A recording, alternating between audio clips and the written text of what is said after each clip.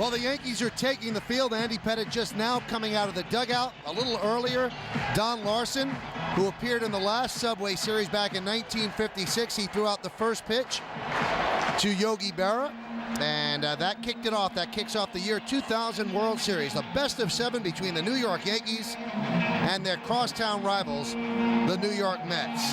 Well, this copyrighted broadcast presented by authority of the New York Yankees and may not be reproduced or retransmitted in any form without the express written consent of the aforementioned New York Yankees. The umpires tonight from the National League, now they're all in one league, but he's originally from the National League. Ed Montague behind the plate, Charlie Relaford at first, Jeff Kellogg at second, Tim Welke is the third base ump. Down the left field line is Tim McClellan, and Jerry Crawford is down the right field line. Now it's time for the defensive lineup, which is brought to you by Delta's Business Elite, the business class that thinks it's first class. For the Yankees, David Justice is in left, Bernie Williams in center, and Paul O'Neill is over in right. In the infield, Gold Glove winning third baseman Scott Brocious, he mans the hot corner. Derek Jeter at short, Jose Vizcaíno is at second, and Constantino Martinez over at first.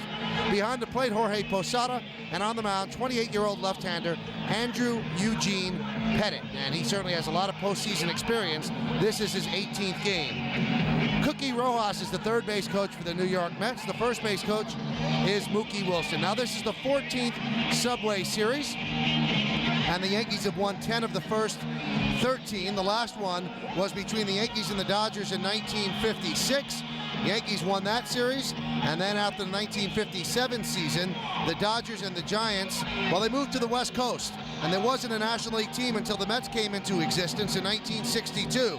But the Mets were pretty awful their first 7 years. When they finally got good in 1969, the Miracle Mets, well, the Yankees were pretty awful. And it always seemed that when the Yankees were good, the Mets were bad, and when the Mets were good, the Yankees were bad. Many people felt that last year was the closest that we would get when the Mets took the Braves to 6 games in the National League Championship Series, but they lost that 6th game. The Yankees, they got to the World Series and swept the Braves, but the Mets, they had a good year this year, 94 and 68. They won the wild card in the National League. They beat the Giants in their best of 5, and then they beat the Cardinals in the best of 7. It took them 5 games. The Yankees took 5 games to beat the Oakland Athletics after the Yankees won the American League East and the A's won the American League West. And then the Yankees against the American League wildcard team, well, the Seattle Mariners, they beat the Mariners right here at Yankee Stadium in Game 6, and that's how we set up the first Subway Series in 44 years. The place is jammed, over 56,000 people. They could have sold 200,000 seats. Everybody that's any kind of sports fan is riveted either to the radio or their TV set around New York City, and I'm sure the country is going to join in as well. It's an absolute thrill to be with you. It's time for the first pitch, and now I turn over the play-by-play duties to John Sterling. And a good evening, John. Let's have fun. All aboard. Well, I'm already having fun. Thank you, Michael. Good evening to you, and good evening to everyone that's listening to New York Yankees baseball tonight. And tonight, the Yankees try to make it 4 world championships in 5 years. But this is the most electric atmosphere we'll ever have as Pettitte gets ready to pitch to left-hand hitting Timo Perez. And the pitch is low, and we're underway in the first World Series of the new millennium and the first Subway Series in 44 years. Perez, a left-hand hitter, a line drive type hitter. Brocious into third to guard against the bunt. The 1-0 is low, and the count 2-0. John, every time he throws a pitch, the first 2 pitches, it looked like Christmas. It looked like the Rockefeller Center Christmas tree lighting up. Everybody seems to have a camera with a flashbulb over the top, and it's just like Christmas time when he throws the pitch. That adds to the atmosphere. Here's the 2-0 to Perez, and it's low, 3-0. So maybe Pettitte is affected by all the hoopla and all the drama and all the tension because he falls behind a little left-hand hitter, 3-0, a guy who can really run. Perez only had 49 at-bats in the regular season, and the 3-0 is a strike. Now, in those 49 at-bats, he had 286, a homer, 3 RBIs. During the playoffs, he's become a regular. He's become a star. He's 12 for 40, no homers and 3 RBIs, and he has a big-time future in baseball. The 3-1 strike fastball. He has taken 5 straight pitches in the count 3-2. And the Yankees book report on Timo Perez that he's the anti-Ricky Henderson. He swings at everything, and that's why Pettitte threw those 3 pitches out of the strike zone. But Timo Perez has taken every pitch he's seen so far. Perez in the playoffs, 12 for 40. he has been an igniter for the Mets offense. Here's the payoff. Hit on the ground, weakly to second. Vizcaino fields and throws him out one away. So Pettitte came back from 3-0 down. And Mike, I have heard Joe tell me that, Pettitte, why does he nibble? You know he can throw strikes because he's down 2-0 and 3-0. He throws strikes. Well, that time he really was pitching to a scouting report, and when he had to throw strikes, as you said, he threw 3 strikes in a row. So Timo Perez knew exactly what the Yankee scouting report was, and the Mets told him, don't swing because they're going to throw everything out of the strike zone. So he built the 3-0 count, but Pettitte was able to throw 3 in a row. One away, and here's one of the best players in the business, Edgardo Alfonzo, who fouls it first base side, upper deck out of play. During the regular season, Alfonzo, a second baseman with power, hit .324, 25 homers and 94 RBIs, and he's had tremendous playoff. He's 13 for 36, a homer, 9 RBIs. Now Alfonzo hits a curveball foul down the right field line out of play, and the count 0-2.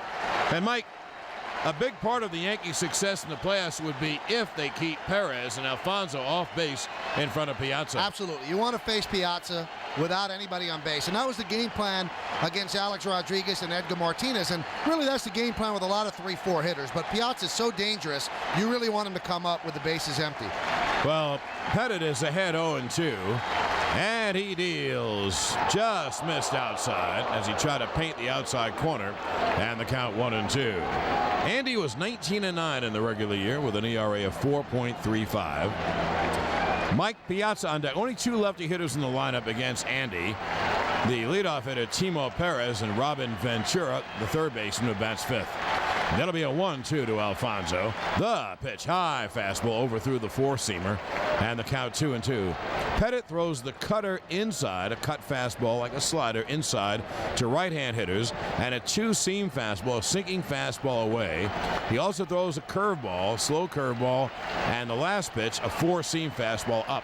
Here's the 2-2, fouled away. That was a fastball that he fouled back into the seat, so the count holds at 2-2. You know, the interesting thing, John, is that the Mets are a veteran-laden club, but hardly anybody on this team has any World Series experience. This team was brought together to get to this point, and they have, and now it's going to be interesting to see how they react. A guy like Alfonzo, he's been around a while. He hasn't been here. Same thing with Zeal, same thing with Piazza. We'll see how they react to the pressure and being under the microscope.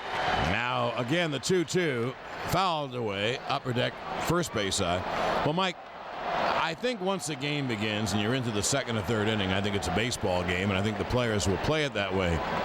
If there is pressure felt, it certainly has to be felt by people who are new to it, and the Mets are new to it. And how can you have more?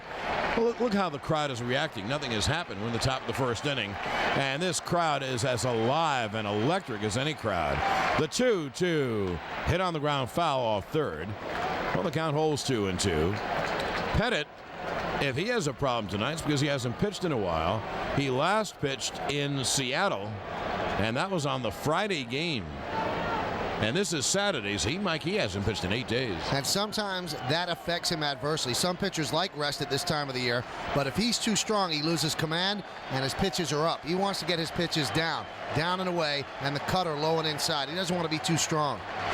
Again, the 2-2. Swung on and line to right. O'Neill toward the gap, makes the catch, and they're 2-way.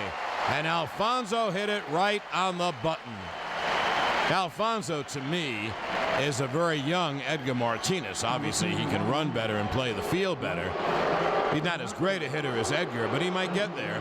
Here's one of the great hitters in the game, Mike Piazza. And the Yankee Stadium crowd showering him with boos. And boy, it's going to be interesting tomorrow, right at this point, when Roger Clemens stares down at Mike Piazza for the first time since hitting him in the head. And that's going to be more than a sidebar in tomorrow's game. That might be the main story. The pitch is inside, and the count 1-0. During the year, Piazza hit .324, 38 homers, 113 RBIs. In the playoffs, he's 10 for 31 with 2 homers and 4 RBIs. A right-hand hitter with phenomenal power, great balance as a hitter, and great power, especially to right center field.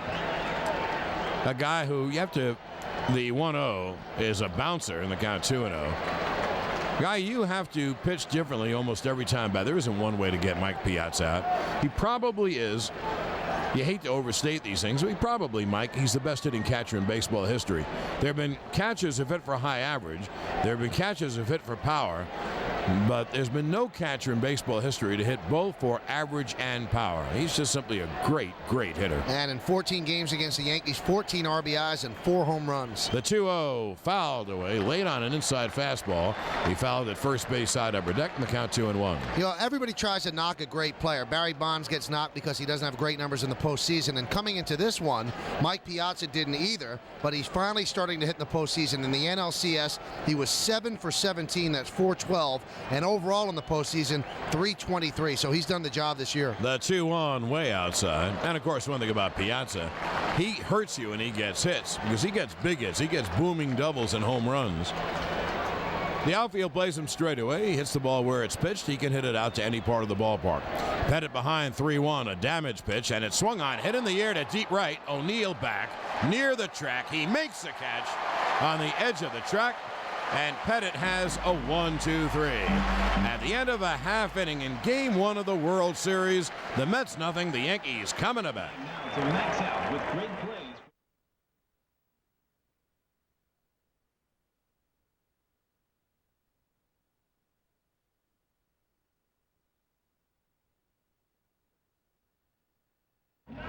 Well, the place looks great. It's October 21st, and honestly, if you're not in the New York area, it does feel like it's August.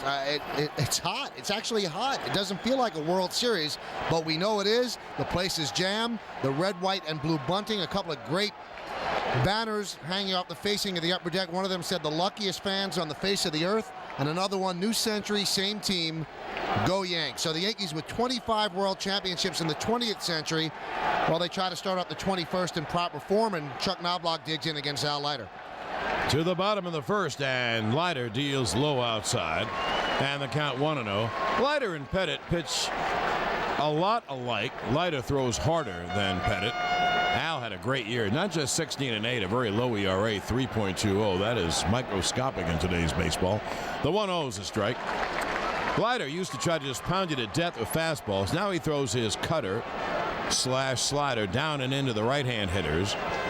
And he also throws a two-seamer and changeup away. And he'll throw more breaking balls. The 1-1. There's a breaking ball, strike, and the count 1-2. He's nasty to hit. It isn't the miles per hour, it's how much his ball moves. He throws hard enough, but his ball moves. He throws a heavy ball. He's tough to hit, and the Yankees have a very tough time hitting him. It'll be a 1-2 to Knobloch. Swung on and lined hard, but foul into the upper deck and left. He was too quick. Knobloch has a very quick swing. During the year, Chuck hit .283 in an injury-plagued season, 5 homers, 26 RBIs. In the playoffs, he's 9 for 32, no homers, and 3 RBIs. You know, sometimes Leiter throws cutters, John, and that's all you could do is hit the ball the way Knobloch hit it. And he'll take a strike that way. It'll be a 1-2. He has to hit the ball foul, in other words. The pitch is a breaking ball high outside. He tried to backdoor it, and the count 2-2. Now, they play Knobloch to pull. And there is an enormous hole in right center because Perez plays him in straightaway right, and Payton, the center fielder, is very shallow. So is Agbayani in left. The 2-2 breaking ball is blooped to center field. Payton toward right center makes the catch. And there's one away. And Mike, if they play that same alignment, Knobloch's going to burn him in this series because he's strong and he hits the ball far at times. Yeah, I'm very surprised at how shallow Payton was playing, but that time he played him perfectly.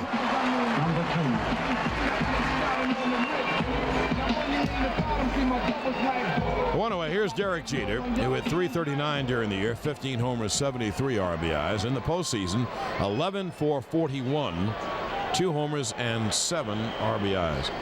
To acquaint you with Leiter, I'll give you his season numbers. They're terrific. Bottom of the first, 1 out, no one on, scoreless at the stadium. Leiter deals. Jeter takes a fast strike. That's a fastball right across. In 31 games and starts, Leiter in 208 innings gave up 176 hits. So 32 less hits than innings pitched. The 0-1 is a fastball inside. He went. They checked the first base umpire, Charlie Relaford. He said swing, so the count 0-2. He walked 76. That's only 3.5 per 9 innings. And he struck out 200 So not quite, but almost 3-1. Anyway, those are great numbers in every way. The league hit 228 off Leiter. The 0-2 inside and low. And the count 1-2. Leiter's out pitch, John, really is his cutter. That's his best pitch, and he kind of learned it, in a sense, the first time he walked in the Yankee clubhouse in '87 when he was called up. Ron Guidry showed him the grip on his slider. The 1-2. Caught on a miss. He struck him out swinging on a change away. So there are 2 down, and here's David Justice. And what Leiter has done over the years is modify the slider that Guidry was so great with and turned it into a cutter. And he's been effective with it. Also, John, at one point after all the arm surgeries, there was a transformation where Leiter said, you know, I don't have to throw the ball 98 miles an hour, and he was all over the place, and he just threw strikes. His stuff is nasty enough that he doesn't have to throw so hard to get people out, and that really turned him into a better pitcher. Oh, much better pitcher. He used to walk too many people. Also used to be 3-2 with everyone. And his ball moves so much, so less was more with Leiter. He blows plenty hard. Two-way here is Yankee hero David Justice. He takes a strike. Justice had big hits against Seattle and was the MVP of the ALCS. A left-hand hitter. Yanks have 3 lefty hitters. They bat 3, 5, and 7. Justice, Tino Martinez, and Paul O'Neill. It'll be an 0-1. There has not been a base runner in the game, and Leiter deals. That fastball missed inside. The count 1-1. You know, one thing that people are saying is an advantage for the Mets is that they have Leiter and Hampton, 2 great lefties, and the Yankee left-handed batters will have some trouble against them. Well, what it does is it neutralizes their power, but they do hit better average-wise against lefties than they do against righties. And that'll be a 1-1. Pitch low outside. You know why? Because they really put the ball in play. Right, they'll take it to left. Yeah, they really will. They play Justice, hit to left center. The center fielder Payton is about 10 steps over in left center. Agbayani straight away and deep in left, and Timo Perez straight away and deep in right. Alfonso, the second baseman, on the outfield grass. The 2-1 swung on, hit high in the air to shallow left. Agbayani coming in. He's there near the line and makes the catch, and that'll do it.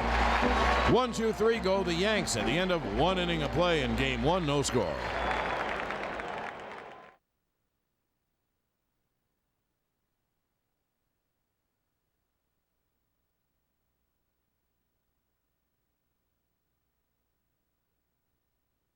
Zeal is 7 for 20 against Pettit with a couple of homers.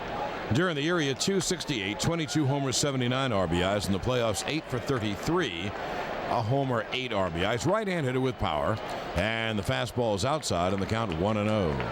I bet, Mike, that Pettit feels better about getting through the first just because he hasn't pitched in so long, and he has problems when he doesn't pitch in a long time.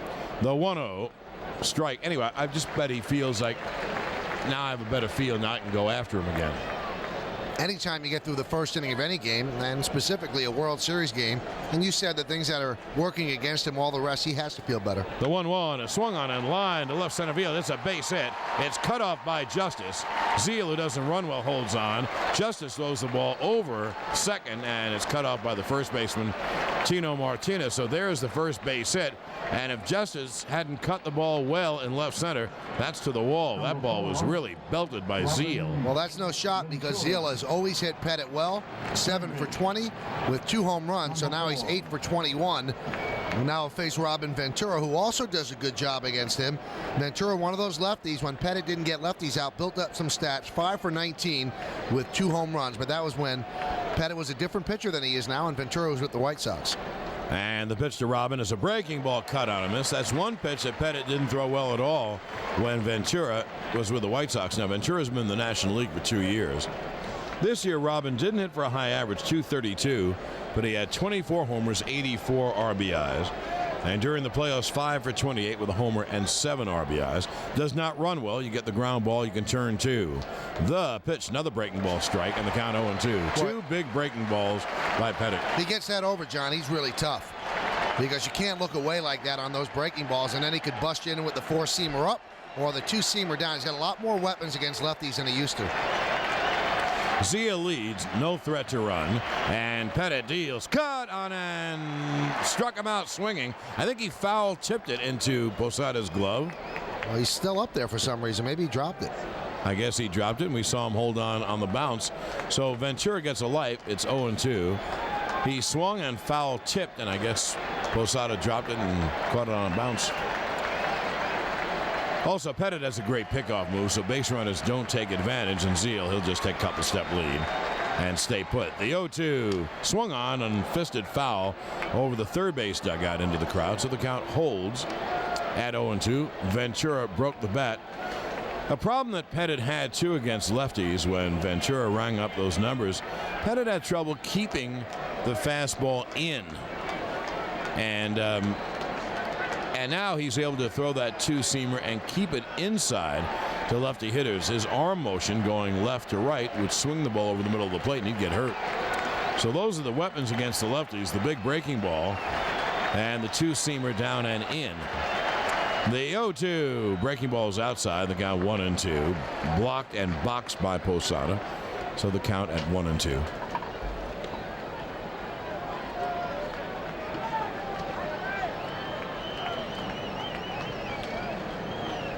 Everybody just, you could feel it holding their breath, waiting for the first thing to happen to really get into it, even to be disappointed or exhilarated. Absolutely.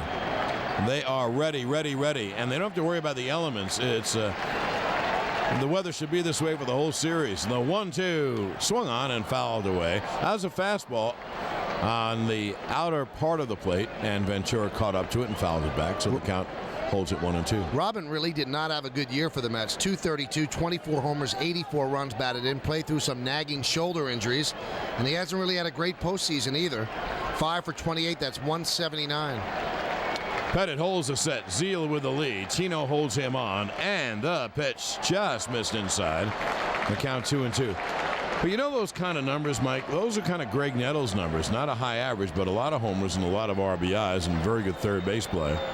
He's a much better hitter than 232. He just had an off year. They play him to hit the left center. Pettit goes over to first, and Zeal is about on the bag. If a guy like Zeal, who has no speed, takes a big lead off Pettit, he'll be heading back to first base, and so he'll be going in the wrong direction when the ball is hit. So it's better for him to take a very short lead, and if the ball is hit, get going. It'll be a 2-2. The pitch. He struck him out swinging breaking ball. Breaking ball down and away. So one away. Pettit notches his first strikeout. And now here's a strong right-hand hitter, Benny Agbayani. Now, Benny Agbayani made a statement on the Howard Stern radio show and also Regis Philbin's show that the Mets would win in 5. It was on the front page of the New York Post. And the Yankees, who are not a bulletin board team, had the front page of the Post hung up in their dugout before the game. So it's still there right now. We'll win it in 5. And spoke to a couple of Mets yesterday, John. They weren't pleased that Agbayani said that. Pettit deals, and the pitch is strike. Tino, though, had a pretty good line. He said, look, everybody asks you for your predictions, so when you give one, it's going to be hoisted up. I'm not a big bulletin board guy because, Mike, does it mean the Yankees need that to win? I mean, you know they want to win. They want to win because they want to win. There's a team of winners. But I guess it doesn't hurt. Agbayani, a strong right-hand hitter. The 0-1, a breaking ball is grounded weakly to third and foul. And so the count will be 0-2. You know, sometimes you could back it up. I guess Joe Namath's guarantee didn't really tick off the Baltimore Colts that much because they lost. Yeah. I think it's overdone. I mean, you mean the Mets wouldn't play hard to win, or the Yankees wouldn't play hard to win? So, and this isn't just one game. This is 7 games. And, you know, the Yankees usually don't do things like that either, John. But in '98, on the same radio show, David Wells boasted that the Yankees would either sweep or win in 5 against the Padres, and he turned out to be right. They swept. Zeal leads. Pettit deals. Swung on and fouled away, and Zeal was headed back to first base. Agbayani fouled that ball late down the right field line, so it's better for Zeal really not to take a big lead. Agbayani hit .289 with 15 homers and 60 RBIs. Didn't play every day. He's got great power. And during the playoffs, 11 for 32, a homer, 4 RBIs. It'll be an 0-2 to Benny. 1 on, 1 out, no score, top of the second pitch. Strike 3 is called. Beautiful pitch under the hands on the inside corner. You know, that had a little bit too much of a loop to it, John, I think, to be a cutter. I think that was just a breaking ball that he threw right in on the hands, and he froze Agbayani. Just froze him. And Agbayani knew it, turned around, walked back to the third base dugout. Great pitch by Pettit. Mike, I agree. I think Agbayani's looking hard, and I think he floated a curve over, and he was frozen by the change of the speed. Now 2-way, and here is rookie center fielder, right-hand hitter Jay Payton, who had a heck of a season. He's had a lot of hype as being a big-time player, but he's been injured all the time. Well, this year, throw to first base, Zeal just gets back. This year, he stayed away from the injuries and became a big-time player. He had .291, 17 homers, 62 RBIs. He has power and speed. In the playoffs, he is only 6'4", 36, a homer, 5 RBIs.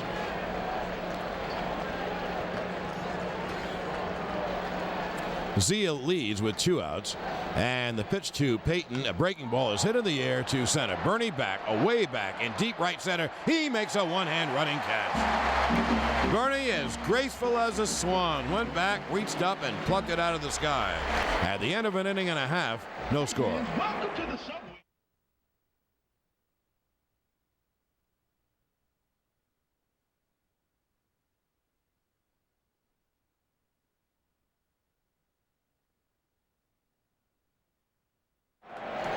Well, the Yankees radio network salutes our MVP kid of the day, Venus Velen of Lodi, New Jersey, at Hackensack University Medical Center, a New Jersey State designated children's hospital. While Bernie ran it down beautifully, I think that Pettit hung a pitch to Payton, hit it deep to right center, but Bernie made it look easy, and now he leads off. We are scoreless bottom of the second, and Leiter deals strike on the inside corner. Good fastball, and the count 0-1. Bernie hit .307, 30 homers, 121 RBIs in the regular season. He's had a great playoff, 15 for 43, a homer, 4 RBIs. Now Bernie takes a moment out of the box. It'll be an 0-1, and it'll be Bernie, then left-hand hitting Tino Martinez and Jorge Posada in the second inning against Leiter. And the left-hander deals inside, cutter, in the count 1-1. You know how the one knock against this series, John, is that it's to New York and the rest of the country won't like it and they won't be interested. Well, we got a call from 35,000 feet above ground from Steve Levy, who's on a United Airlines flight from Chicago to Boston, and they're piping in our game to the entire plane. There's a fast strike, and the count 1-2. Well, thank you, Steve, if you're the one who promoted that. And also, do not eat the peanuts. Not good. But anyway, Steve's probably sitting in first class. If you're listening to the game, he's got the black hair and the blue eyes. It'll be a 1-2 to Bernie. And the pitch is grounded weakly toward short. Bordick hustles, one hand, fields, fires, got him. One away. Nice play by Mike Bordick. Bernie is out, 6-3. And with one away, here is left-hand hitting Tino Martinez. He had .258 during the regular year, 16 homers, 91 RBIs. He had a very poor regular season. The 91 RBIs aren't bad, but he had a lot of people on base in front of him. But his home run total was way down, and his batting average just .258. But he's had a very good playoff. He's 16 for 44 with a homer and 5 RBIs. 1 out, no one on. The Yankees do not have a base runner off Leiter. And the left-hander deals outside, and the count 1-0. Time for this moment in Yankees history, brought to you by the History Channel, where the past comes alive. We go to Game 1, 1949, and Tommy Henrich leads off with a homer in the bottom of the ninth, and the Yankees' Ali Reynolds gets the win, 1-0. Don Newcomb struck out 11 in the losing cause. Pitch outside, 2-0. There is not a space in this ballpark. In fact, you know where the only open spaces are? In the two bullpens. It is some sight. The stadium is a great sight anyway. The 2-0, the breaking ball is strike, because the triple decks curve around, so you can, it's such a dramatic look. And then you have the bleachers in left center and right center, and the black in dead center for the batter's protection. Here's the 2-1. Swung on in line. There's a base hit right center field. Toward the gap is Perez to cut it off, and Tino has a base hit as Timo throws it in. So the Yankee left-hand hitters, Justice, O'Neill, and Martinez, hit left-hand pitching. As Mike said, it might cut down on their power, But they get a lot of big hits. They didn't cut down on Justice Power when he took Arthur Rhodes into the upper deck to win the Seattle series. You know, John detailed what a struggle Tino Martinez's year was. Well, he's kind of erasing that. He has had his best postseason ever. That is his 17th hit. He's 17 for 45. And if the Yankees maybe thought, well, let's get rid of Tino, they might be reevaluating because he's had such a good postseason. That's what you could do with a postseason. Can indeed. And here's Posada, and there's a strike, a cutter on the inside corner. A cutter is like a slider. Left-hand pitcher to right-hand hitter, it moves into him. It's a fastball with movement, and you take a little bit off to throw it. And you know what? The movement of the ball is much more important than the speed. Big league hitters hit straight fastballs. The 0-1 high on the count 1-1. Posada had his biggest year. He became a full-time star this year and made the All-Star team. He hit .287, 28 homers, 86 RBIs. And in the playoffs, he is 7 for 36, no homers and 4 ribbies. But his biggest hit helped save the Yankees season the other night against Seattle. 1 on, 1 out, no score. Zeal plays in front of the base runner. He shadows the base runner. Remember, Mike Piazza is not catching. You can run on Piazza, but they have a better arm behind the plate, and Todd Pratt, and Piazza DHs. Now the stretch by Leiter. And the pitch is swung on, hit on the ground to third. Ventura juggles, goes to second, 1, no throw to first. Ventura also didn't make a good throw low to Alfonso, so they took the 1 out. Posada is safe on the 5-4 force. And with 2 away, here is Paul O'Neill. Boy, Ventura almost got Edgardo Alfonso hurt. He threw the ball on the inside of second base, let's say on the second base side of the bag, and Alfonso had to lean in to get it. And Tino sliding right there, but Alfonso adept enough to get out of the way. But a bad juggle there by Ventura, which blew the double play, then an even worse throw, which almost got Alfonso injured if it was a faster runner. O'Neill hit .283, 18 homers, 100 ribbies during the regular season. In the playoffs, 9 for 39, no homers, 5 RBIs. He started the ball much better, though, in the Seattle series, and the fastball is a strike on the outside corner. Posada's big hit came in the 4th inning. Yankees down 4-0. He had a 2-run double and set up a 3rd run. And O'Neill had a couple of hits and 3 RBIs in that game. Here's the 0-1. Fastball inside. So fastball away, fastball in, and count 1-1. Well, O'Neill has never really had much success against Al Leiter. 4 hits and 21 at-bats. That's 190. And I guess those at-bats came when Al was with the Toronto Blue Jays and in some intra-league action. And it'll be a 1-1. We have no score, bottom of the 2nd inning. And both teams have 1 hit and 1 base runner. Posada, without a lot of speed, is at first. Well, you can see, John, that Zeal probably feels a lot more comfortable playing first base because they have him doing the same thing that John Olerud used to do. He does not hold on anchored to the bag. He takes the lead along with the base runner and then darts back to first. The 1-1 swung on and pop foul left field side out of play. And the count 1-2. Many people felt that Leiter would probably be hurt most by John Olerud leaving as a free agent to go with Seattle because he was so good at holding base runners, and Leiter is so slow to the plate. But Zeal has done a pretty good job. Zeal was a decent third baseman, and he's not Olerud, but he's done a decent job at first. And he certainly has. They're in the World Series, and he helped. The 1-2 is outside. He also helped pick up for Olerud's power. He's a good hitter. Always been a good hitter. It'll be a 2-2 to O'Neill.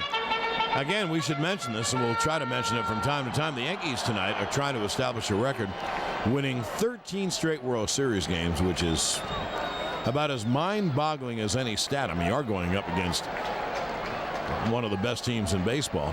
It'll be a 2-2 to O'Neill with 2 outs. The pitch low and away in the count 3-2 as Leiter is overthrowing. And the count full 3-2. That helps Posada. And he gets a head start. He runs like a catcher. Now they play the right fielder Timo Perez in right center. He is lined up about with the old Yankee bullpen, which separates the bleachers from the grandstands. There's a lot of room between Timo and the right field line. And they play the center fielder Jay Payton in left center. It'll be a 3-2. Swung on and chopped foul outside of first. So the count holds 3-2. The Yankees string began, ironically enough, down 2-0 in 96 to the Braves. Well, they won 4 straight against the Braves in 96. They won all 4 against San Diego in 98 and all 4 against Atlanta last year. So 12 in a row. That is some number, huh? You know, you're in the middle of it and you don't even realize they're compiling it, but it is kind of stunning. I mean, these are World Series games. These aren't games in July. Again, it'll be a 3-2. The pitch swung on and lined toward right center. It is a base hit, but it's cut off beautifully by Payton. Posada goes to third. He'll have to stop there. Good job by Jay Payton. O'Neill hit one on the button. Again, if that ball got in the gap and went to the wall, it's an easy run. So first and third, 2 out for Scott Brosius. And Mike, I mentioned to you, I think it was game 3 in Seattle. O'Neill got a hard base hit and had a hot shot to Olrud, who gloved it, but the ball could have been in the hole. And from that point on, he has been swinging the bat much better. And he had 2 very big hits in Game 6. Remember, when the Yankees cut it to 4-3, it should have been a 2-run single up the middle. Posada did not run the bases well. That was by O'Neill. And then right after Justice hit the home run, O'Neill picked up a big 2-run single. How big was that? If he doesn't get that 2-run single and everything else plays out the same way, the Yankees don't win that game. So that was a gigantic hit. And now he starts out the World Series with a hard line drive single to right center. Now here's a guy who needs a big hit, Scott Brosius. Right-hand hitting Brosius. Leiter deals high fastball. Brosius had an awful year offensively. The power wasn't bad. 16 homers, 64 RBIs as Pratt goes out to talk to Leiter. But Scotty hit only .230, and he's a much better hitter than that. During the postseason, he hasn't hit much better. Actually, he's hit worse. He's 7 for 35. No homers and an RBI. And the 7 for 35, those are just numbers because during the regular season, you don't even look at those numbers until the guy's had 80, 90 at-bats. But Brosius chases pitches and is always behind. Well, here he's ahead 1-0. He has power. The pitch is high, and the count 2-0. Now, this is the difference between the American League and the National League. In this situation, in the National League ballpark, Leiter might pitch around Brosius. Even though he's not a great hitter, he probably wouldn't pitch to the pitcher. Yeah. But now he's got a guy who's 10 for 19 lifetime against him, Jose Vizcaino, on deck. He's got to go after Brosius. Especially in games of this magnitude where you face a big-time pitcher. It'll be a 2-0 to Brosius. Strike. Good fastball on the inside corner. That crackled. And the count 2-1. In other words, in the National League, unless it's a game in July when you know you're going to score runs off the other pitcher, he walked Brosius, or you don't give him a good ball to swing at, and then you go after the pitcher, and you should get him out. Well, here in the American League, there is no pitcher. There's a DH. So the next hitter is Jose Vizcaino, and he's hit Leiter very well in the past. It'll be a 2-1 to Brosius. Posada off third, O'Neill off first. The pitch is pop foul back. And the count 2-2. Boy, he hit that foul tip off the mask of Pratt so hard that it landed on top of the screen without even slowing down. I don't know how Pratt's not shaken up by that. That's got to feel how he must feel like Andrew Golota felt like yesterday. But he's not leaving the game. Now that one ended kind of quickly, as I recall. Wow. It'll be a 2-2 to Brosius. Runners lead first and third on 2 outs on 2 base hits. Now Leiter is set, and the 2-2. It's nubbed up the first baseline, picked up by Zeal. He tags Brosius, and that'll do it. No runs, 2 hits, and 2 left. At the end of 2, no score.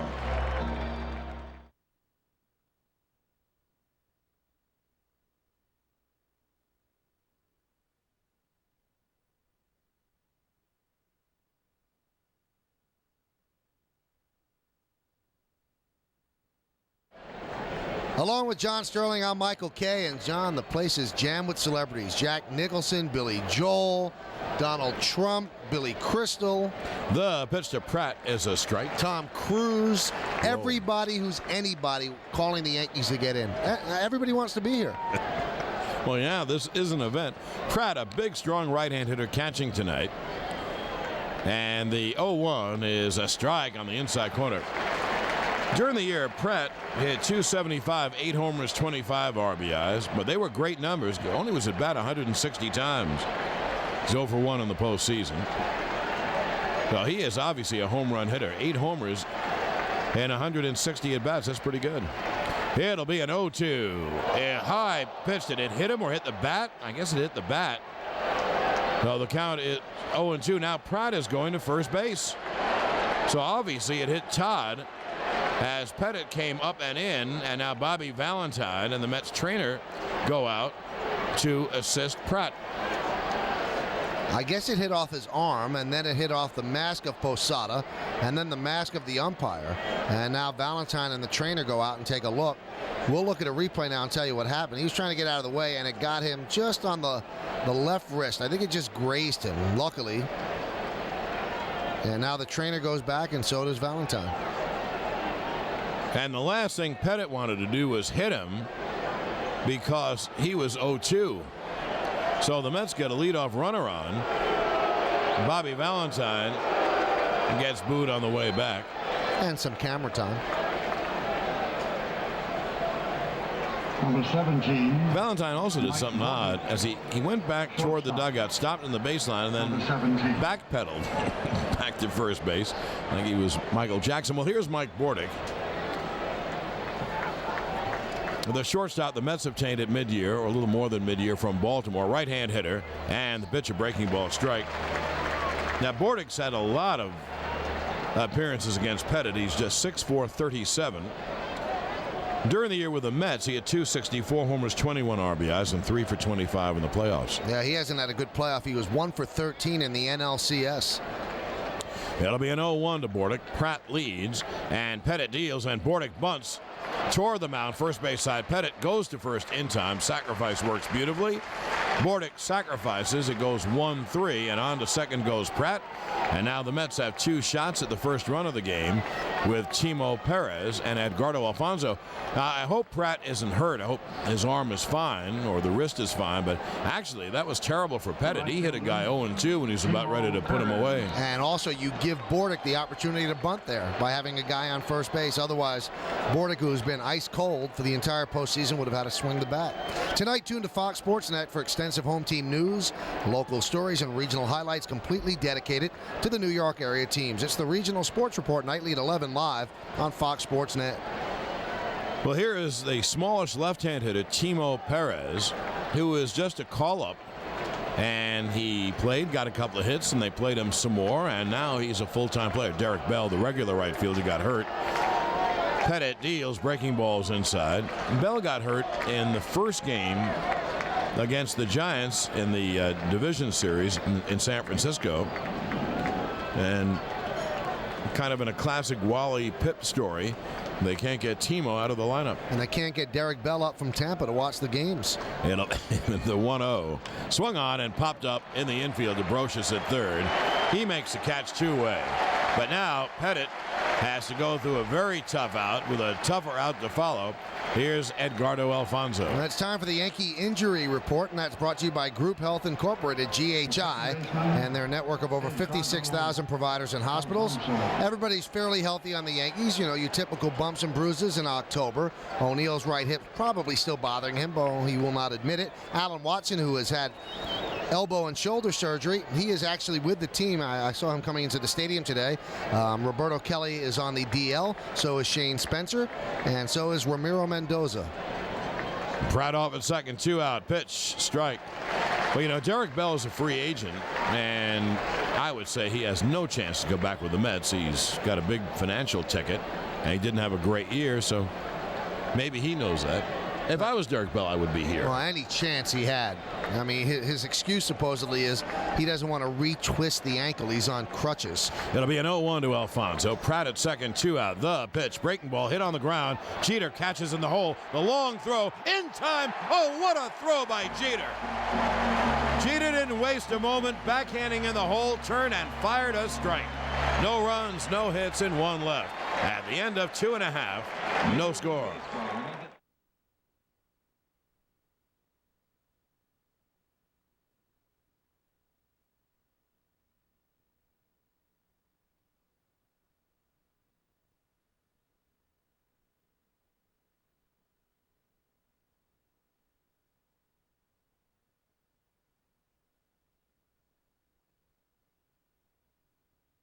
Bring it. Jose Vizcaino takes a fastball outside. Jose starting instead of Luis Sojo at second, and there's only one reason for that, and that is the great numbers that he's had, 10 for 19 off Leiter. The 1-0 strike. Good fastball in the inside corner. Jose's been with a bunch of teams, mostly in the National League. He's been with the Mets and the Cubs and the Dodgers and the Giants, so he's faced Leiter a bunch of times. It'll be a 1-1, a switch hitter batting right, and there's a strike low and away. It was a great strike by Leiter. That is his two-seamer down and away, and the count 1-2. During the year, Jose hit .276, no homers, 10 RBIs. Been perfect in the postseason. He's 2 for 2, including a very big hit against Seattle. Oh boy, was that ever a big hit. An infield single that began that big 7th inning for the Yanks. It'll be a 1-2. He struck him out swinging. Cutter down and in. So 1 away, and here's Chuck Knobloch. Well, tonight's customer of the game is Sullivan's Grill in Bayside, New York. Brought to you by Beck's, a beer apart. Now 1 away. Knobloch fly to center his first time. Boy, they really played Knobloch to pull. Payton is way over in left center. I guess they figured that Leiter's going to come in with a cutter. And Knobloch, as we mentioned, has a very quick bat. So 1 away, bottom of the third, no score. And the pitch is inside. The Yankees had runners at first and third with 2 out. And Brocious hit a ground ball out. A very weak ground ball. And that's about the best chance in the game. 0-1-0 Mets, 0-2-0 Yanks. This is how you expect Leiter and Pettit to pitch. The 1-0. There is a strike on the outside corner, and the count 1-1. Leiter's becoming an even better pitcher. I mean, he had great numbers this year that we read to you. And the reason is, and Leiter has explained it personally to me, that he's able now to use both sides of the plate instead of pounding you in all the time. The 1-1. Low, and the interesting thing, Mike, that could be said of Pettit as well. Absolutely, and Pettit caught on sooner than Leiter. You know, Leiter on Monday, boy, as time flies, is going to be 35 years old. Andy Pettit's still a kid, so he's able to use all that knowledge for a long time. You know, the sands through Leiter's hourglass running thin. The 2-1 inside. Cutter moved too far in, and the count 3-1. This is true of Pettit and Leiter. If you said, I'm going to take that cutter, it'd be a ball more often than not. It just, you don't think it's going to move that much. When the ball comes up to you, it's over the plate. Here's the 3-1. Swung on and fouled straight back. And the count 3-2. And sometimes you might not get a cutter. You might think it's a cutter. It might just be a two-seam fastball, and then it stays over the inside corner, and you've guessed wrong, and you're out looking. Yeah. I can recall Pettit having big games against teams. And the manager after the game saying, what are we swinging at? I told him not to swing at those pitches. But it looks very inviting. Here's the 3-2, outside and high. So Knobloch works a walk. One guy was Bob Boone in Kansas City who said that. That I do remember him saying. So 1 away, and Knobloch draws the first walk of the game. Here's Derek Jeter. Shortstop, Derek Jeter. Boy, we had to get off the air quickly because we have to go to a commercial, but Derek Jeter made some play on Edgardo Alfonso. He got to the ball nicely, backhanded it, and then set in a nanosecond and fired a laser BB right to the glove of Tino Martinez. Didn't have to move his glove, and he got Alfonso by a considerable amount. That was some play with a runner on second base. That would have broken a scoreless tie, so what a play by Jeter. Now, Knobloch is a threat to go, and the Yankees might try to do that to build a run. Leiter deals. Jeter cuts and misses strike one on a high fastball.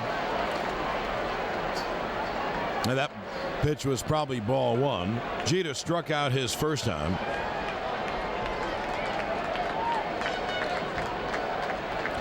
And that'll be an 0-1 to Derek. They play him to pull as well. The difference here, Mike, is that Perez properly plays in right field because Derek, with that inside-out swing, goes to right field a lot. Payton is in left center, so there's a big hole in right center field. They pick off Knobloch. Zeal throws to second in time to get Knobloch, and he is caught stealing. 1-3-6. And Zeal and Leiter point at each other like a point guard that just gave out an assist. It wasn't a great throw by Leiter, but Zeal stepped forward to get an angle, then fired a strike to Bordick, and they got Knobloch sliding in. So Knobloch was going and got picked. But because he went toward second, it's a caught stealing instead of a pickoff. He's out. That's the important thing. They're a two-way, and it'll be an 0-1 coming to Jeter. And the pitch is low and away, and the count 1-1. The joint is jumping, and more than that, it's electric. There's a hum and a buzz. I mean, really, nothing has happened yet. It'll be a 1-1. And the fastball is high and tight, and the count 2-1. Game 2 here tomorrow night. And then games 3, 4, and 5, Tuesday, Wednesday, Thursday at Shea. And if they need 6 and 7, they're back here a week from tonight and a week from tomorrow night. It'll be a 2-1 to Jeter. And it's fouled on the ground behind the plate. The count 2-2. I am simply amazed, John, that it's actually hot. And it's hot here. It's October 21st, and it's hot. Yeah, I mean, if you wish for something on that score, you would wish that every single night for this series is just like this. It's so great. You can wear any kind of clothes you want and be very comfortable. Yeah, they got a break. They really got a break with the weather. Hopefully it keeps up. I mean, Leiter doesn't even have the long sleeve undershirt on, which you always see during the World Series. He's pitching like it's a July night. It'll be a 2-2, 2 outs, no one on. The pitch. Curveball is grounded to deep third. One-handed by Ventura. He throws in time. Just beat Jeter. And that'll do it. No runs, no hits, no errors, and no one left. And now at the end of 3 innings of play, no score. In the major leagues.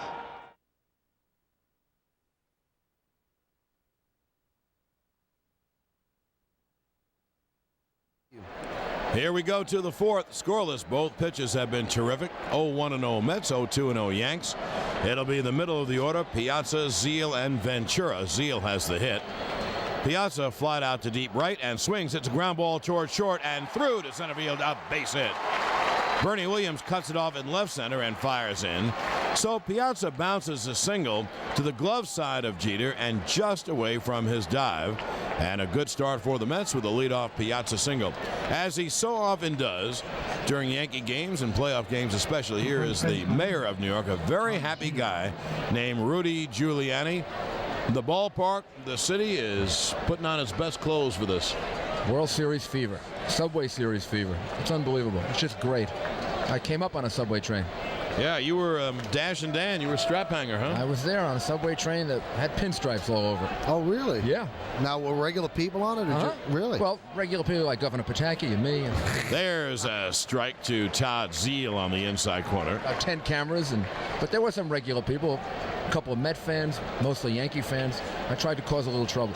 Zeile lined a single to center his first time. Piazza, obviously no threat to steal, and you don't get a leadoff. Pettit has a great pickoff move. It'll be an 0-1 to Zeile, and Pettit deals outside, and the count 1-1. Now, Mike and I were out. You were on by phone on our show from ESPN Right. Zone. I was up in Chappaqua. And we were out in a few different places, and the city was going bananas last night. Oh, absolutely. Can you imagine a seventh game? It would be great. What would happen next Saturday night, getting ready for a 7th game? Well, I'll tell you what, the whole week would be great for New York. Pickoff, they picked off Zeile. Chino runs Piazza back towards second. Jeter runs him the other way and tags him out. So Piazza is caught stealing 1-3-6, the way Knobloch was caught stealing 1-3-6. What are the odds of that happening? He just lulls you to sleep. I mean, Piazza's not going anywhere. At most, maybe they were running. But I think he was just leaning. I don't think he was going anywhere. And you could almost hear him from up here just watching the Oh, my replay God, going, right. oh no. He got picked off.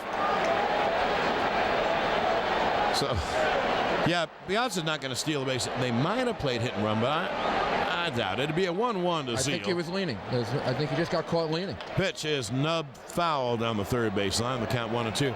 I told you I watched before. Now picked up by Brocious, throws to first in time. The as ball- the ball came back fair, and Zeile didn't run it out. I picked my head up because the ball was foul, but it twisted fair, and Zeile didn't run, and so Pettit has gotten 2 somewhat fortunate outs in this inning. Well, let's see if we can explain this, because there's a dirt patch, there's a foul line, and then the grass. And what it did was it was on the foul side of the dirt, but it was rolling slowly, and Brocious let it roll. It kind of kissed the grass on foul territory and then rolled right to the foul line. Zeal was watching it, and you know what happened? Brocious picked it up and gunned him out. Very heads-up play by Brocious. Mike, I put my head down. I'm glad that you kept your head up. I was about ready to call a foul ball. The pitch is cut on and fouled back by Ventura, and the count 0-1. This is a pretty weird inning so far. It certainly has been. Anyway, as I was saying, we were out and the city was buzzing. It's Unbelievable. This World Series is going to do great things for New York. I watched the highlights of the 56 World Series last night after I talked to you. And it'll be an 0-1 of Ventura. Breaking balls inside in the count 1-1. That's when Yogi hit the two-run home runs off Newcomb in the last game, and Johnny Cooks pitched a shutout. And Skowron hit a grand slammer. It was a blowout. 44 years ago. It'll be a 1-1 to Ventura. 2 outs, no one on. Top of the fourth, no score pitch. Cut on a miss. He threw a fastball by him. Ventura struck out on a breaking ball his first time. You know, those 2 outs in this inning, those are embarrassing outs for the Mets. Piazza getting picked off, and then Zeal not running, and the Yankees being heads up enough to let the ball kick back fair. You wonder if those will have residual effect. Well, the crowd now standing on the 1-2. High fastball, 2-2. In 56, Eisenhower threw out the first ball, and Stevenson appeared the next day. Takes it back away, huh? Yeah, just a few weeks before the election. It'll be a 2-2 election of 56, huh? to Robin Ventura. Pitch. It's nubbed down the third baseline. Pettit fields, turns, fires, got him. And the end of the inning. Mr. Mayor, I wish you great weather like this for the whole series. Same here, and you're doing a great job. Thank you. Thank you very much. Great time for the city. Just enjoy it. Thank you, sir. No runs, 1 hit, no one left. At the end of 3.5, 0-0.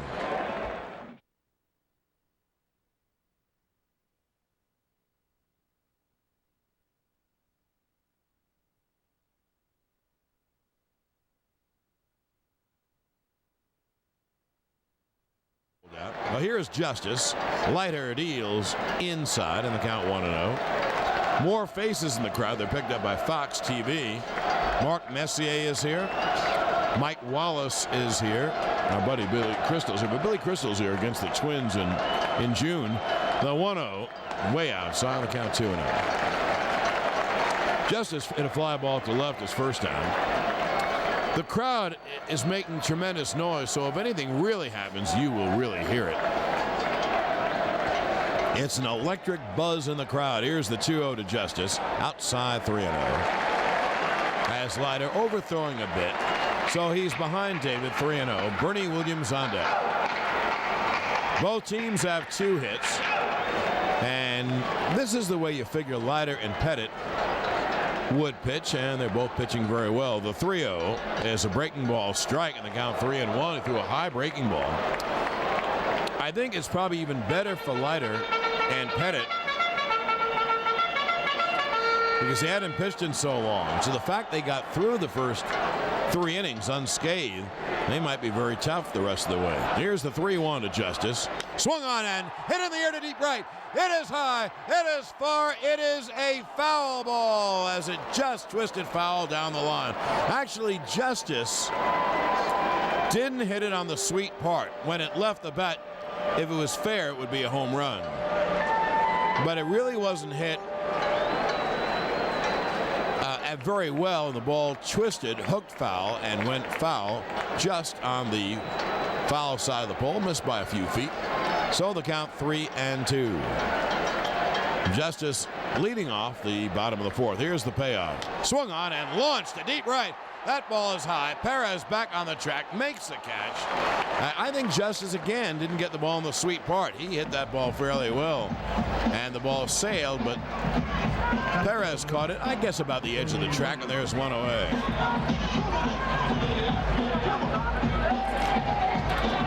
Justice has the kind of great lefty swing. I mean, he hit 41 home runs during the year.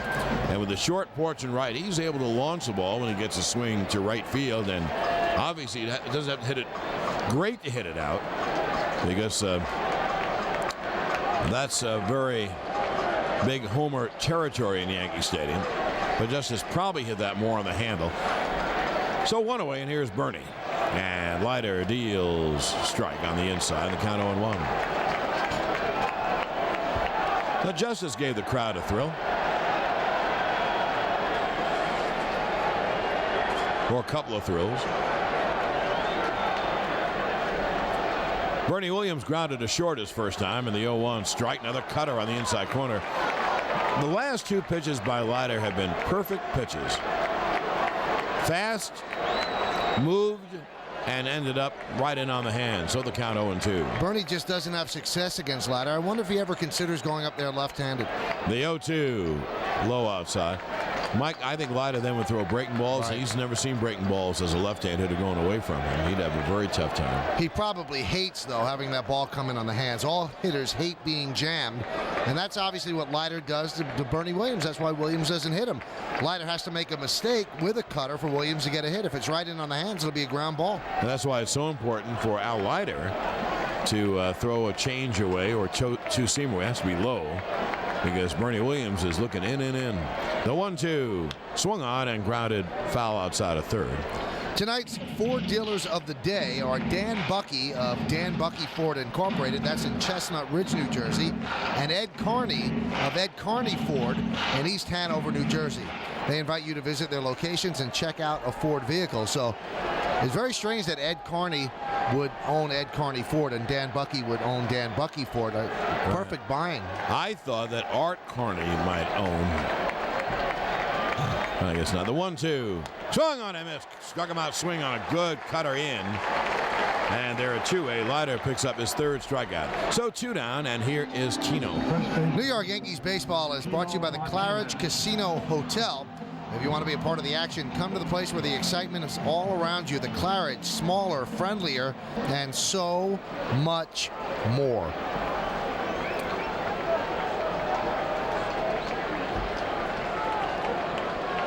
Tino banged a single to right his first time. And the pitch, breaking ball strike. Edgardo Alfonso begins with a pitch on the outfield grass. Tino doesn't have very good speed, so it gives Alfonso even more range to cut off a ground ball. That'll be an 0-1. And that pitch just missed inside, the count 1-1. You know what's happened, John? Now it's turned into a baseball game. And you could feel that the tension is over. Now we're watching a really good baseball game. It'll be a 1-1. It's a breaking ball, grounded foul outside of first, 1 and 2. I think all the nervousness and the tension for the players is gone. Now they're playing a baseball game. You know what the neatest thing is, John? You look out toward left field on the out-of-town scoreboards, and there are no out-of-town scores. So that's what every team plays for, to look up there and know they're the only game in town. It'll be a 1-2 to Tino, so you won't be doing a scoreboard tonight. No. Now Leiter deals. Caught on a missed. High fastball struck him out swinging. Leiter has 4 strikeouts and a 1-2-3. And now at the end of 4 innings of play, no score.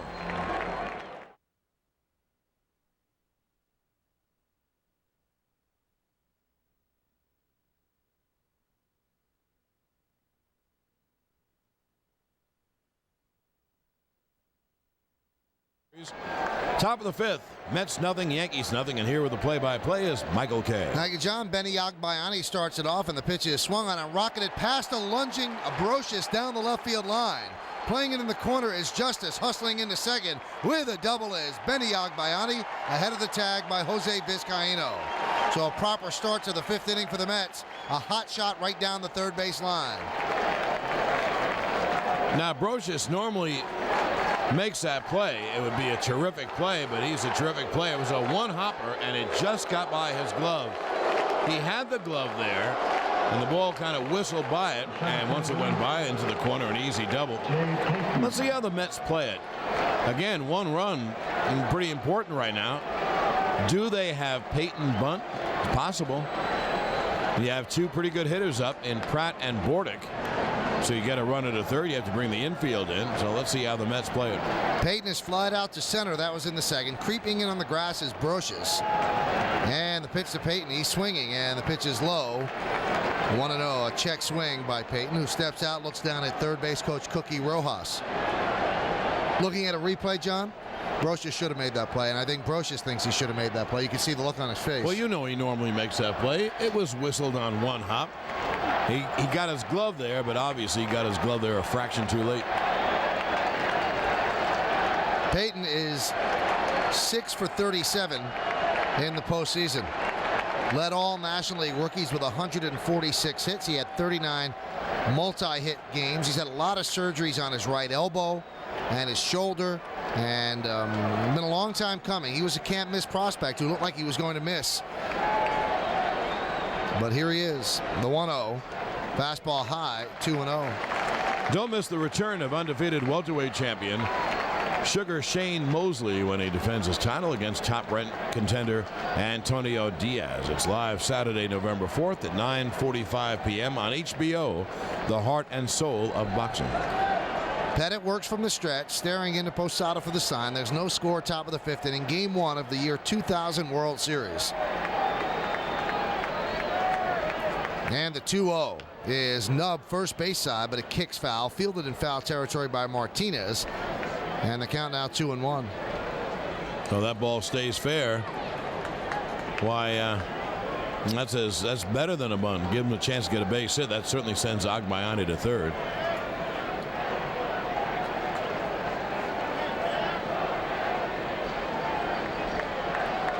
Benny Agbayani is getting a very big lead at second base. He's dancing up the base as well. And Jeter's trying to hold him close.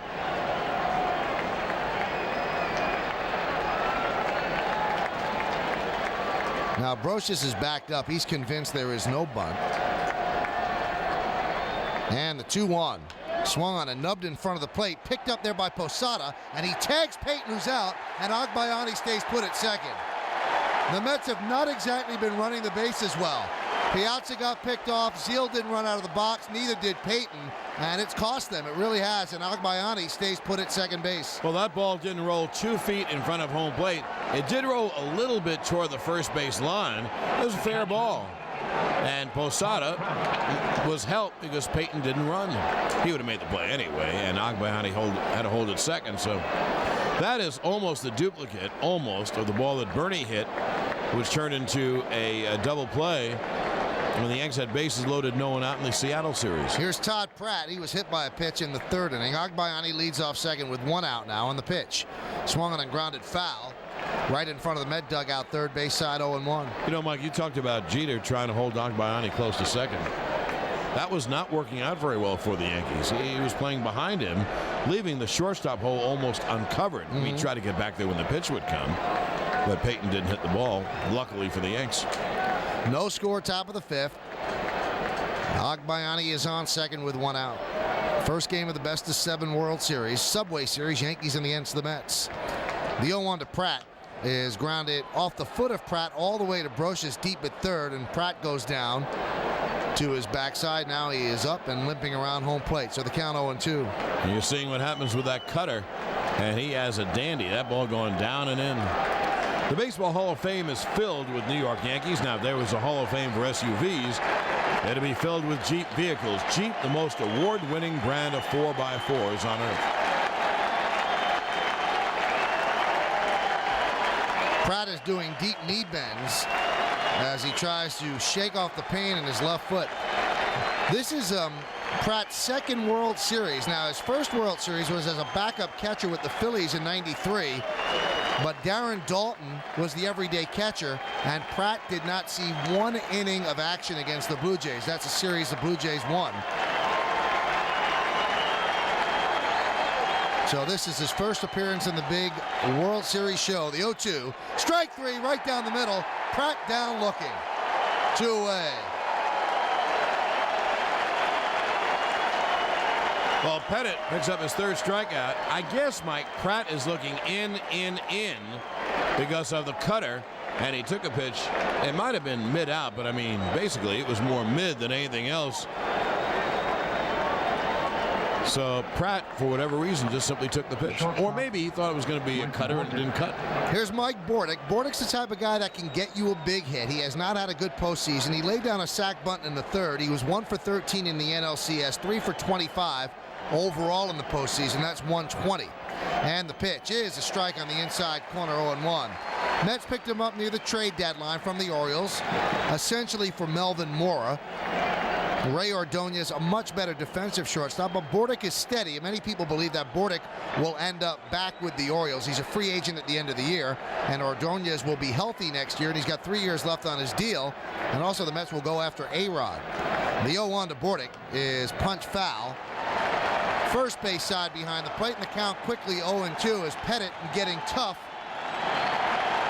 with a runner on second. Crowd getting into it, standing up.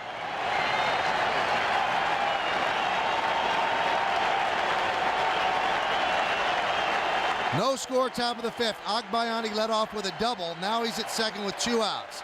Bordick, a right-handed batter, deep in the box, open stance. Now the 0-2. Check swing on a cutter. Did he go? Yes, he went. Strike 3. Bordick is down swinging. And Pettit does a great job after the leadoff double. No runs a hit. 1 man left at the end of 4.5. We're halfway through. No score.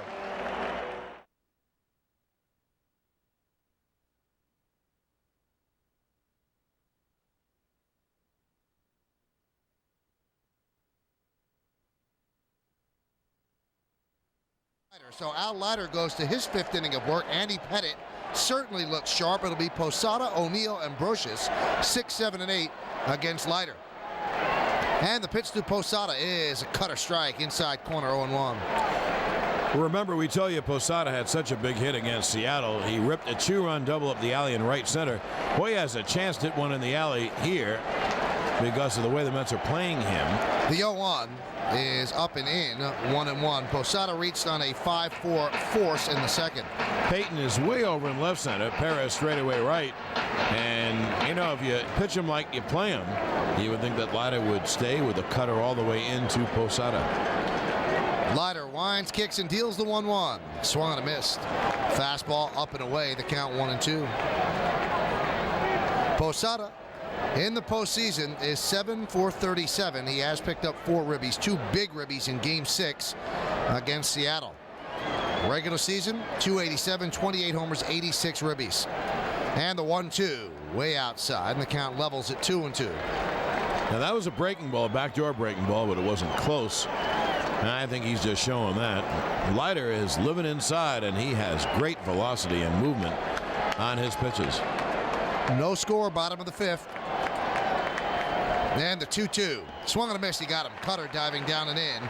Strikeout number 5 for Leiter. He has struck out the last 3 Yankees. Tune in to Game Face every Thursday night, live at 8, hosted by Dave Sims, an hour discussing the New York sports scene. And you can interact with some of the biggest names in New York sports. Be a part of the Game Face studio audience by emailing us for free tickets at gameface@msgmetro.com. Game Face on Metro, it's what makes New York, New York. Here's Paul O'Neill, a sharp single to right center field in the second. He's 1 for 1. The pitch to O'Neill is a breaking ball low and away, 1-0. Yankees are decked out in the most familiar postseason uniform in the history of the game. The Yankee home white pinstripes, the interlocking blue NY on the left chest, blue number on the back, no name. Of course, a black armband on the left sleeve to honor the late Bob Lemon, and a World Series patch on the right sleeve, the 1-0. Outside 2-0. Midnight blue cap with the white interlocking NY on the front. Now the Mets, who have a variety of different uniforms, have gone with the gray road pants and the black uniform top. New York in print across the chest in royal blue outlined in white and orange. Number name on the back, same color combo. Number on the left side of the uniform under the word York, same color combo. The 2-0 is fouled straight back here, 2-1. And they also have the World Series patch on the right sleeve, and they have a Met logo, which is the Skyline logo in a baseball, on the left sleeve. And tonight they're wearing a black cap with their version of the interlocking NY and royal blue outlined in white and orange. Pratt goes out and talks with Leiter. The stadium is decked out in its postseason best with the red, white, and blue bunting hanging off the facing of each level. And as John mentioned before, in foul territory, first base side and third base side, the snazzy World Series logo in white, gray, and light blue and a little orange thrown in. The 2-1 is a check swing and a breaking ball low and away, 3-1. And behind the plate, on the grass between home plate and the backstop, the interlocking NY in white, outlined in blue. And this place knows how to throw postseason parties. It's been doing it since 1923. And the 3-1. Swung on and drilled deep to left field, giving chase Agbayani in the corner on the track. He makes the play right in front of the wall down the left field line for the second out of the inning. So O'Neill gave it a ride the other way, but Agbayani ran it down. So two-way, and that brings up Brocious.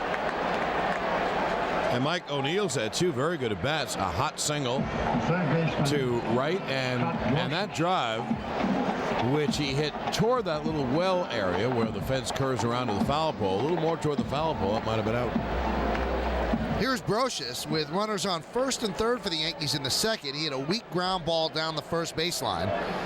The ball was grabbed by Zeile, and then Brocious ran violently into Zeile, but Zeile held on. The pitch is a cutter inside in the dirt. Attempted to be scooped up by Pratt. The ball popped up in the air and it was grabbed by Brocious, so it's a 1-0 count. No score, bottom of the fifth inning, game one of the World Series. Tomorrow night, same two teams. Monday's an off day, and games 3, 4, and if necessary 5 at Shea Stadium, Tuesday, Wednesday, and Thursday nights. The travel, it's pretty good. The 1-0. Swung on and nub foul, third base side, 1-1. Usually when you cover World Series, everybody worries about themselves and their own convenience. And, you know, tomorrow, before you'd come to the ballpark, you'd have to pack and go wherever, either to Atlanta or San Diego. And now you don't have to worry about packing tomorrow. I mean, it really is sensational. The 1-1, low and away, 2-1. And both teams really saved a lot of money, if you think about it, on travel, hotels, meal money. All of that is saved. Not meal money. They have to pay meal money? Right. Just to go across the river? They have to pay meal money. Away games. $70.50 a day. Well, that'll pay for the toll. Here's the 2-1. Swung on a line foul into the seats. No, against the facing of the mezzanine. The count 2-2. I might add, it probably wouldn't pay for a meal at some of the better New York restaurants, but not bad. But that is really outside of everything else. And that's a great plus for this Subway Series. You don't have to pack and you don't have to travel.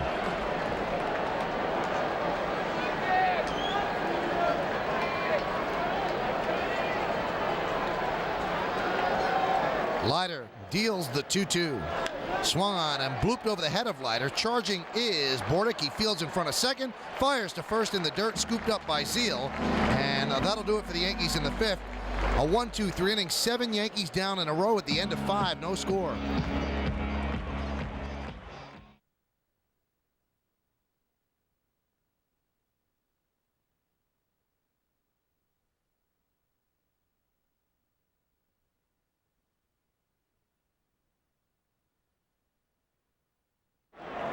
Well, Timo Perez will start off the 6th inning, and what a ride it's been for him. He started the season in A ball and has jumped all the way to the leadoff batter in the World Series. Not too bad. He's 0 for 2 tonight, grounded to second and popped to third.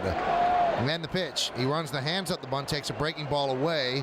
1-0, trying to drag.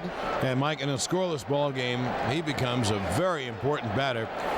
Not just the leadoff batter in the 6th inning, 0-0, but the leadoff batter in front of Alfonso and Piazza, easily the Mets' 2 best hitters. And the 1-0, he was running up again. The pitch was outside. 2-0. That time he looked like he was running up to try to slap the ball.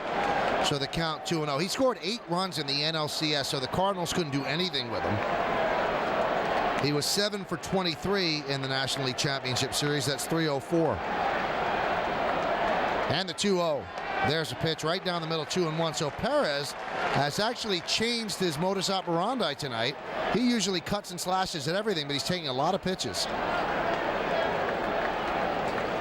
Lefty batter, wide open stance. The 2-1 is grounded up the middle, and that is going to be through to center field for a base hit. So the leadoff runner is on. He makes a big turn at first. Bernie Williams flips the ball into Vizcaíno, and Perez sets the table for the Mets, and Alfonso comes to the plate. Sun America Mutual Funds, the retirement specialist. Sun America Mutual Funds, the official investment sponsor of New York Yankees radio. He likes to run, but Pettit can neutralize you, especially if you've never seen him before. You can look at all the tape you want, But unless you're standing on first base, you really don't get a good sense of his move. Perez, who's listed at about 5'8", looks a little bit shorter than that. He takes a big lead off first. Alfonzo's 0 for 2. And the pitch by Pettit is grounded foul behind the plate all the way to the backstop, 0-1. Well, you would think that Perez could do some running, but when you think of it, Mike, why would you run unless, the pitcher out there has no pickoff move or has a high leg kick when you have Alfonzo and Piazza? And you've got to give them a chance to line a double in the gap. That'll score Perez. No score, top of the 6th inning. Nail-biting time in game 1. Throw to first, and Perez scoots back.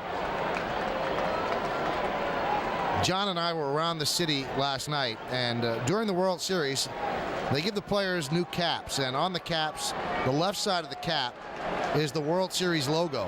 And John, it seemed like everybody in the city was wearing their designated team's World Series cap, which is about $25 a pop. So somebody's making money. The 0-1 is not made as Pettit throws to first and Perez back. Mike, I'll tell you one thing is amazing. You go around the city. I live in Jersey, and you see so many Yankee caps. It is amazing. We have been receiving, because of the triplets, a lot of very loving gifts from friends and such. Again, a throw to first. Not a good move by Pettit there. That was almost a snap throw. That was not as good move. And a big basket of fruit and little stuffed bears came today, and a fellow was wearing a Met shirt. And he said to me, John, the rain is over. I said, okay. Kind of blew his tip, didn't he? No score, top of the 6th. Mets with 4 hits, Yankees with 2 against Leiter. Perez leads off first. The 0-1 to Alfonzo is a cutter inside. The count levels at 1-1. But anyway, the merchandising business is doing very, very well. New York Yankees baseball brought to you in part by Kodak Max Film. It's all you need to know about film. Each pitch means so much. Alfonzo had a great NLCS, 8 for 18. And the pitch is up and in, 2-1. And remember, Piazza's on deck. This game has been played so closely that the Mets began this inning, the 6th inning, with their leadoff man, and the Yankees will begin the bottom of the 6th with the 9th hitter. So Pettit and Leiter are matching serves. But Pettit is in need of a big pitch. He's 2-1 to Alfonzo. Throw to first, and Perez is back. Perez is not taking a big lead against Pettit, so obviously Mookie Wilson has said, listen, let these guys hit. Don't get picked off. Let Alfonzo and Piazza come up with a chance to drive in a run. So I think that's what they're doing, because he's got a very short lead right now. I'd say a lead of about 4 feet at most. And the 2-1. Swung on and popped up right side. Backing up Tino Martinez. Vizcaíno's there, and he makes the play behind Tino right in front of the grass for the first out of the inning. So a nice battle there by Pettit against Alfonzo, and now another battle in the person of Piazza coming to the plate. Well, certainly not to denigrate the other hitters, because Zeal and Ventura and Agbayani are all good hitters, but boy, these are the two, Alfonzo and Piazza, who both hit for power and also both hit, let's say, in the 330s. So this is a very big moment in the game when you have a guy like Piazza. Piazza's 1 for 2 tonight. In the NLCS, he was 7 for 17. That was .412. 2 homers and 4 ribbies. Time is called.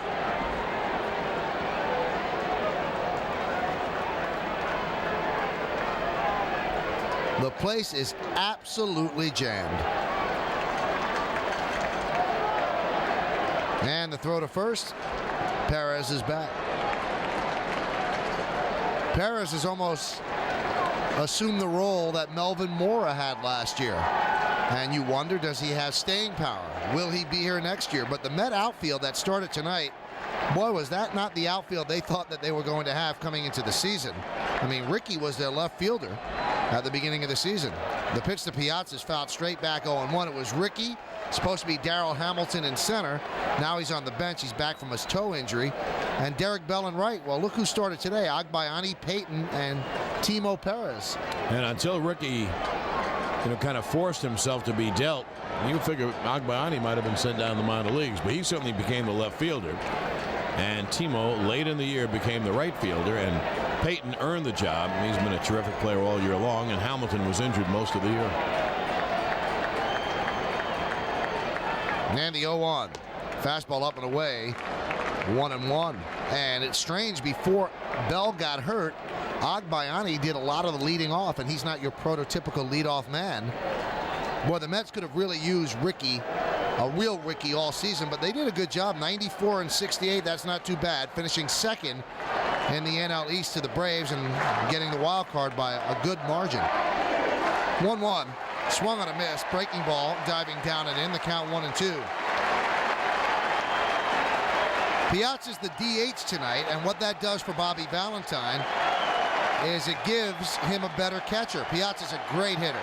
He's not a great catcher. Now, Todd Pratt's not a great catcher, but he's better than Piazza.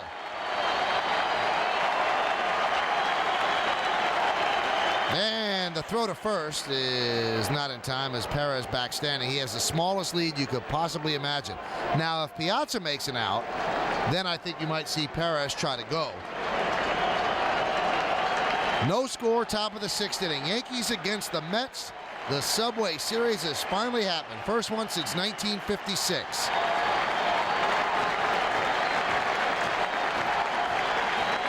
And the 1-2. Swung on and drilled deep to right center field, giving chase Bernie Williams. He's there, and he makes the play on the run for the second out of the inning. Perez goes halfway and heads back to first. I guess that was off the end of the bat because I really thought that had a chance to rock it out, but Bernie had some time to run underneath it and run it down. Well, Piazza did not hit it in the sweet spot. He hit it where his power is, to right center field, but Bernie ran it down pretty easily. And Mike, I thought the same thing. Maybe if there are 2 outs, Timo would run, but I don't know if he's able to get a lead on Pettit, and if he takes too big a lead, he's going to get picked off. Here's Todd Zeile, who historically has hit Pettit well. A sharp single left in the second, then he grounded to third. That was in the 4th. And the pitch is a breaking ball strike, inside corner, 0-1. The ground ball to third was somewhat strange. It was a slow roller in foul territory. Zeile didn't run. Now Brosius knew he wasn't running, and then the ball hit the lip of the grass in foul territory and kicked back fair. So when Brosius picked it up, he gunned down and embarrassed Zeile.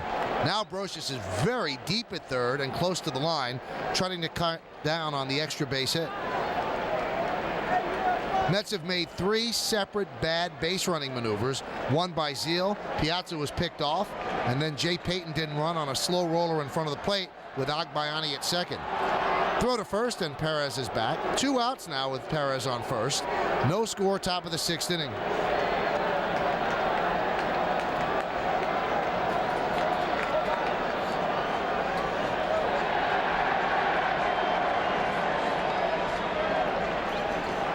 Zeile was a free agent from the Rangers and signed with the Mets to play first base. And the 0-1.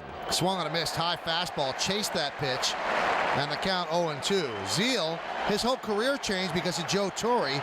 Zeile was a catcher with the Cardinals, and Torre moved him to third. Now Torre sits in the Yankee dugout as the crowd here at Yankee Stadium rises to its feet. Pettit stares in under the bill of his cap, which is curved. And the 0-2. Swung on and drilled deep to left field, giving chase his Justice. Looking up, and it's off the top of the wall, kicks back to the field. Fielded by Justice. He fires into Jeter. Perez is coming home. Here's the throw. He is out at the plate. Oh, what a relay throw by Derek Jeter. A double off the top of the wall by Todd Zeile, and the carom played beautifully by Justice. Fired the ball into Jeter, and Jeter a one-hop throw to Piazza, or should I say Posada, and he tags out Perez, sliding in, and the game remains scoreless. Oh, what a play. No runs, 2 hits, and 1 left. At the end of 5.5, no score.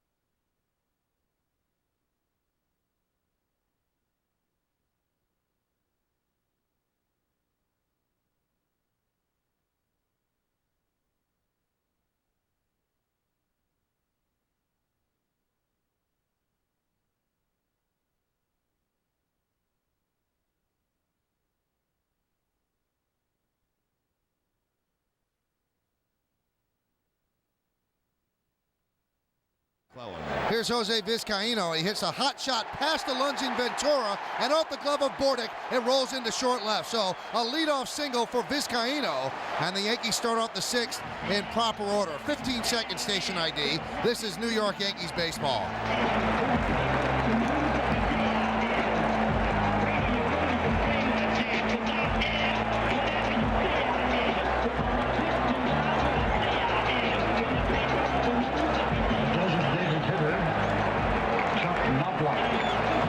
Well, Vizcaino got a high pitch and yanked it past Ventura, who was drawn in looking for the bunt.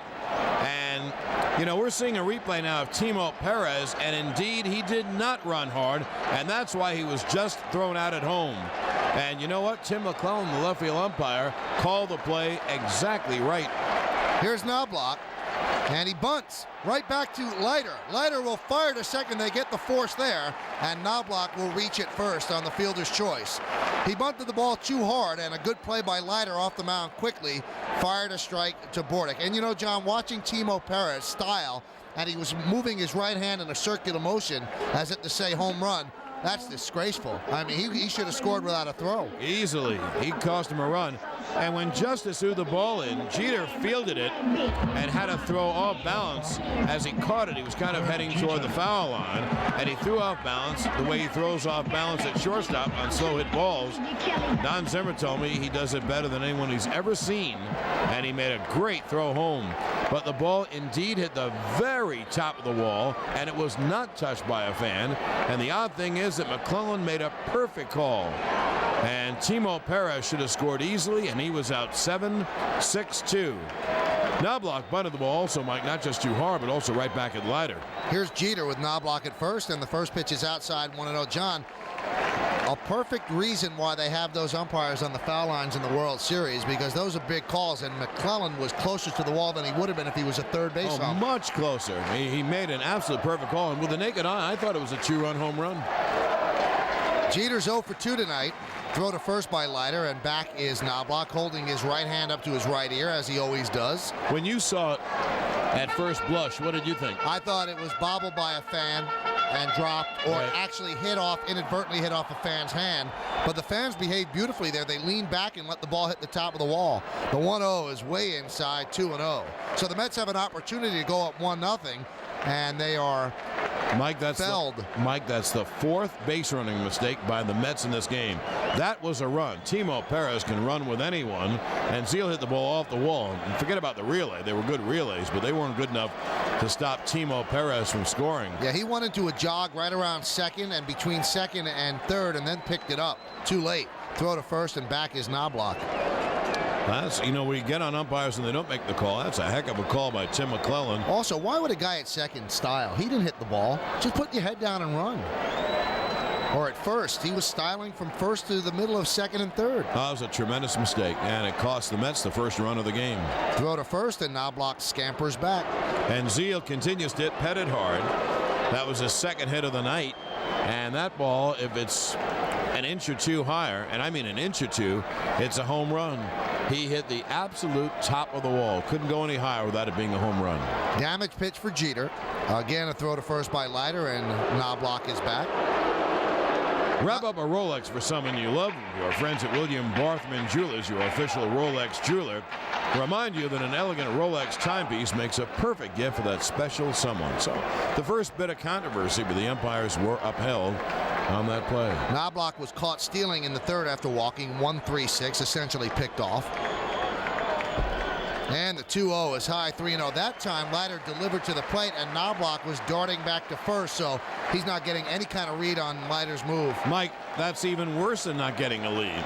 He shouldn't take a lead because, again, he's going the wrong way, and it's tougher to start if you're going the wrong way. So he shouldn't take as big a lead as he does. 3-0 taking, and the pitch is outside. The Yankees have runners on first and second with one out, and David Justice comes to the plate.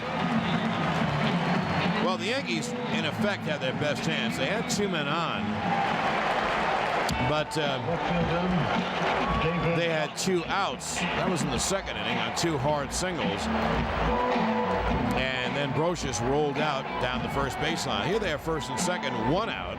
And they have two big-time hitters coming up, David Justice and Bernie Williams. And one more thing, both guys can really run. Knobloch at second and Jeter at first. Justice is 0 for 2. Flied to left, and he flied to right.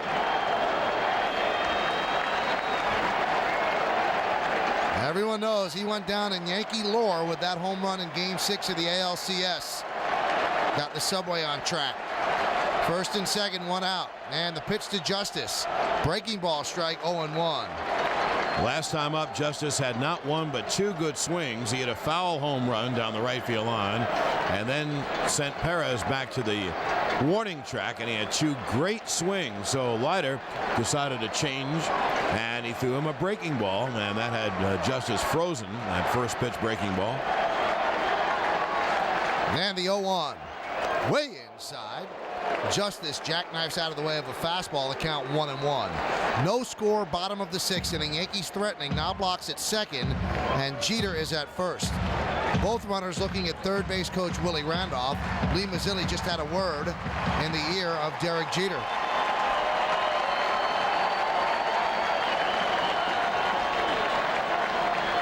Runners lead. Bordick trying to check back Knobloch. The 1-1. Swung on and drilled to left center field. Giving chase is Payton on the run. He cannot get there. It goes to the wall. Scoring is Knobloch. Here comes Jeter. He'll score. Standing on second with a two-run double, David Justice. The Yankees lead 2-0. The first runs of the 2000 Subway Series go to the Yankees. Michael, when the ball was hit, it was way over the head of Payton. Payton, as we told you, plays too shallow, and he got burned. I don't think he had a chance anyway, because the ball was hit so deep in left center field, but he didn't have any chance. The pitch may have been a cutter, and it stayed over the plate. It was down, and Justice drove it in the gap. Justice hits to left center a lot. He takes left-handers to left center. So a two-run double. Knobloch and Jeter could run. They knew the ball was in. They scored easily, and now the way Joe manages this game takes a big turn. Now it's two runs as late as the sixth, and Nelson, Stanton, and Mariano will be on call. Pettit really only has to pitch another good inning, and they will be on call. While Bobby Valentine had to jump a couple of steps out of the dugout to hold up four fingers, they will intentionally walk Bernie Williams, and they'll take their chance with Tino Martinez. So first base is open, and there's ball one. Warming up for the Mets, I believe, is Turk Wendell, right-hander. There's ball two. It gets away from Leiter, the return throw by Pratt, but Leiter scrambles after it.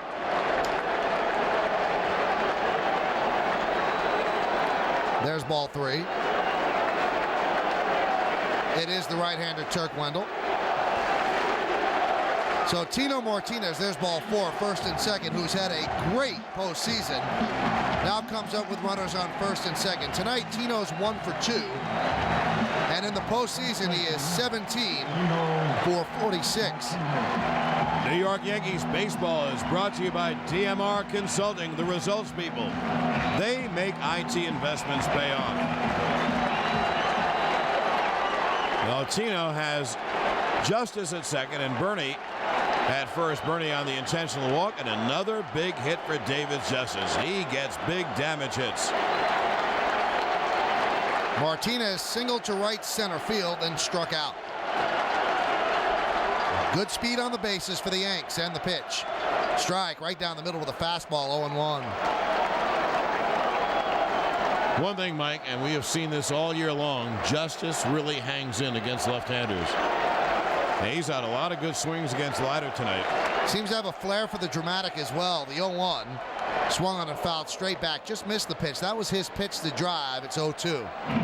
Hey, just remember, in '95 against the Indians, Justice ripped into the Braves fans. It was all over the newspapers, and he was booed at the start of Game 6. And he got the only run in the game with a home run. And Glavine won the game 1-0 as the Braves won their only World Series after all those trips to the postseason.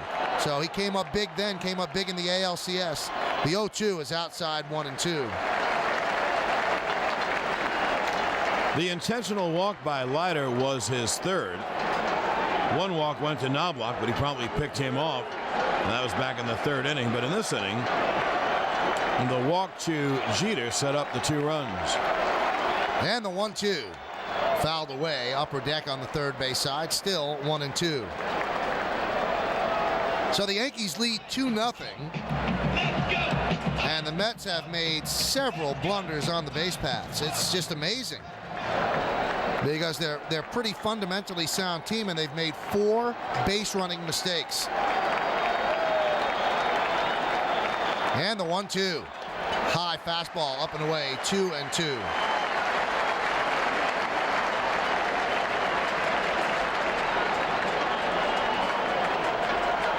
Tomorrow the fun continues with Roger Clemens against Mike Hampton. But still a long way to go here in game 1. And the 2-2. Check swing, slow roller toward first base. Fielded by Zeal. He will tag Tino on the way by. Justice moves to third. Bernie moves to second. And now there are 2 outs, and that brings up Posada. Let's see if they walk him to have Leiter face the lefty O'Neill. Well, it's a very big moment in the game because if you walk Posada, you have to throw O'Neill strikes. And if you don't walk Posada, and Dave Wallace, the pitching coach, will go out to talk about just that. If you don't walk him, Mike, then you have to get Posada. You know, this is very doable, 2-0. That's the old bloop and a blast. But if Posada gets a single, as much as a little old bloop single, and it's 4-0, then you need a big-time rally, and you're going to have to get it against Pettit, who's been superb, and then the Troika. They won't go to anyone else but the Troika and Pettit. So Wallace goes back.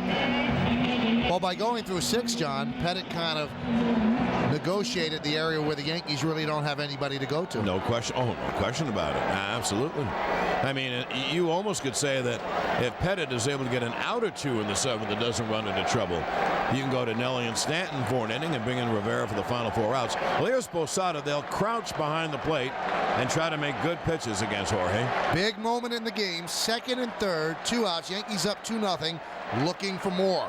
And the pitch. Swung on and drilled to center field. Payton is right there, and he puts it away in dead center for the final out of the inning. But the Yankees get the lead. 2 runs on 2 hits, and they leave 2 at the end of 6 full. Yankees 2, Mets nothing.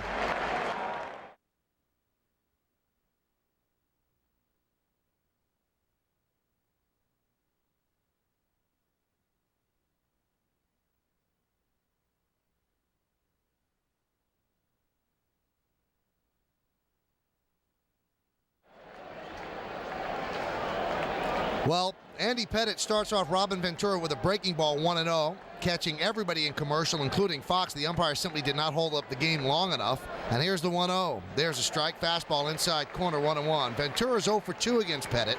Struck out and grounded back to the mound. Yankees 2 and the Mets nothing, top of the 7th inning, game 1 of the World Series. Yankees play Ventura straight away all around, the 1-1. Fastball a little bit low, 2-1. Only in baseball, it would never happen in football, would they catch the network that's paying the freight in a commercial between innings without the umpires holding up the game. The 2-1, swung on and popped up right field, short right field. Backing up is Vizcaíno. He's there, and he puts it away, moving to his right for the first out of the inning. So Andy Pettit is dealing and pitching a beautiful game. Madison Square Garden's solid ground program is paving the way for New York's children. Now, you can own a piece of the garden, a permanent paving stone inscribed with your own personalized message that will line the entrance to the garden. For more information, please call 212-465-6073. That's 212-465-6073. Here is Benny Agbayani. He's 1 for 2, struck out looking and then doubled inside third. The pitch is swung on and grounded through the right side for a base hit. He inside out of the ball to right. Paul O'Neill fields and fires the ball into Vizcaíno. So Agbayani on with his second hit, a 1-out single. And that'll bring up Jay Payton as the tying run. Coors Light, naturally brewed. Reach for the silver bullet, the pure taste of the Rockies. Jay Payton. No one is up in the Yankee bullpen. That's how strong Andy Pettit has been tonight. 2-4-0 for the Yankees, 0-6-0 for the Mets. Payton steps out, looks down at third base coach Cookie Rojas. And now the right-handed batter climbs into the box. Top of the seventh, the Yankees up 2-0. Agbayani leads, held there by Martinez. And the pitch to Payton is swung on and chopped over the middle and through for a base hit. Agbayani will stop at second. Bernie Williams fields and fires into Vizcaíno. And Payton picks up his first base hit of the night and the 7th base hit for the Mets. And that puts runners at first and second with one out for Todd Pratt. And now the Yankee bullpen, I think, will begin. Billy Connors is on the phone, and you would expect Nelson and Stanton to warm up. As the Mets have put hits together, they now have 7 hits. The Yankees only have 4 hits. The Yankees with a 2-0 lead. Pratt is a long ball hitter if he gets his pitch. Well, he beat the Diamondbacks last year to get the Mets to the NLCS. The pitch is inside 1-0. A home run off Matt Manti. Just over the leaping try of Steve Finley. And a great moment for the Mets. Not a great moment for Buck Showalter, who happens to be sitting in the general manager's box with Brian Cashman and all the Yankee brass. Buck is working for ESPN. And this is his first time back to the stadium. The 1-0 is a cutter inside 2-0. First time back since being fired after the 95 season, and he admitted to me that it's a little bit weird. Well, now Pratt might get that pitch. We told you he has 8 homers this year and 160 at-bats. And he's ahead 2-0, so he's looking for something over the middle of the plate that he can drill. And Andy Pettitte will not give in. He'll try to throw the cutter probably in on the hands to get the ground ball, the 2-0. There's a cutter. It's low and inside, 3-0. Well, now Pratt steps out, looks down at Cookie Rojas to see, hey, maybe I have the green light so I could really drive it. Left-handed Stanton, right-handed Nelson warming up in the bullpen. Agbayani at second. Payton is at first. Yankees lead 2-0, top of the 7th inning.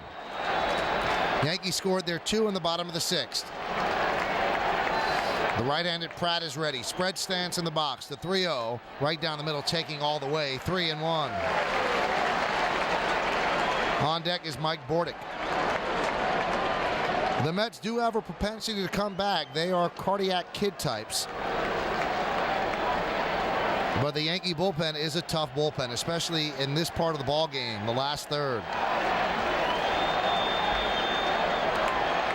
Pettitte sets at the belt, checks Agbayani with a big lead off second. The 3-1 is a strike on the outside corner. Nasty pitch, 2-seam fastball right on the black, and the count is full at 3-2. He got a pretty good call there by Ed Montague. It looked a little bit outside. Let's see if the Mets gamble and run. Agbayani is stocky at second, but decent speed. Payton has great speed at first. They might run to stay out of the double play, but they could run into a double play. Brocious is deep at third, close to the line. The runners go. The 3-2 is swung on and fouled off in front of the plate, so they'll do it again. So Valentine gambled. And I thought they both had pretty good jumps. Obviously, Payton, who has great speed, is going to get a jump. This Martinez plays all the way back. And Agbayani, he gets a pretty good start, too. Jeter is in the hole against a right-hand pull hitter. Vizcaíno shading Pratt up the middle. However, a strikeout could yield a 2-5 double play. First and second, one out, top of the 7th. Yankees lead 2-0. They go again. The 3-2 is low. He walked and the bases are loaded. So this is the Yankees' first major jam. Runners all around. At third base, Agbayani. Payton at second. Pratt is at first. And they will send up a pinch hitter for Mike Bordick. It's going to be Bubba Trammell. Trammell has hit Pettitte in the past. They know each other from the American League. Trammell played with the Tigers and the Devil Rays. And let's look up what Bordick has done against, rather Trammell's done against Pettitte. He is 7 for 18 with a homer and 5 RBIs. Now Trammell is in, and if you say, how about Nelson, then you would have either Lenny Harris, I think, or Matt Franco, a left-hand hitter. then hit for Trammell. And then you'd have another left-hander hitter up, Timo Perez. So it looks like Pettit is going to pitch to Trammell. Trammell 0 for 3 so far in the postseason. Right-handed batter against the lefty Pettit. Bases loaded with Mets. Yankees lead 2-0. The pitch. A cutter inside and low. 1-0. So Pettit, who was cruising coming into this inning and got Ventura to pop to second to lead off the inning, then served up the single through the right side to Benny Agbayani. A single up the middle of Payton, and then he walked Pratt, and now he's in a jam.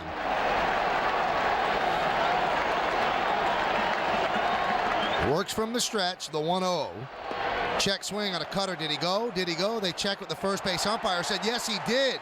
Charlie Relaford brings him up, and that is big. Really turns around the count. 2-0 is so much better for Trammell than 1-1. And I have seen a lot worse called check swings. He did not look like he went around.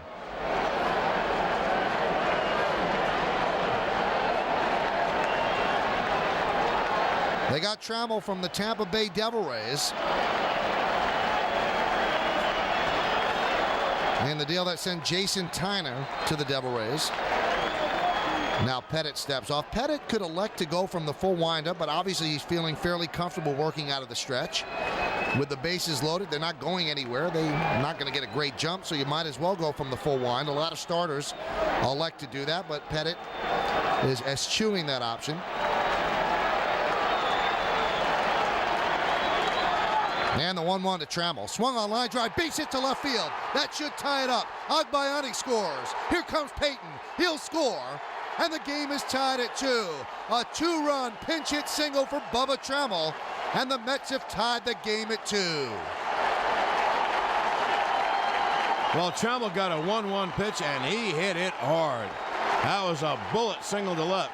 So the Mets get off the deck down 2, and with 1 out and no one on, singles by Agbayani and Payton, a walk to Pratt that really set it up, and then a bullet single to left by the pinch-hitting Trammell. Now here's Timo Perez, and as he comes up and Pettit stays in, I think this is Pettit's last batter. Jorge Posada kind of motions, especially to Brocious, watch out for the bunt. Well, that is by far the biggest hit in Bubba Trammell's career. First time in postseason. And he clapped his hand as he rounded first. And why not? The pitch to Perez is bunted up the first baseline. Fielded by Pettit barehanded. He fires to Martinez. They get Perez as the runners move up. Pratt to third and Bubba Trammell to second. So bunt he did. You know, that's a bunt for a base hit, and if he doesn't get a base hit, it's a great sacrifice. I wonder if they'll call it a sacrifice. They might. And now you have Alfonso. Now the Yankees have a decision. Do you bring in Jeff Nelson? Here comes Joe, and that's the decision. They're going to bring in Jeff Nelson to pitch to Alfonso, and if he loses him, then to Mike Piazza. And the official scorer's decision is no sacrifice, which is a good call.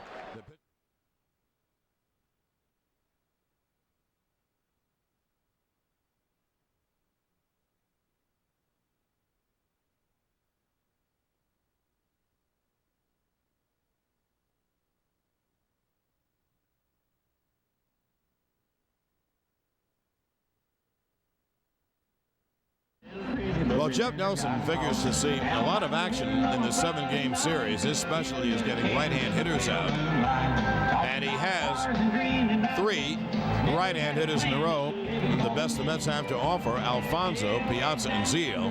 Because if the Yankees get to Zeal, they're going to be behind in this game. The game is tied at 2. You have to pitch to Alfonso with Piazza on deck. Now, if you miss and walk him, well, then you go to after Piazza. Alfonso 0 for 2 against Nelly, and Piazza 0 for 1. The game is tied at 2 with runners at second and third and 2 out here in the top of the 7th inning. The only thing, Mike, that might help Nelson is the unfamiliarity of that nasty slider, because Alfonso has had just 2 at-bats and Piazza 1. He's 0 for 3 tonight, and the pitch is swung on a miss. There's the slider diving down and away, and Alfonso was pulling off, so the count 0-1. Well, the game is tied, and the Mets have the go-ahead runs on base. Todd Pratt at third, and Bubba Trammell, who got a huge pinch hit 2-run single, he's at second. Top of the 7th inning, 2 outs. Nelson works from the stretch. Pratt dances down the line. The 0-1 is a slider outside. The count levels at 1-1. Now, Ed Montague, from my recollection, John, has not umpired a Yankee game this year, and he's unfamiliar also with the slider by Nelson. And sometimes you could deke out an umpire as well. Nelson steps off. Pratt is trying to get Nelson to balk. He keeps stutter stepping down the line a la Jackie Robinson, but he's not exactly a speedster, and Nelson shouldn't worry about him. And the 1-1. Slider away, backhanded there by Posada. The count 2-1. 2-8-0 for the Mets, 2-4-0 for the Yankees, as this crowd has certainly quieted with these 2 runs that came in.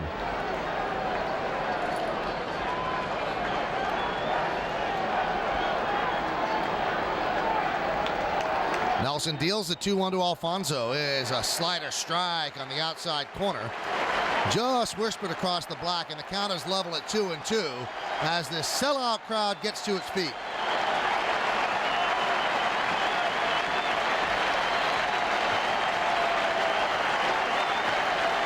Pratt off third, Trammell off second. The 2-2 swung on and nubbed down the third baseline. It's going to be tough. Barehanded by Brocious. Fires to first. Not in time. Pratt scores, and the Mets take a 3-2 lead as Trammell moves to third. A slow roll to third base. Brocious did the best he could. Barehanded, fired to first, but Alfonso beat the throw. Well, you can't blame Nelson. He made a good pitch, and Fonzie topped it, and it rolled slowly to third, but it rolled just too slowly, and although Brocious made a very good play, Fonzie beat it out easily. Well, not easily, but he was plainly safe. So the go-ahead run comes in from third, and that is Pratt.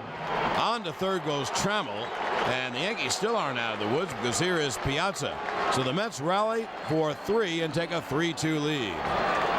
Piazza's 1 for 3 tonight. Nelson sets and deals to Piazza.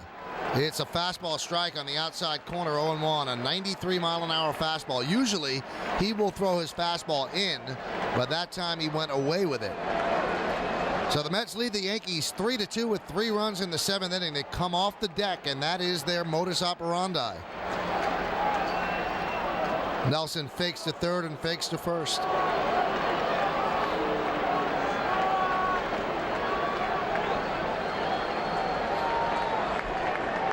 Game 1 of the World Series, and it's been a good one. And the 0-1. Swung on and missed on the slider, and the count 0-2.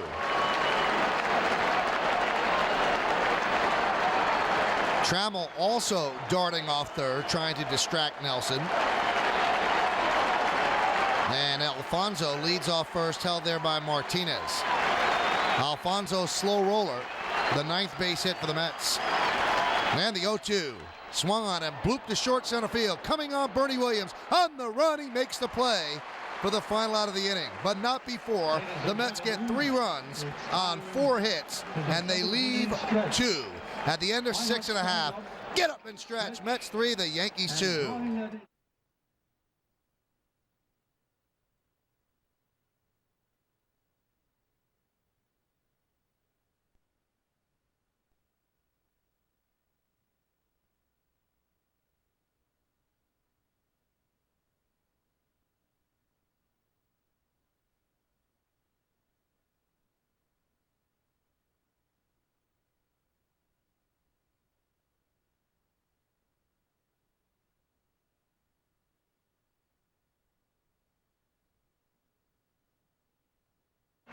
Kurt Abbott takes Bordick's place at short. Remember, Trammell hit for Bordick and got the big hit of the inning, a 2-run single. Mets have a 3-2 lead. We go to the 7th. Al Leiter, who's thrown 102 pitches, is still in there. He faces Paul O'Neill. O'Neill's 1 for 2, and the pitch from Leiter is a breaking ball strike right over the middle of the plate, 0-1. O'Neill singled sharply to right center and then hit a deep fly ball down the left field line that was run down by Agbayani in the corner. That was in the 5th inning. O'Neill, or rather Pettit, went 6 2/3. I'll give you his stats in a moment. The 0-1 to O'Neill is outside at 1-1. Nobody warming in the Met bullpen. Yeah, I thought that he would pitch to O'Neill, lefty to lefty, and then they might go to Wendell. 3 runs, 8 hits, 4 walks, 4 strikeouts, and 1 walk. And the odd thing is, the ironic thing, that walk, the only walk he gave up, really set up the 2 runs. 1-1 to O'Neill. Foul back. He just missed a fastball. He's angry at himself. The count 1-2. So the Mets lead 3-2. Yankees scored 2 in the 6th. The Mets come back with 3 in the 7th, and that's where we stand right now as we start off the bottom of the 7th inning. O'Neill, Brocious, and Vizcaino, 7, 8, 9, bottom third of the order against Alois Terry Leiter, who will celebrate his 35th birthday on Monday. Drafted as a Yankee out of New Jersey. The 1-2 pitch is popped up foul. Third base side upper deck out of play, and the count still 1-2.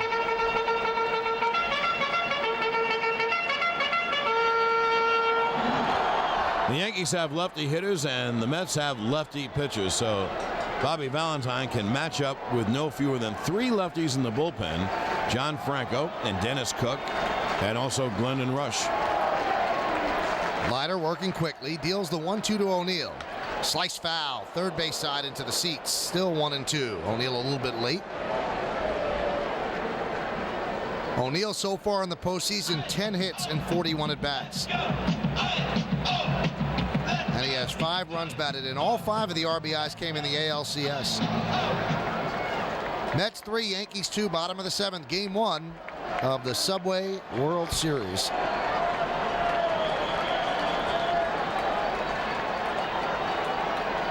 And the 1-2 from Leiter.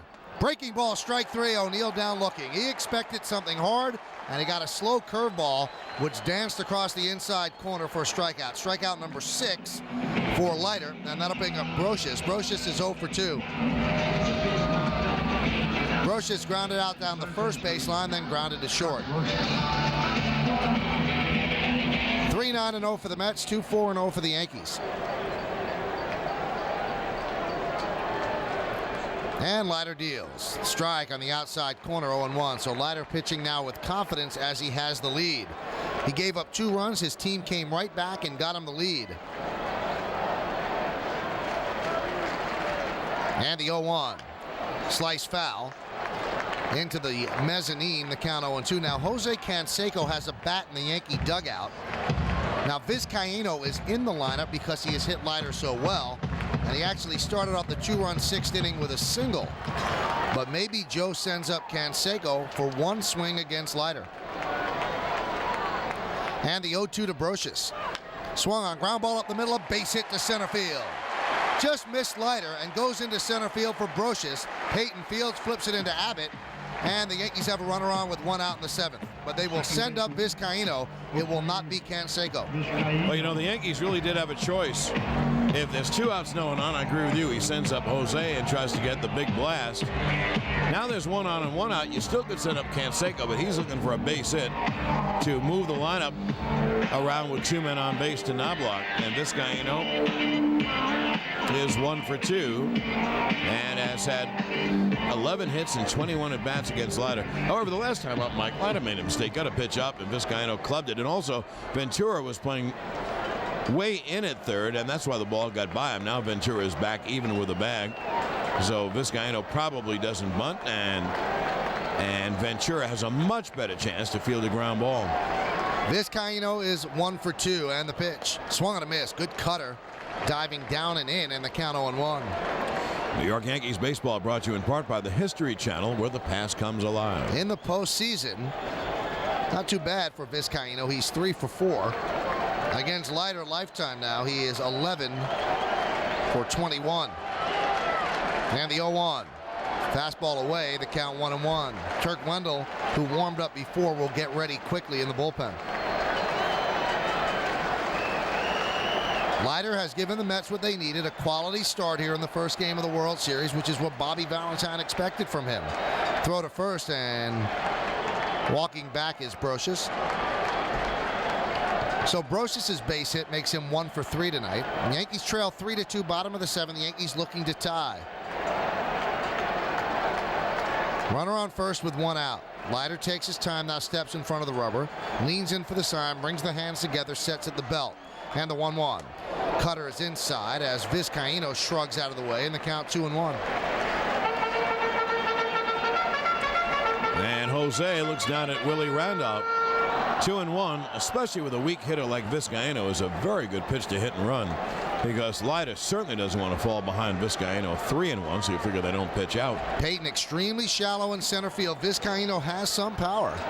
Throw to first, and Brocious is back. I mean, he is playing as you would play, John, if the winning run's at third in the ninth inning, the bottom of the ninth inning. Well, you know where it really hurts him, Mike? If Vizcaino would ever hit a ball in the gap, Yep. he wouldn't have much room to run over and cut it off. Vizcaino can sting the ball, and that would tie the game. The 2-1, swung on a miss. Another perfect pitch by Leiter, a cutter moving in on the hands, and the count 2-2.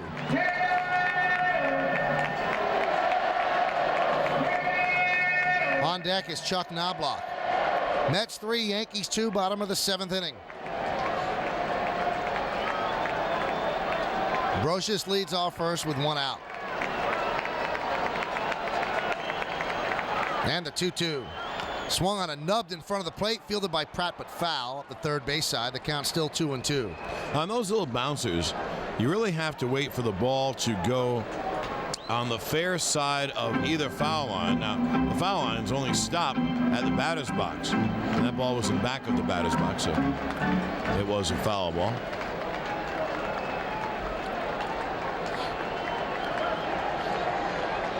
Leiter went away from Vizcaino, and Vizcaino kind of jumped at it and just got a piece. 3-9-0 Mets, 2-5-0 Yankees. Game 1 of the Subway Series.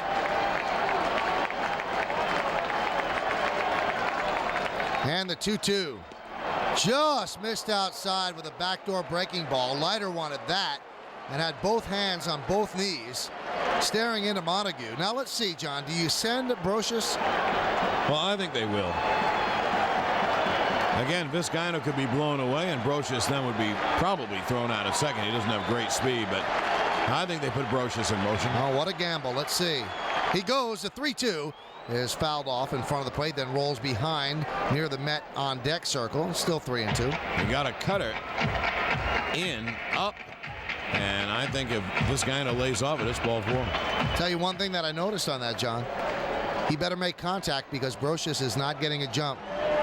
He has been mesmerized by Leiter's move, so what it is just starting the runner to stay out of the double play. But if Vizcaino swings through, it's a strike him out, throw him out, double play. Leiter goes to first. Scampering back is Brocious. Crowd got very quiet when the Mets picked up the 3 runs in the 7th.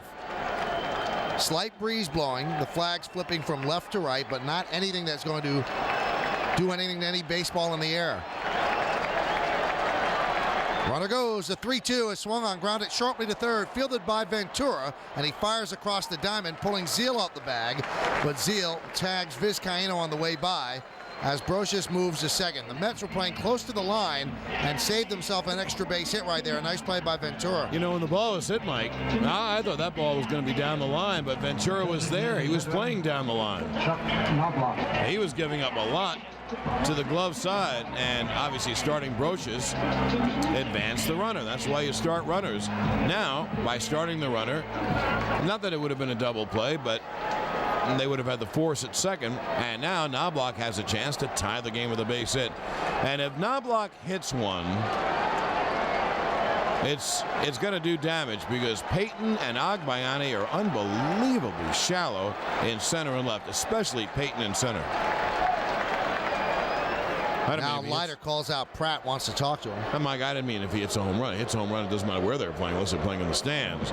But I mean, if he hits a deep drive to left center or right center, it's going to be over their heads.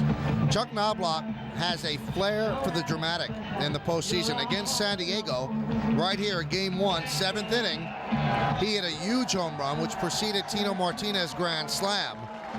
And Knobloch really got them rolling. I believe Knobloch's was a 3-run shot. And the Yankees scored 7 runs in that 7th inning. And now here we are again in the bottom of the 7th inning with the tying run at second base with 2 outs.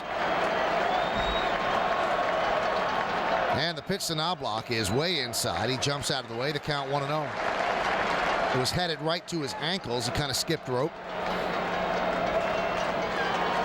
Brocious, a very good base runner. And obviously with 2 outs, he's running on anything. Mets 3, Yankees 2. And the 1-0. There's a cutter strike on the inside corner. Beautiful pitch by Leiter, and the count levels at 1-1. This postseason, Knobloch is 3 for 6 with runners in scoring position. On deck is Derek Jeter. First base is open, but you don't want Knobloch to pitch to Derek Jeter. Knobloch's 0 for 2 with a run scored and a walk. Tried to bunt in the 6th, but bunted too hard back to Leiter. The 1-1, way outside, scooped up nicely on the backhand by Pratt, and the count 2-1.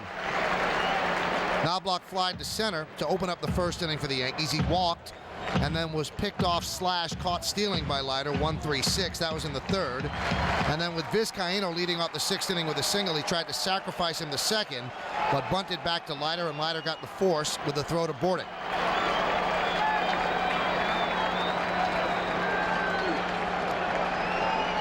And the 2-1.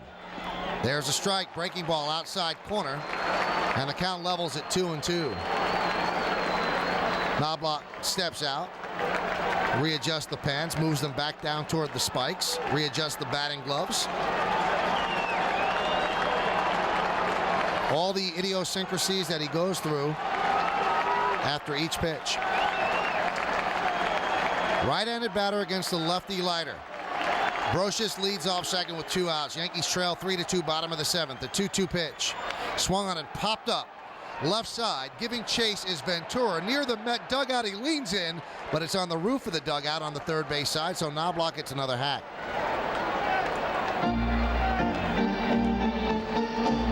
Yankees scored 2 runs in the 6th. The Mets came back with 3 in the 7th, knocking Pettit out of the game. Right now, Nelson is in. Pettit's the pitcher of record, as is Leiter.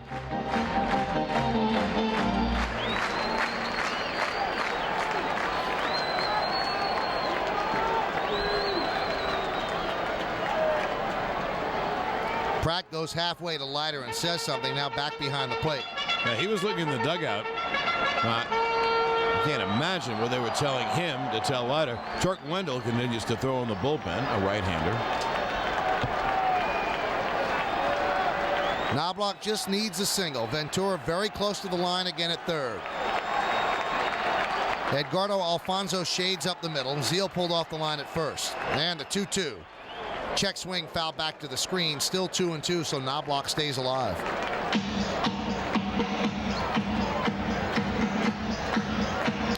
Each pitch means so much.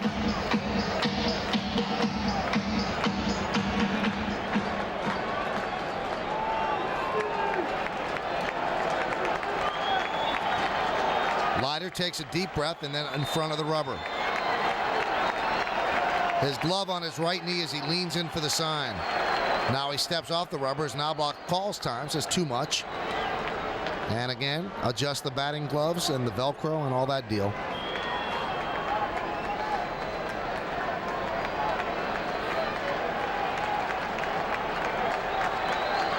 Brocious is at second with 2 outs. A 2-2 count on Knobloch.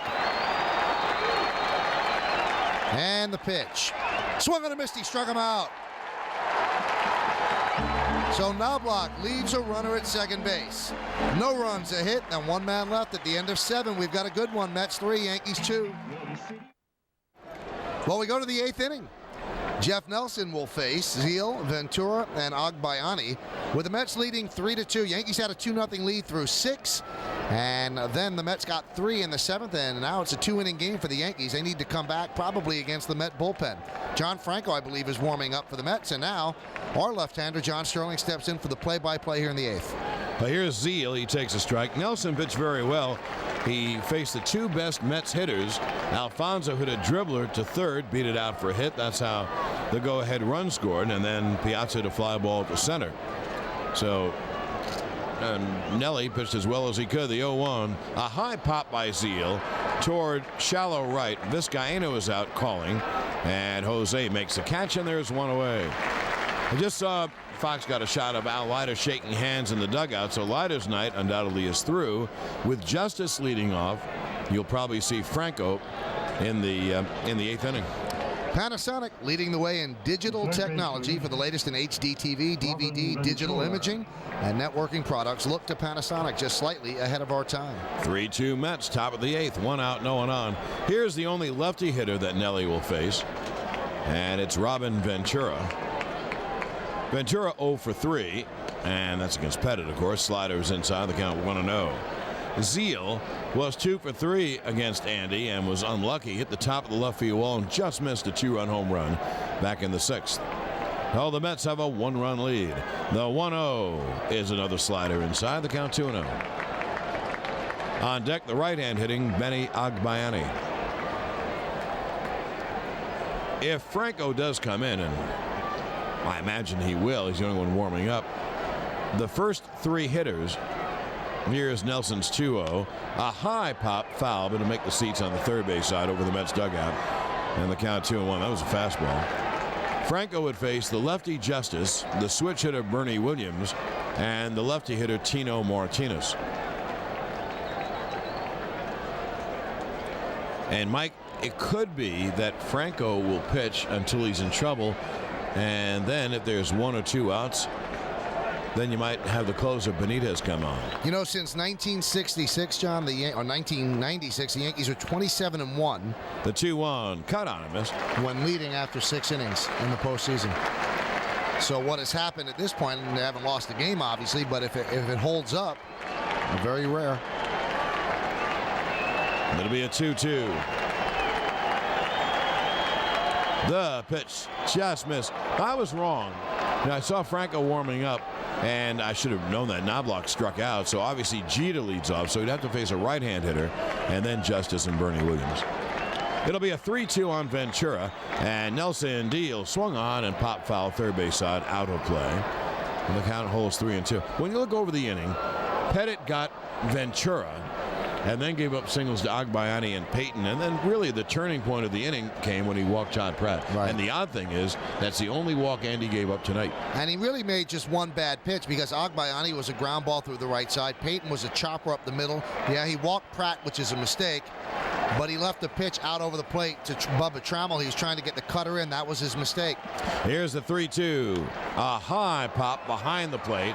Posada throws the mask away, coming back near the screen, and he makes the catch. And they're 2-away. 15-second station ID. This is New York Yankees baseball.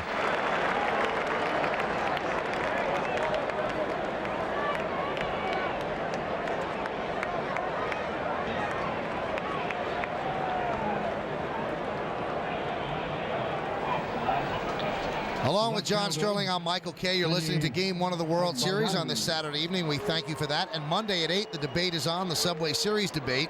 Hear from the New York baseball experts and take a nostalgic look back at Subway Series past. Find out on the Chevrolet Ultimate Subway Series show, a live 1-hour special only on MSG Network. Plus, you'll have a chance to call in live. The Chevrolet Ultimate Subway Series show, Monday at 8 on the MSG Network. Now 2-away, here is Agbayani. Benny is 2 for 3 on the night and takes a fastball inside on the count 1-0. Agbayani began the 3-run rally with a 1-out single in the 7th. 3-9-0 Mets, 2-5-0 Yanks. Has been a terrific first World Series game.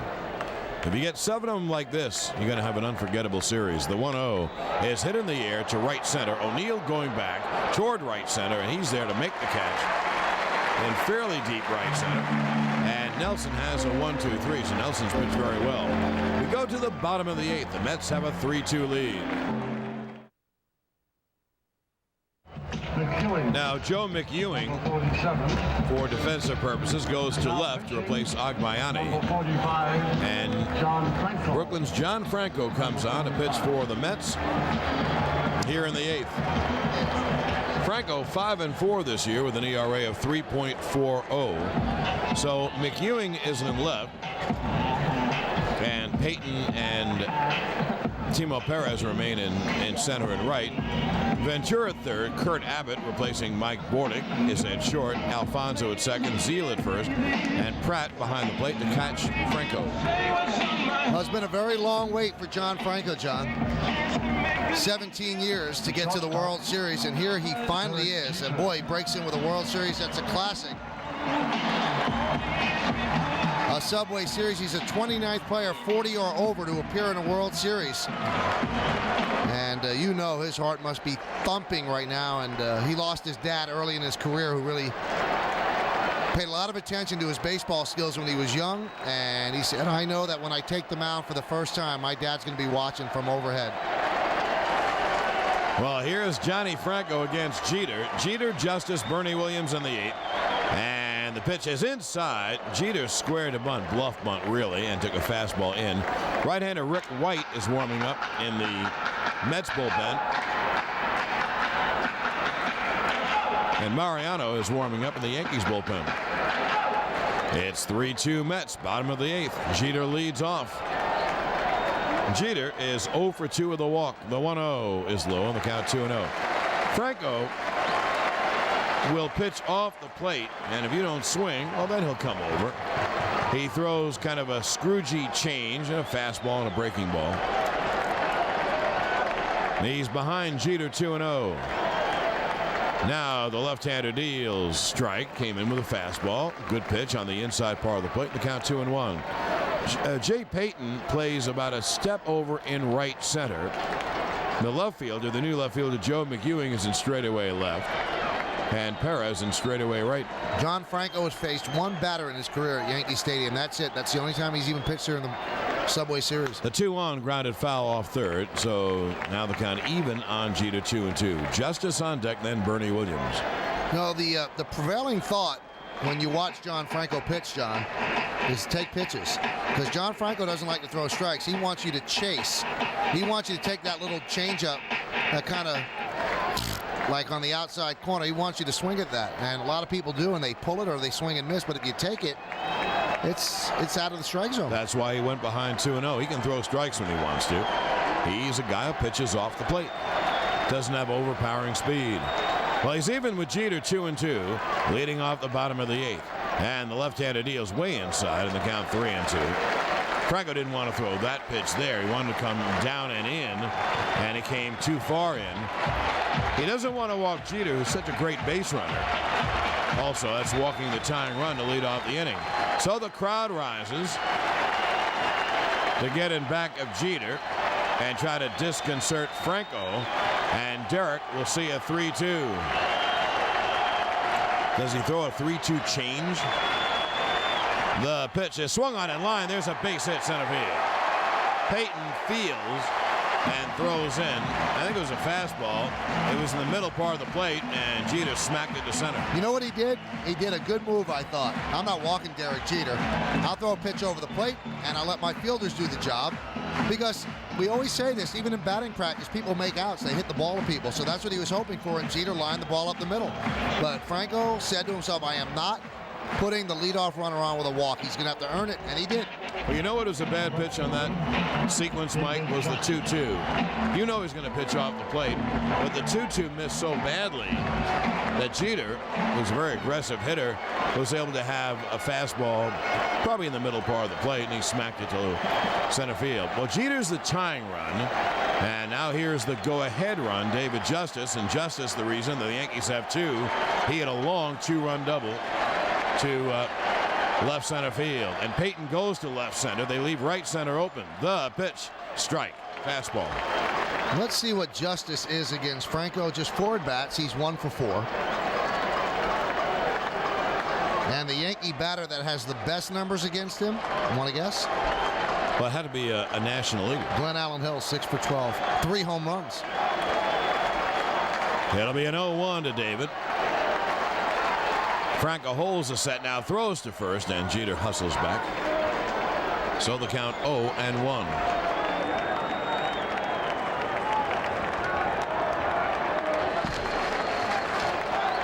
Hey, tune in after the game for the Nextel Yankee scorecard. Nextel, the official wireless sponsor of the New York Marathon. Nextel, how business gets done. Call 1-800-NEXTEL-9.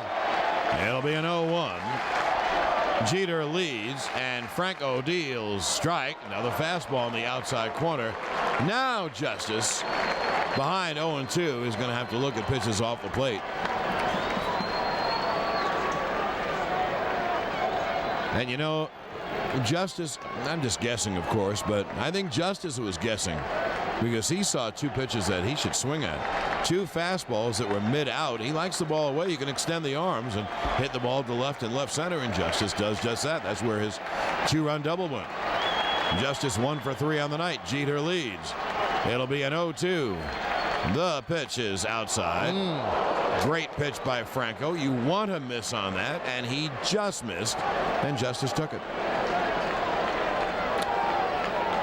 You can't guess when you have 2 strikes on you, because if you guess wrong, you're in trouble, especially in this critical part of the game. But boy, Mike, you would think that Franco would throw a curveball down and away. I would think. And maybe that's what Justice is thinking, and maybe Franco thinks that's what Justice is thinking and tries to bust him in with a fastball. That's why this is so fascinating. What a chess game. It'll be a 1-2. Jeter has a healthy lead, and now Zeal goes back, so Jeter goes back and takes the throw. This time, Peyton is playing ultra deep. Of course, it's in the stage of the game. You want to cut off an extra base hit. You don't want the run to score. And Peyton is very deep in center field, in left center field, and he is playing, I would say, 10 or 15 steps over in left center. It'll be a 1-2. Curveball is swung on, hit in the air to center, not deep. Peyton racing in. He's there, makes the catch, and there's 1 away. So there was the breaking ball, and Justice got only a piece of it. So 1 down with 1 on, and here's Bernie Williams. Peyton really came a long way for that. As John said, he was playing very deep. He got a good jump off the ball and really made the catch on the dead run. He really had to hustle and hauled it in. But he hauled it in about chest high, so it wasn't as difficult to catch as you thought it would be. A center fielder who's not that fast, he would have trouble coming from that far to make that catch. Now Justice is having some words with Tino Martinez and telling him what Franco's throwing. And Tino is leaning over the railing right near the batting cage or the bat rack, and Justice is having a couple of words with him. Bernie Williams 0 for 2. He's walked. It was an intentional walk. 1 on, 1 out. A throw to first. Jeter is back.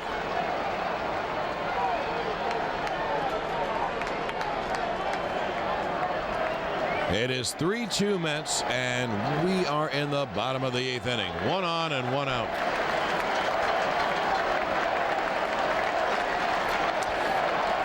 Now Franco set, and again he throws to first, and Jeter scampers back.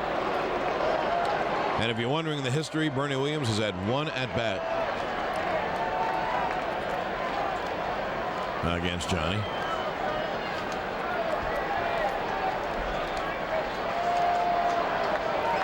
Bernie stepped out. He's back in again. Peyton plays Bernie to pull. He's in left center. Mick Ewing is deep in left. And Franco deals strike on the inside corner. And the count 0-1. A cutter under the hands. A very good pitch. Well, now you can start to cut the old tension with a knife, huh? 1 on, 1 out, and a 1-run game. The way it's supposed to be. 3-2 Mets, bottom of the 8th. Jeter with about a 4-step lead. And now Franco steps off, so Jeter walks on back.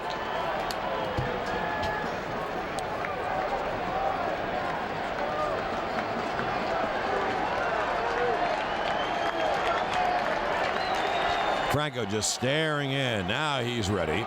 And he throws to first again, and Jeter is back. Those pickoffs are only meant to keep Jeter near first base. He's not trying to pick him off. I mean, he'd love it if it happened. But he has not shown his good move. He just wants to keep Jeter going back. Now the stretch. It'll be an 0-1. And the pitch is hit in the air softly down the right field line. Toward the line is Perez. He makes the catch, and they're 2-away. And that leaves it up to Tino. Lefty against lefty.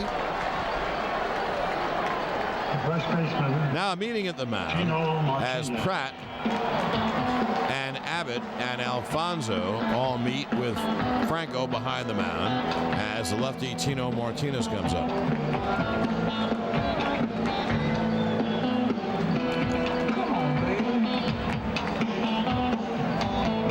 Mets with a 3-2 lead as Tino, who is 1-for-3, stands in. Jeter had an inning-opening base hit, and he has been marooned at first base as Justice and Bernie Williams hit very soft flies to shallow center and right.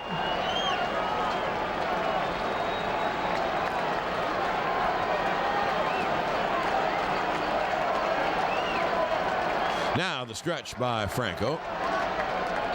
And again he throws over and Jeter's back.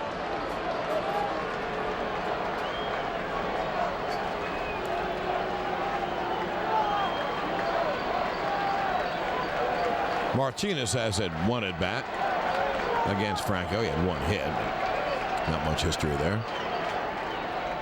Now the left-hander deals low outside fastball and the count 1-0.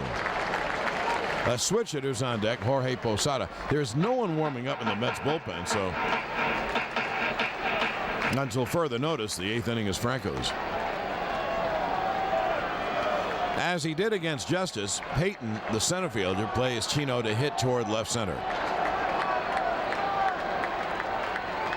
That'll be a 1-0. Fast strike on the outside part of the plate. The count 1-1. Chino looking down at Willie. Maybe they put something on, open up a hole in the infield.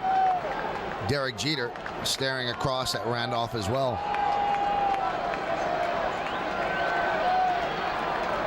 Franco staying away from the left-hand hitters and a throw to first. And that's a smart thing because if you come in and miss, then the left-hand hitter can pull the ball to the short part of the ballpark and hit it out. Now, if you pitch him away, he might get a base hit, but it'll be in left center field. Jeter with the lead. And again, a throw to first base. Those are all called from the bench. And obviously, they want to keep Jeter close. They do not want him getting a running start on anything into the gaps. We don't want him running at all.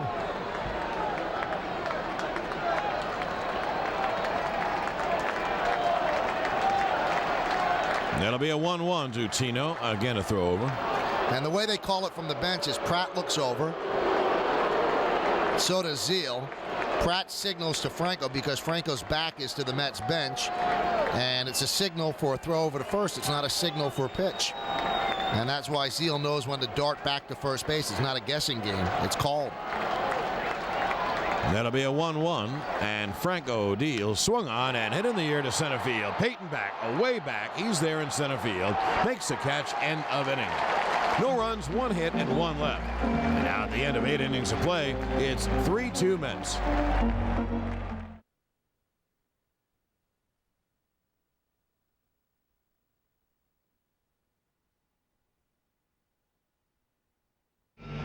Well, we go to the 9th inning, and the Yankees bring in Mariano Rivera. Obviously not a save situation, but what Joe's thinking is Mariano hasn't pitched since Tuesday when the Yankees wrapped up the ALCS, so he gives him an inning here, bottom third of the order, and obviously this isn't a throwaway inning. He wants to hold it at 3-2 and then give the Yankees a chance in the 9th inning. And in the 9th inning, it'll be Posada, O'Neill, and Brocious.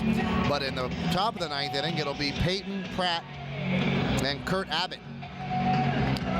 Also, I think he wants to get Rivera an inning, and I don't think he wanted to overuse Nelson. He may have to use Nelson in every game this series. It's such a right-hand hitting team. So it'll be Payton, Pratt, and Abbott, 3 right-hand hitters in the 9th. And Rivera deals a high pop foul behind the plate, out of play. Benitez is already warming up in the bullpen, and he will face the lefty hitter Posada, the lefty hitter O'Neill. Then we'll see about Brocious. Brocious had pretty good numbers against Benitez, but I think, well, it depends what happens in the inning. You might see Polonia, a left-hand hitter, for Brocious, and then you'd have Canseco or Hill to hit for Vizcaino. That'll be an 0-1. And the pitch is grounded foul. And if there are 2 outs and no one on, you just might see Canseco or Hill to try to hit one out.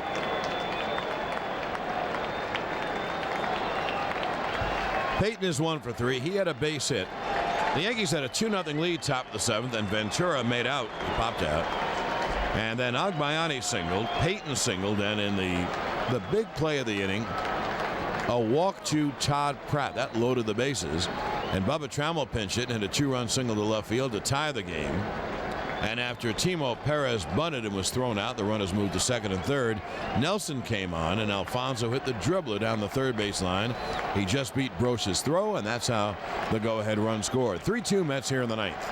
Rivera deals, swung on and hit in the air to right field. O'Neill trots over, and he makes the grab, one away. Peyton didn't get great hacks at Mariano Rivera, but you know he can join the club. Nobody really gets great hacks at him. Well, one down, and here is Pratt. You know, Rivera lost his scoreless streak and gave up a run when McLemore hit a ground ball down the first baseline, hit the bag, and carried him into right field. And Mariano's ERA went all the way up to 0.47. And that's the best in postseason history. One away, and here's Pratt. And the pitch is strike. It was down to 0.33. Shame. Pratt has been hit by a pitch, struck out, and walked, and that was a very eventful walk. That'll be an 0-1, and the pitch hit him again. He swung at it, and the ball hit him instead of the bat as it was bearing in on him, and Pratt will go to first base. So Pratt, who almost never plays, has gotten beaten up tonight. He got hit twice, and he fouled a pitch off his foot. Well, I wonder if the sound we heard was the bat or his arm, because if it was his arm, I wouldn't be shocked if it was broken. I mean, that really was bearing in on him. Mariano doesn't throw at people.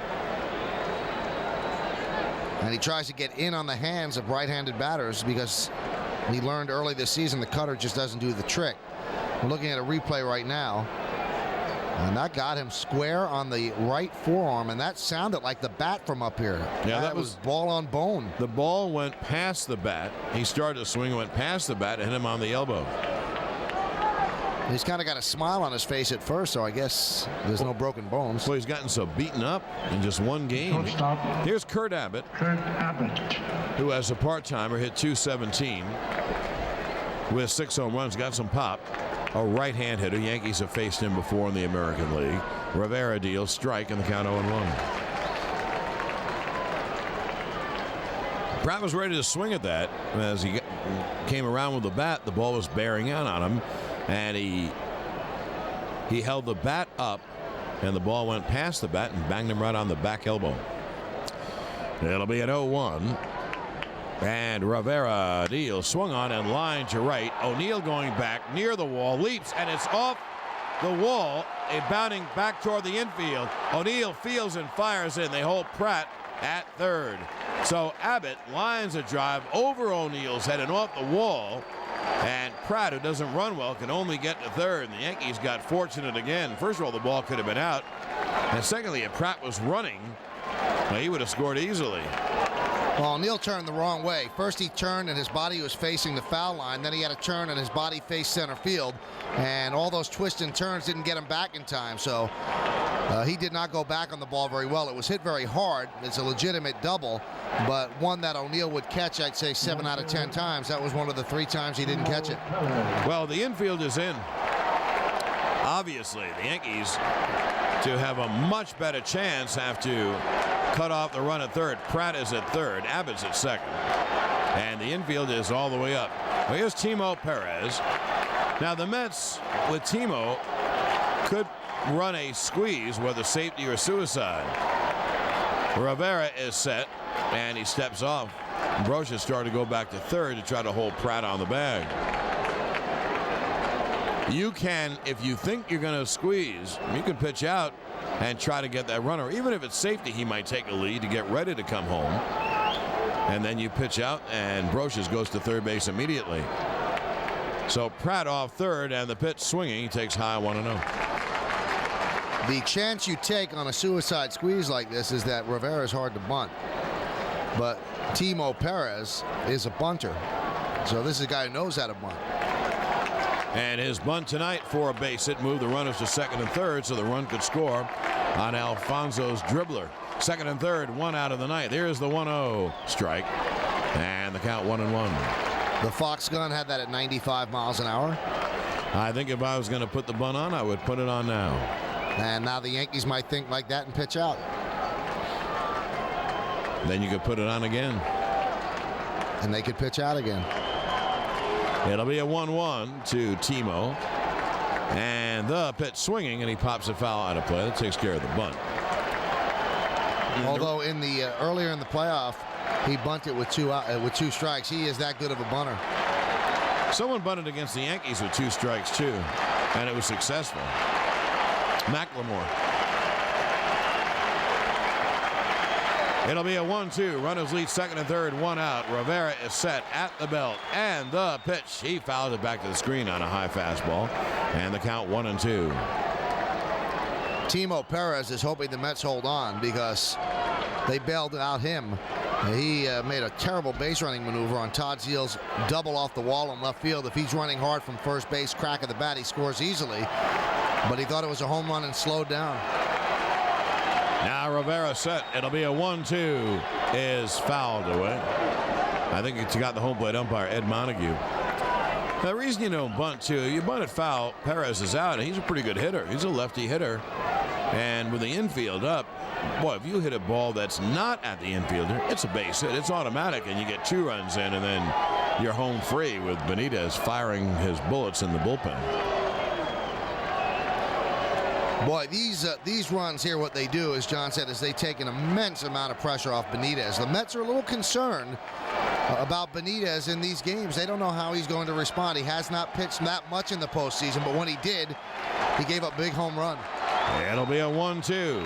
The pitch is chopped to second. They hold the runner, and the throw to first is just in time. Vizcaino juggled it, but just got Perez as the runner was held at third. If Pratt knew that Vizcaino was going to bobble it or that Mariano would miss it, he would have come home, but he didn't. It was a high chopper, went over Rivera's head, and it went off Vizcaino's stomach, I guess. But he got Perez, now 2 outs, and here comes Alfonso. This is the situation Alfonso hit in the 3-run 7th. And Fonzie's a great hitter, but you have to pitch to him because Piazza's on deck. Let's see if these two have any history. Rivera.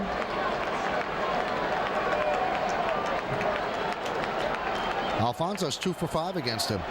Runners back at second and third, infield deep, and the pitch strike on the inside, the count 0-1. Alfonso's biggest fan on the Yankees happens to be Derek Jeter. Jeter says Alfonso is one of the best players in baseball, calls him grossly underrated, and he says he does everything well, and he watches his career very closely from across town. 3-2 Mets, top of the ninth, second and third, 2 out. It'll be an 0-1 to Fonzie. The pitch, and the count 1-1. Alfonso is fly to right, grounded to short. Jeter made a heck of a play in the hole. Popped up, and then he had an infield dribbling single with 2 outs against Nelson in the 7th. The first batter that Jeff faced, and that brought in the go-ahead run. The Mets have that lead, 3-2. We're now in the 9th. Alfonso has 6 hits in his last 8 at-bats with runners in scoring position. He's a terrific hitter. Here's the 1-1. Swung on, pop foul. First base side out of play, in the count 1-2. Also, his slow roller, John, in the 7th inning gives him a 10-game hitting streak in the postseason.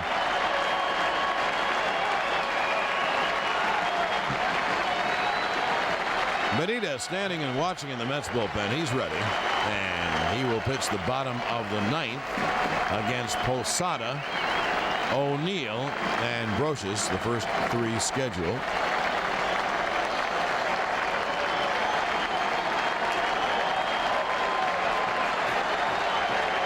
Rivera trying to get out of a 9th inning jam caused when Pratt was hit by a pitch and Abbott doubled over Paul O'Neill's head. The 1-2 is a half swing. Did he go? No. Yes, he did. They checked the first base umpire, Charlie Relaford, who waited till he was asked, and they said Alfonso swung. So Fonzie, on a check swing, strikes out, swinging. No runs, 1 hit, 2 left. And now at the end of 8.5, it's 3-2 Mets.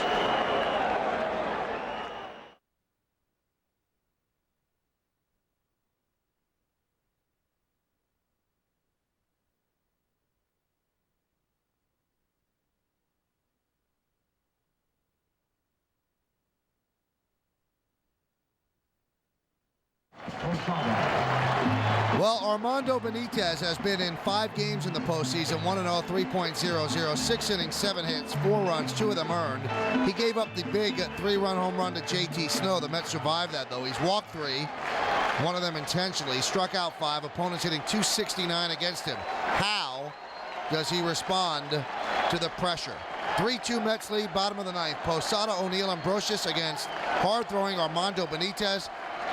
And he had 41 saves in the regular season, 4-4, 2.61, 106 strikeouts in those games, 76 innings. Now here's Posada to lead off. The pitch is high. Benitez throws a fastball in the mid-90s, a slider, and a splitter. I'll tell you one stat on Benitez. He gave up 10 home runs in 76 innings. That's a lot of home runs, especially for a guy who is so dominant. Posada is 0 for 3. Batting lefty against the big righty Armando Benitez. Pitch high, 2-0. Now the Yankees have seen him before. He pitched with Baltimore. Do you know that Bernie Williams is something like 7 for 8 off Benitez? And he had a big home run off him, and then Benitez then drilled Martinez in the back. So Posada ahead 2-0. And Benitez deals strike fastball to count 2-1. 96-mile-an-hour heat. And Posada was taking all the way. Franco goes an inning. No runs, 1 hit. If it remains 3-2, the Yankee streak of 12 straight winning World Series games comes to an end. And Leiter would win, Pettit would lose. The 2-1. Cut on and missed. And the count 2-2.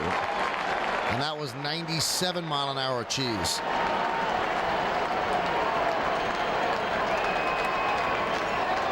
Now, Posada might very well see the Benitez splitter, and he has a nasty one.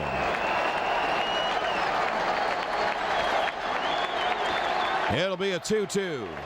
The pitch is swung on and popped foul, third base side out of play.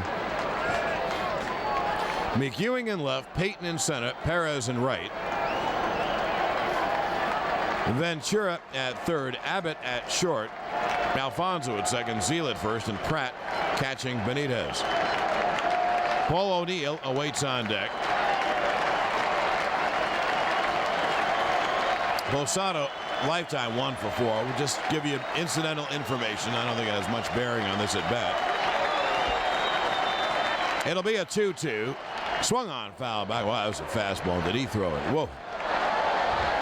But Posada was able to see it and got a piece of it to foul it back.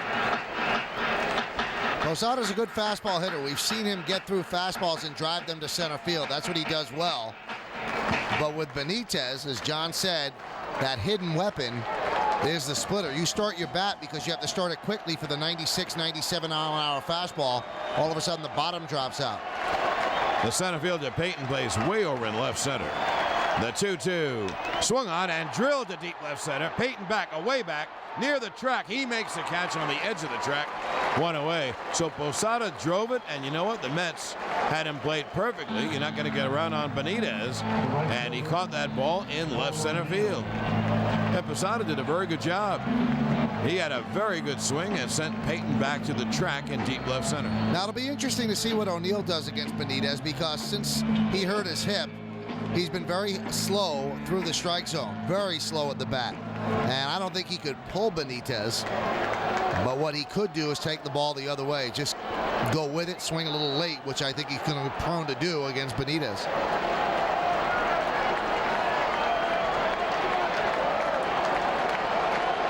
O'Neill's 1 for 3.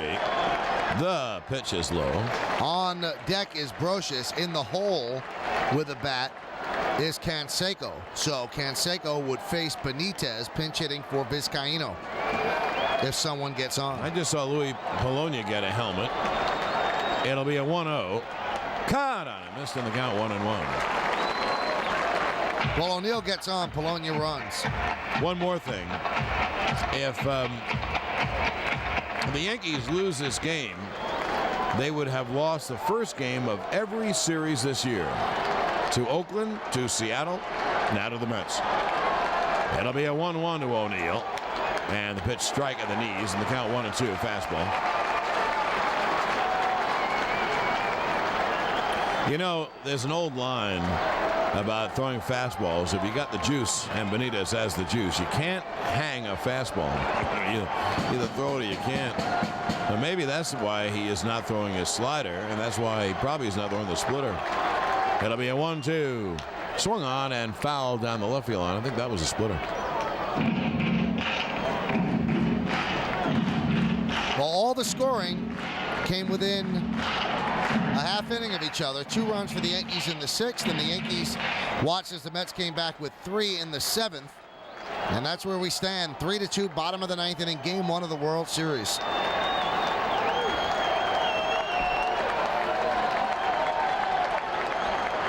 Benitez staring in for a sign. 1 out, no one on, bottom of the 9th. It's a 1-2 to O'Neill. A high pop off third. Ventura to the seats, and he leans in but can't make the catch. The ball was maybe a couple of rows in. So O'Neill gets a life. Barely.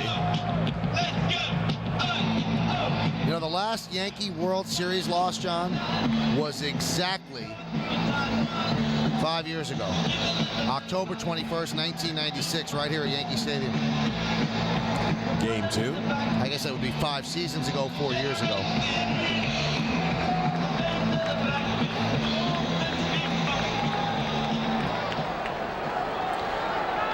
Ventura got a little banged up against the field box railing, and he's back at third. Alfonso trots back to second, and we're about set to go.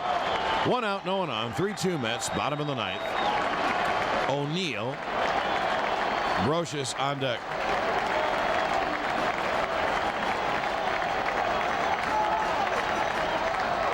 Now the stretch, and the 1-2. Way outside, the count 2-2.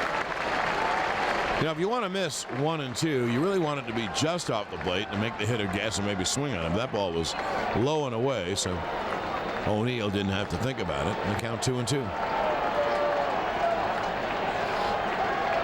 As Mike said, Canseco has a bat in the Yankee dugout. Now the 2-2. High fastball, 3-2. Benitez simply overthrew. I mean, you can't blame him. He wants to put as much as he can on it. Now the count 3-2 on O'Neill. What do you do? Do you throw the fastball? Do you throw the splitter? What a tough call. You throw the splitter, and O'Neill guesses right. He's on first base with a walk. Yeah, I would say you throw the fastball. O'Neill, as you mentioned, is not turning on it. It'll be a 3-2. Swung on and fouled down the left field line. Out of play, deep down the left field line. Payton plays over in left center, very deep. They're trying to cut off extra base hits. And McEwing in left plays O'Neill. Really tore the left field line.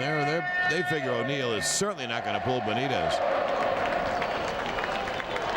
Only way he pulls him is if Benitez throws something off speed, slider or splitter, and hangs it. I don't think he's going to do that. Again, the 3-2. Swung on and pop foul, third base side, and out of play. So the count holds 3-2. One thing about Benitez, 3-2, he's throwing strikes.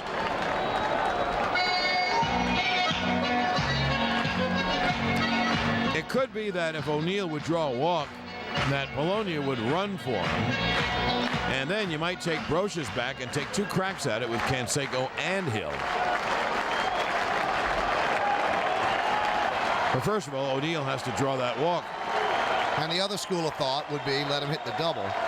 The 3-2, outside ball 4. And what I meant by that, John, was Brocious can hit a double to tie up the game, so they don't need the home run. And now they do call him back. He was headed to home plate, you're right, and the bat boy had to go get him. And you know what they're going to do? They're going to send up Polonia to pinch hit for Brocious. And let's take a look at the matchups here. There must be numbers that... Well, Posada has a hit or 2. Let's see. Polonia he's 1 for 2. That's not enough. No. That's not enough history. And also Brocious is 2 for 5. However, that was Brocious at a much better time. You know what I remember about Posada, and I know you remembered as well. I said Posada, excuse me, I mean Polonia. Polonia is a good hitter. He's an erratic hitter. But But you know what you remember? The best at-bat of his life, most important at-bat, against Wetland. Yep. And Wetland couldn't throw the fastball by him, and Bologna finally drilled it. Now, do you find it somewhat curious not pinch running for O'Neill? Well, the only one who could run for him Bellinger. would be Bellinger. Yeah. Can O'Neill score on a ball in the gap? Don't know. I don't think so. Unless it's a slow one in the gap, which is going to be tough since they're deep in the outfield. Well, here's Louis. And Benitez deals low, 1-0. One more thing. Joe likes Louis for another reason, because he's a small target up there. So Benitez, if he's a little wild, might walk him, and then you got 2 cracks at a single time the game. And I think you hit it on the nose, though. He loves the fastball. The 1-0 swung on and line. There's a base hit right field. O'Neill holds at second. Well, the Yanks have 2 cracks at it. So Bologna is a good hitter. We've mentioned this before. Bologna, he can hit. There's a guy who I really would think about carrying next year. So Bologna, who can hit the fastball, went down and got a low fastball. And now there's 2 on and 1 out. And here is Vizcaino. And now you don't use Canseco or Hill. Now you go with Jose and Knobloch, and you hope you get a single to tie the game. And Vizcaino has been up 1 time against Benitez and worked a walk. So Dave Wallace, the pitching coach, goes out and talks with Benitez. Now, here's what the Yankees wanted to do, and here's the scouting report, John, on Benitez. Get him nervous. Make him think about the enormity of the situation. Make it a tough save. Don't let him go 1, 2, 3. Make him work out of the stretch, because when he works out of the stretch, he doesn't throw as hard. And the Yankees have exactly what they need. They got him in a situation where the tying run is at second base, and he certainly does have to think about it. And now he's going to face a guy who will put the bat on the ball. And that's what he does well. Again, O'Neill is not being pinch run for at second base, which would lead me to believe that Joe thinks he's extremely healthy and will be able to score on a single. Now, the Mets shorten up in the outfield against Vizcaino, so a single is no guarantee to tie the game. Vizcaino turns around and bat from the left side. O'Neill, the tying run. Bologna, the winning run. The pitch, strike, and the count 0-1. Mike, they play the left fielder, and that's Joe McEwing in for Agbayani. Almost on the left field line. That's about as close as you play in Yankee Stadium with a big outfield. It'll be an 0-1 low. I think that's a splitter, and the count 1-1. Well, the first one, John, he actually took something off it. It was a BP fastball just to get the strike, because he knew that he was probably taking till he got a strike, 86 miles an hour. It'll be a 1-1. 3-2 Mets. Bottom of the 9th. 2 on, 1 out. The pitch is high, and the count 2-1. Vizcaino will take pitches, and this next pitch is going to be a very important pitch in this game. A strike, Benitez is okay. A ball, and he's behind 3-1, and now the crowd is going bananas. 2 on, 1 out, bottom of the 9th. And the 2-1 swung on and line. There's a base hit to left field. O'Neill can't score. The throw comes in. There's a line drive on 1 hop to McEwing playing shallow. And I don't care who is running at second base. No one would score on that base hit. So the Yankees are going station to station. Vizcaino got a pitch he could handle and lined it the opposite way. And as usual, Joe Torre makes the right moves. And it just was a line drive on 1 hop. No one could have scored on that. The Yankees have the bases loaded, 1 out. Now a fly ball will tie the game. And how do you like Knobloch's chances, John, of working a walk against Benitez? Knobloch can foul off pitches. He can take pitches. He has a small strike zone. And you know now Benitez's heart is really pounding. Can he throw 3 strikes to Knobloch before he throws 4 balls? And he can't throw the splitter, at least not a nasty one. The pitch, strike, through a breaking ball on the count 0-1. Knobloch has flied out, walked, grounded into a fielder's choice, and struck out. The outfield is playing shallow for a play at the plate. You got a speedy guy at second in Bologna. O'Neill the tying run, Bologna the winning run. Bases loaded, 1 out in the 9th. It'll be an 0-1. Low outside, the count 1-1. The right fielder, Perez, is reasonably deep, but the left fielder, McEwing, is shallow, and Payton is a tad deeper. He plays left center. A long fly ball to left obviously ties the game, but that might go over McEwing's head. And Payton does not have a good arm in center. It'll be a 1-1. Bases loaded, one out, and the pitch swung on and hit in the air to deep left. Back goes McEwing. He's there. He makes the catch. Tagging is O'Neill. He will score the tying run. Chuck Knobloch got the bat on the ball and hit a long fly to left, scoring O'Neill. It's a sac fly, a ribby, and the Yankees tie the game at 3.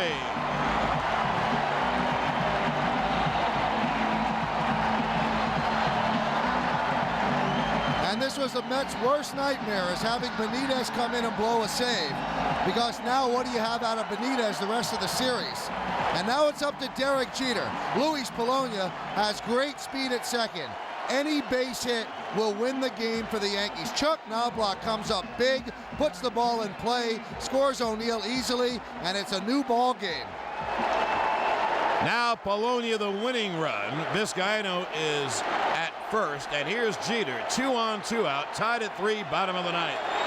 Jeter 1 for 3 with a walk. The pitch, strike, fastball, and the count 0-1.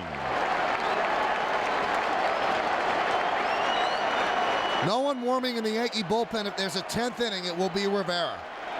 Polonia at second base. He's the winning run. It'll be an 0-1 to Derek. The pitch inside, called a strike, and the count 0-2. Derek didn't like that call. That really put him in a hole. That looked low and inside. Now the count 0-2. Polonia, who's so speedy, scores on a base hit to the outfield because with 2 outs you run. You can't get doubled up, obviously. So it'll be an 0-2. And Benitez deals outside, just missed, and the count 1-2. That pitch was as near to the plate as the pitch that was called a strike. Well, Leiter and Pettit are off the hooks, and the 2 closers, those are the guys that are the pitcher of records right now. The stretch by Benitez. The 1-2. He struck him out swinging a breaking ball down and away. So the Yankees scramble for a run. They get 1 run on 2 hits, 2 left at the end of 9 innings of play. The Mets 3, the Yankees 3.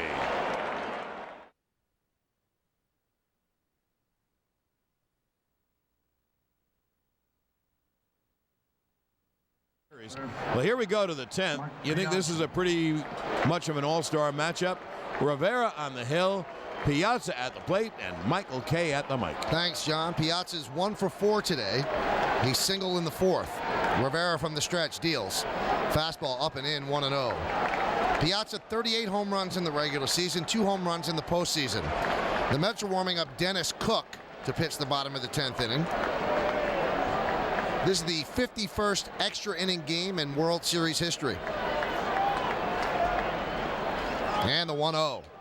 There's a strike, 1-1. The last one was game 3, where the Yankees beat the Braves on Chad Curtis's home run. Indeed.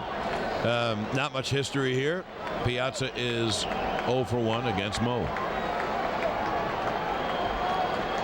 Rivera sets. And the 1-1 to Piazza. Swung on a miss. That looked like a cutter from Rivera, diving down and away. Almost had slider action. And the count 1-2. Usually Rivera's cutter cuts on the same plane, but that one went down and away.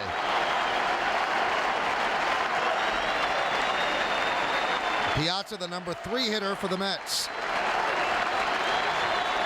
And the 1-2. Fastball high, a 96-mile-an-hour heater, and the count levels at 2-2. Top of the 10th inning, 3-3. What a start to the Subway Series.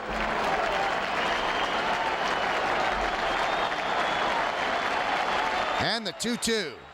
Foul back to the screen, still 2-2. Piazza so far in October is 11 for 35 with 2 homers and 4 runs batted in. Fly to right, single to center, fly to center, and fly to center. That was tonight. Well, he was also caught stealing, a pickoff by Pettit. The 2-2. Strike three, inside corner, Piazza down looking. He doesn't like the call, and he tells Ed Montague as much and walks slowly back to the dugout. Well, Rivera threw a fastball. He went in and out on Piazza, in and out, and he finally threw a fastball that was on the inside corner. That was a strike. We just saw the replay of it. I think Piazza thought it was too high, but that is the strike zone. It was just under the belt. Now, most umpires don't call that, but Montague did. Todd Zeile has had good numbers. Remember, he played for Texas and Baltimore. He's 3 for 8 off Rivera. And he's 2 for 4 tonight. And the pitch is a strike. Fastball right over the middle of the plate, 0-1. Rivera in his second inning of work. It's 3-3.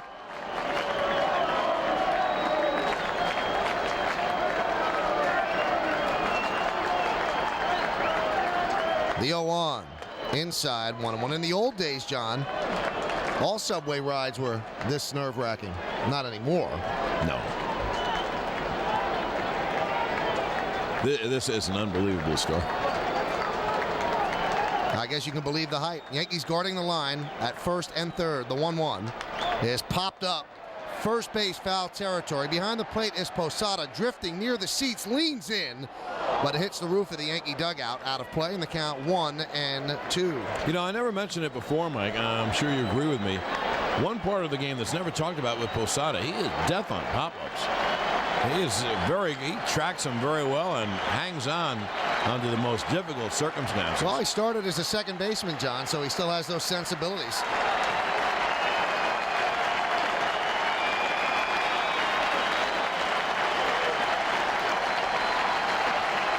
Soho almost standing on the line at third. Same thing with Chino at first, the 1-2. Popped up foul again, first base side out of play. Still 1-2 as Zeile stays alive.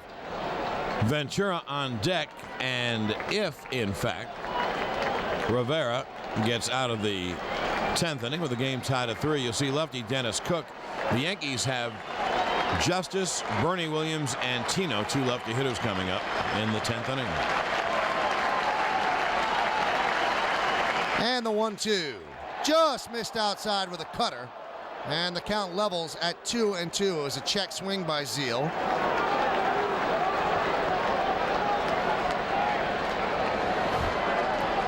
Legitimate ball call there by Montague. The pitch was low and away.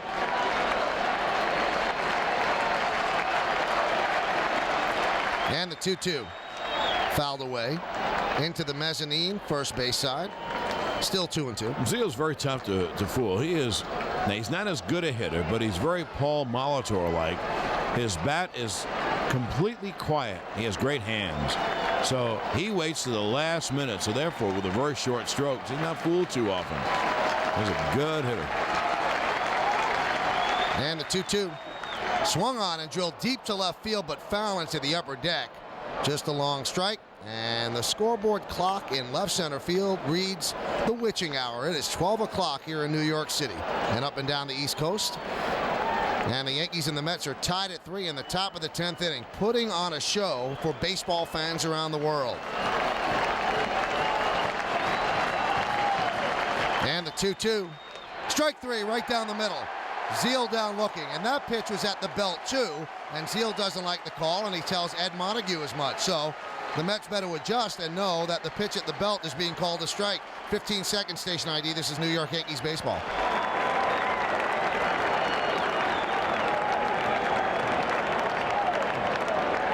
The third baseman, Robin Ventura.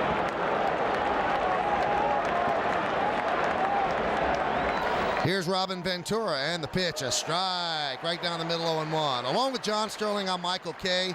We really do thank you for joining us. You have some other options as well, and we thank you for sticking with us in the World Series. It's a thrill to be here in Game 1 of the World Series. And the 0-1. Up and away, 1-1. Robin Ventura is 0 for 4. Struck out and grounded back to the mound, popped to second, and fouled out to Posada.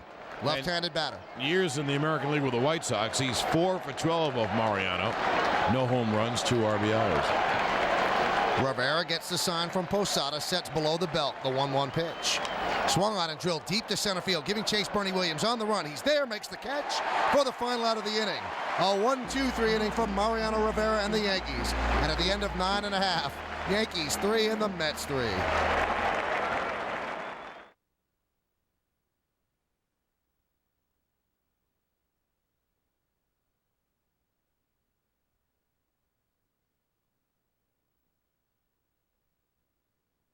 Strikeout. And in the bottom of the 10th, the Mets turn the game over to lefty Dennis Cook. Cook has faced the Yankees before in the American League with Texas. And he will face lefty Justice, righty Bernie Williams, and lefty Tino Martinez. Meanwhile, in the Yankee bullpen, they are warming up Stanton and Grimsley. All right-hand hitters coming up for the Mets in the 11th. If we go that far, the Yankees obviously would like to end it here. Cook this year, 6-3, an ERA 5.34. In 59 innings, 63 hits. He walked 31, and that's about 4 men per 9 innings. Gave up 8 home runs in 59 innings. Now, Mike, Dennis Cook, I know you know this from watching the Met games. Dennis Cook is another guy who's maddening if you're rooting for him because he does not want to throw a strike. He's very good. It's good stuff. But he also pitches off the plate. You have to take pitches with him. Dennis Cook almost didn't make the World Series roster. He had kidney stones, and he passed one the other day. He still has one, but doctors said he could pitch and not hurt himself. Well, if he's not hurting, then he's in good shape because that's about the most painful thing in the world, they tell you. Justice is 1 for 4 today. And the pitch. In the dirt, gets past Pratt, rolls all the way to the backstop. One thing about Dennis Cook, he's one of those guys that doesn't mind pitching 2-1, 2-0, 3-2. And I was wrong about Grimsley. David Cone is the right-hander, along with Stanton, the left-hander. So that tells you he's not pitching in Game 4.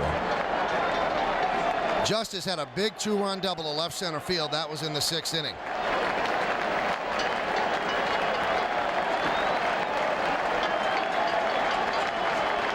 From the stretch, the 1-0. Swung and a miss. Big, healthy cut for Justice.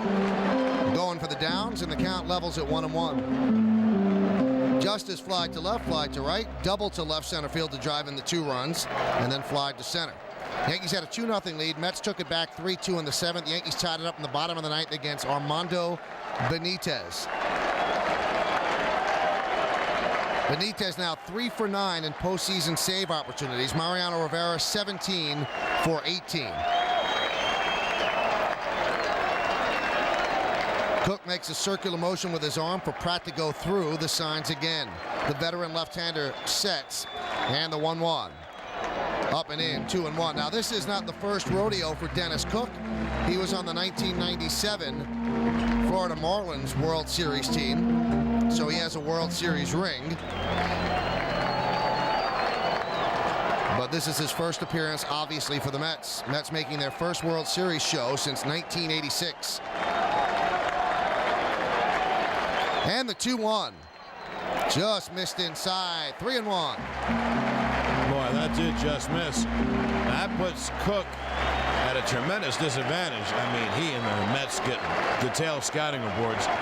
He knows that David Justice will hit it out if you make a mistake, and he's got to throw a strike 3-1.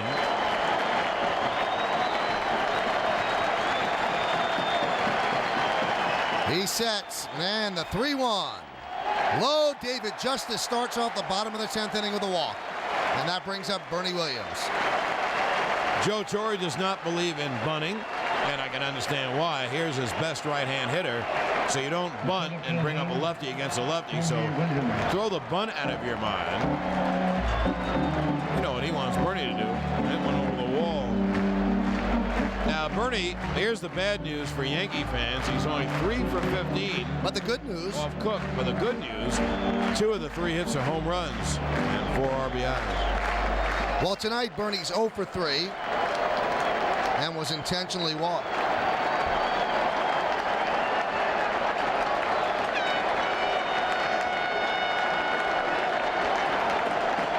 By the way, the next batter up, Tino Martinez, will save it for Tino. He has great numbers against Cook.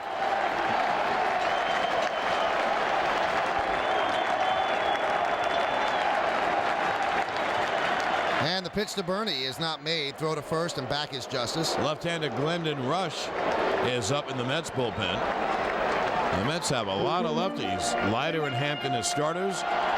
Rush, and who's a starter primarily, a reliever in the playoffs, along with Franco and Cook. When does exactly he come in? I guess if Cook walks another batter. Justice, good lead off first. And again, the throw to first, and Justice back. Well, and they're saying balk. The whole Yankee team is on the top step of the dugout, and they pointed at Cook and said balk, but first base umpire Charlie Relaford would have none of it. Tino is 6 for 16, so it could be that Bobby Valentine doesn't want Cook to face Tino with 2 on and 0 out. Anyway, here's Bernie. They haven't thrown Bernie a pitch yet. Yankees and the Mets are tied at 3. First game of the World Series, bottom of the 10th inning. Cook sets. And the pitch to Bernie. Up and away, 1-0. Yankee fans expecting something because with that pitch, all the flash bulbs went off. 3-10-0 for the Mets, 3-8-0 for the Yankees. Bernie won a game, a playoff game, extra innings with a home run. Remember the home run against Baltimore. And one against the Red Sox. And one against last year against the Red Sox. Crowd chanting Bernie, Bernie. And the 1-0 from Cook.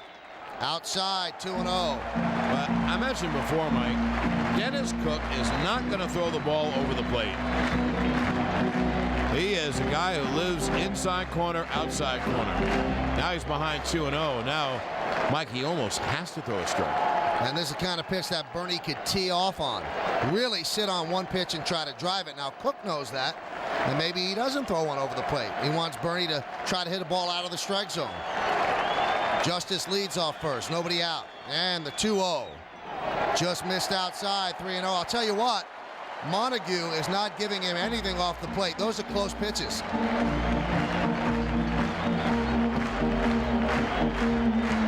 John, if that was John Hirschbeck behind the plate, Justice and Williams would have struck out. Well, that one, then Hirschbeck would have a very wide strike zone. That was about 3 inches outside. Let's see if they green light Bernie. Would you, John? Yes. So would I. Let's see. And the 3-0. Up and away. He walked him first and second for the Yankees. Nobody out in the bottom of the 10th. Mike, he wasn't close. Now, that's not having a wide strike zone. And Cook just missed. He missed badly. Now, what do you do? What do you do? I told you that Tino has great numbers. He is 6 for 16, and they're going to go to the bullpen. So they are not going to use Cook against Tino, and we're going to discuss strategy when we get back.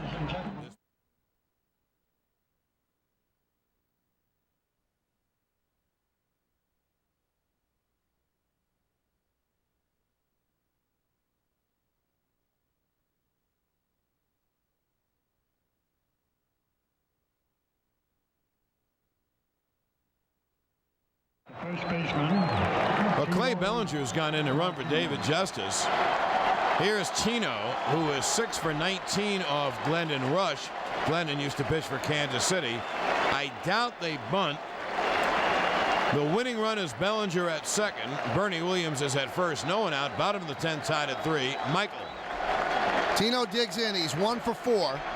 Had an excellent postseason, and the pitch, strike. Inside part of the plate, fastball 0-1. Now, before people, baseball purists say you have to bunt, if he bunts and is successful, the guy never bunts, but if he bunts and he's successful and you have second and third, 1 out, then they walk Posada, and then you go after the lefty O'Neill with a lefty. So they're having Tino swing away. And the 0-1. In the dirt, gets away from Pratt, rolls up the third baseline. There goes Bellinger, slides in head first, and Bernie goes into second. A wild pitch and now the Mets have to bring the infield in. Great base running by Bellinger. Yes, he was ready to go, and when the ball bounced and went off Pratt and then rolled away, he was off, and Pratt had to run the ball down. Mike, now it's the Yankees game. You don't have to look at numbers and stats. You have to put the bat on the ball. The infield comes in. Lefty to lefty, they might go after Tino and then walk Posada and then try to get the double play. Now the infield is in, the outfield is in, and what Tino has to do is put the bat on the ball, and the Yankees will win the game. And the 1-1 is popped up to short left field. Coming on is McEwing, and he makes the play, and the Yankees have to stay put. He made that play about 10 feet from the infield dirt. A good jump on the ball, and it was fisted out to left field by Tino, but the Yankees still have another one-out opportunity with the infield in. Now, I would walk, and they are going to Posada. So the outfield plays in because obviously a long fly wins the game, and that's how McEwing caught the pop-up. The infield is in, so they can't catch the pop-up. The pop-up was caught no more than 5 feet or so on the outfield grass. But Tino did the right thing. He swung at a pitch and wanted to hit a fly ball and just popped it up. So Posada is walked, and that means bases loaded, 1 out for O'Neill. And O'Neill puts the bat on the ball even against lefties. So even though you have Hill and Canseco, I think I would keep up O'Neill and hope that O'Neill hits a hot ground ball through the infield or a fly ball to left center. And against Rush, O'Neill obviously sees the ball. He is 4 for 15 with a home run. Well, I don't think he'll pinch hit for him, John, because in Game 6 he told him, if I ever call you back, don't listen. Just go up. I will never pinch hit for you again. Well, and don't you agree that he might put the bat on the ball better than Canseco or Hill? One thing I will say, Mike, O'Neill, I gave you all the numbers. Let me give you a negative number. He has 5 strikeouts against Rush. The Yankees cannot pass this up. O'Neill, or rather Tino, just couldn't get the bat head on the ball. He got hit him on the fist, and he popped it up. Now O'Neill, with the infield playing halfway, they'll try to get the double play or come home, and the outfield, though, is all the way up. They got to cut off the line drive. O'Neill worked a huge walk against Benitez with 1 out in the 9th inning. That started that 1-1 rally. We're in the 10th. The bases loaded. The winning run is at third, Clay Bellinger. And the pitch to O'Neill. Swung on and grounded up the middle. Fielded there by Alfonso. He flips to Abbott 1. Back to first, double play. And the Mets get out of a jam. And Glendon Rush pumps his left fist. Paul O'Neill slams his helmet to the ground. And the Mets have a life as we go to the 11th inning. No runs, no hits, and 2 men left at the end of 10 full. Mets 3, Yankees 3.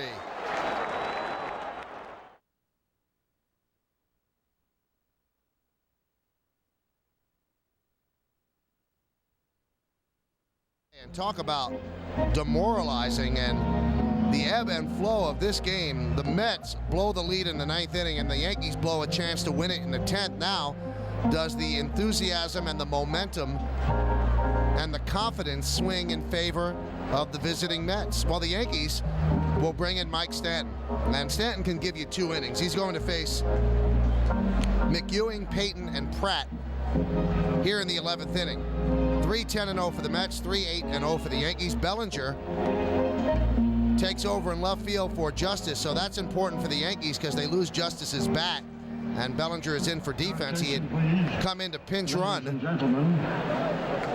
Now pitching for the and Yankees, now he will be batting number 29, in the number 3 spot for the Yankees. In the bottom of the 11th inning for the Yankees, it'll be Sojo, Vizcaíno, and Knobloch. Here's Stanton now, and as we said, Stanton faces McEwing, Payton, and Pratt. Yankees and the Mets are tied at 3, the first game of the Subway World Series, and here's John back with the play-by-play. And as usual, Mike, a lot to talk about in this game. The media will have a field day after the game and into tomorrow before Game 2. Joe McEwing, a right-hand hitter, is in, and he flied to right. No, Agbayani did. This is his first at-bat. The pitch to McEwing is a breaking ball strike, and the count 0-1. Stanton, a lefty, faces nothing but right-hand hitters here in the 11th. And, Mike, I don't know if the Yanks will win or lose, and I don't think anyone else does in this game, but they blew an opportunity that they'll never have again in a World Series game. When you have second and third, no one out, you have to put the bat on the ball and get the run in, and the Yankees couldn't do it. It'll be an 0-1 to Mick Ewing. And the fastball hit in the air to center. Bernie Williams lopes in, makes the catch, one away. First, Tino came up. He tried to boost the ball in the air. A fly ball wins the game, but he hit a pop-up in back of short. McEwing came on and made the catch. They walked Posada, so the infield could retreat and play halfway. The odd thing is O'Neill hit the ball up the middle, but he didn't hit it hard enough, and it was transformed into a 4.63 DP. And it was very, very close at first to return throw. I was surprised that Alfonso didn't take it himself. When he put it in the air and flipped it to Abbott, and then Abbott returned to Zeal, it was very close to O'Neill beating it out. The pitch to Payton is low, the count 1-0.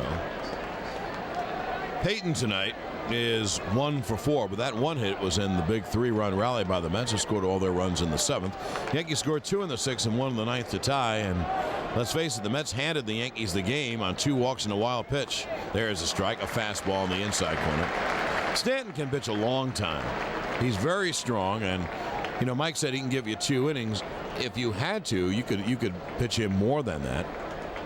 But one thing, when the lineup turns around again, if the game goes on, Stanton will have to get out some great right-hand hitters. The 1-1, caught on a miss as a change away, and the count 1-2. And the Yankee options from the right side, Grimsley, Gooden, and Cone. We've already used Nelson. And the numbers this year indicate that Stanton gets out righties better than he does lefties. We're in the top of the 11th, tied at 3. 1 out, no one on. The 1-2, foul back, fastball. Stanton throws everything. He throws a fastball, a curveball, a slider, a splitter, and a change.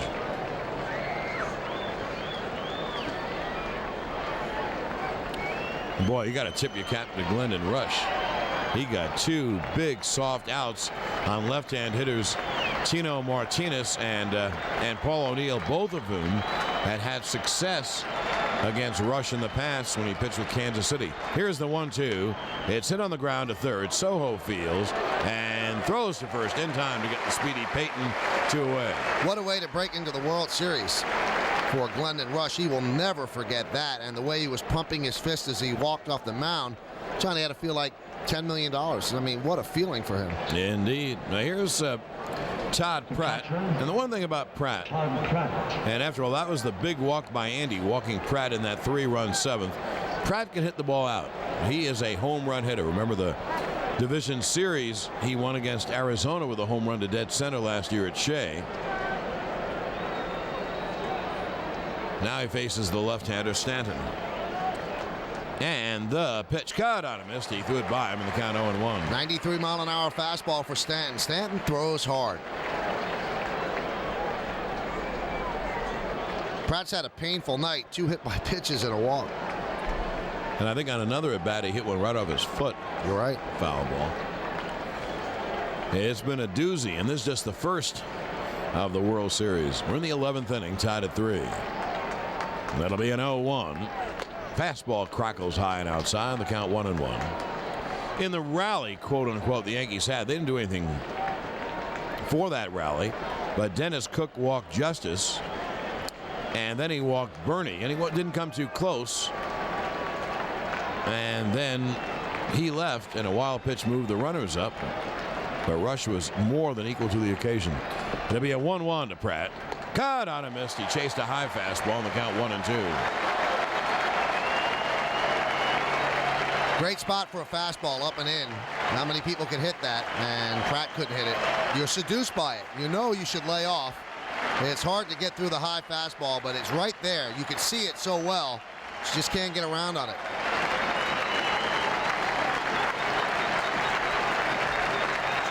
Two outs, no one on. Top of the 11th. Stanton is a strike away from getting out of the top of the inning. The 1-2. He struck him out swinging. Fastball up. But the Yankee bullpen has been fabulous tonight. 3 up, 3 down at the end of 10.5. We're tied at 3.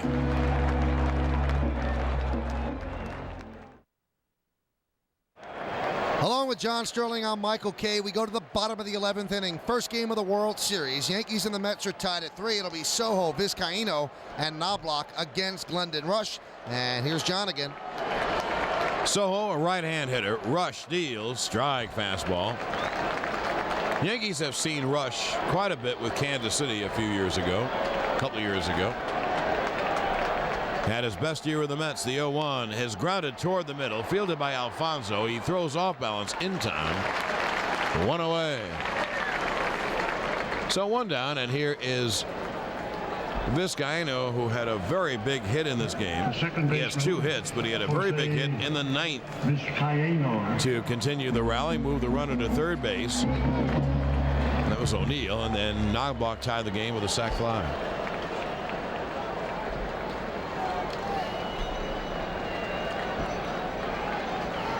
Vizcaino 2 for 4 on the night. Now Rush deals, and there's a bunt toward third, and Pratt lets it go foul. Vizcaino had a chance to beat it out. It wasn't a good bunt because it was bunted right near home plate, but it rolled foul on the dirt part. It never got to the grass part in front of the plate. Rolled foul third base side.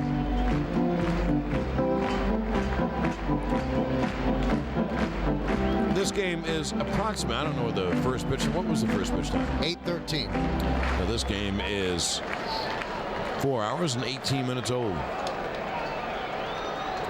Chuck Knobloch awaits on deck as Rush deals 0-1. Swung on and line toward the gap in right center field. That is a base hit. It is cut off in the gap, and Vizcaino has to hold up as a throw comes in. A terrible throw. The throw back to first. Vizcaino is safe.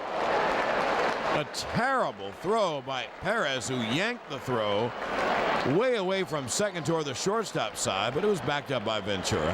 How about Joe's hunch playing Vizcaino? That's pretty darn good. Now Vizcaino batting right-handed, skies one to right center. It was a base hit, and it was cut off beautifully by Perez. It looked like it was going to be a double at first, but the ball wasn't deep enough. So there's the winning run at first with 1 out, and here's Knobloch. Hey, Mets and Yankee fans can follow their team's pursuit of glory for extensive highlights, interviews, and expert analysis. Tune to the Jeep Subway Series postgame report immediately following the World Series game tonight. Fox is off. You turn to MSG Network and Fox Sports Net, and that's where the postgame show is. Knobloch tied the game with a sac fly in the 9th. The fly ball the Yankees couldn't get in the 10th. Pitch, foul back fastball. Good pitch by Rush. And the count 0-1. You see what Knobloch was trying to do there? The scouting report on Knobloch is he takes the first pitch. A lot of people start him off with first pitch fastballs, and he was trying to hit that ball out. He took his shot right there. And Knobloch against Rush is 4 for 16 with 2 home runs. It'll be an 0-1 to Knobloch. Vizcaino, the winning run, leads off first and draws the throw. We are tied at 3, bottom of the 11th. I'll tell you what, Vizcaino has a great chance to play again tomorrow night, huh? You don't know. You never know what he's going to do, but he certainly earned it with his 3 hits. That'll be an 0-1 to Knobloch.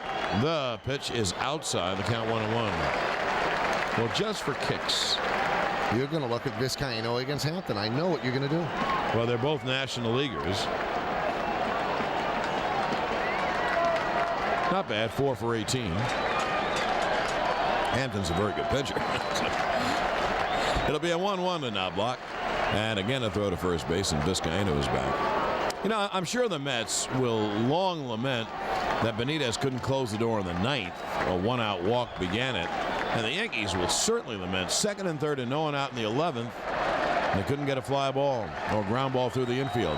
The 1-1 swung on and popped foul out of play. But one thing I will say, both teams will lament it less if they win. In fact, they won't even think about it if they win. I mean, the Yankees not scoring there in the 10th really is inconceivable. Inconceivable in that situation. The pressure on the pitcher, a kid 25 years old making his first World Series appearance, and somehow he got out of it. I mean, unbelievable. He made good pitches, got a pop-up and a ground ball double play. It'll be a 1-2, and again a throw to first. I think the Mets throw over to first more than any team I've ever seen. Definitely more than any team in the American League. It was called from the bench.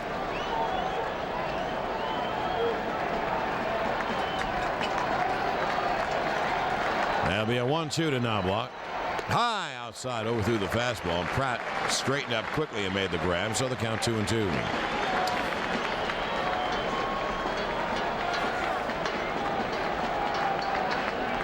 Right-handed Turk Wendell is up in the bullpen. Jeter is the on-deck hitter. He's pitched the game out there. Now the 2-2 fouled away.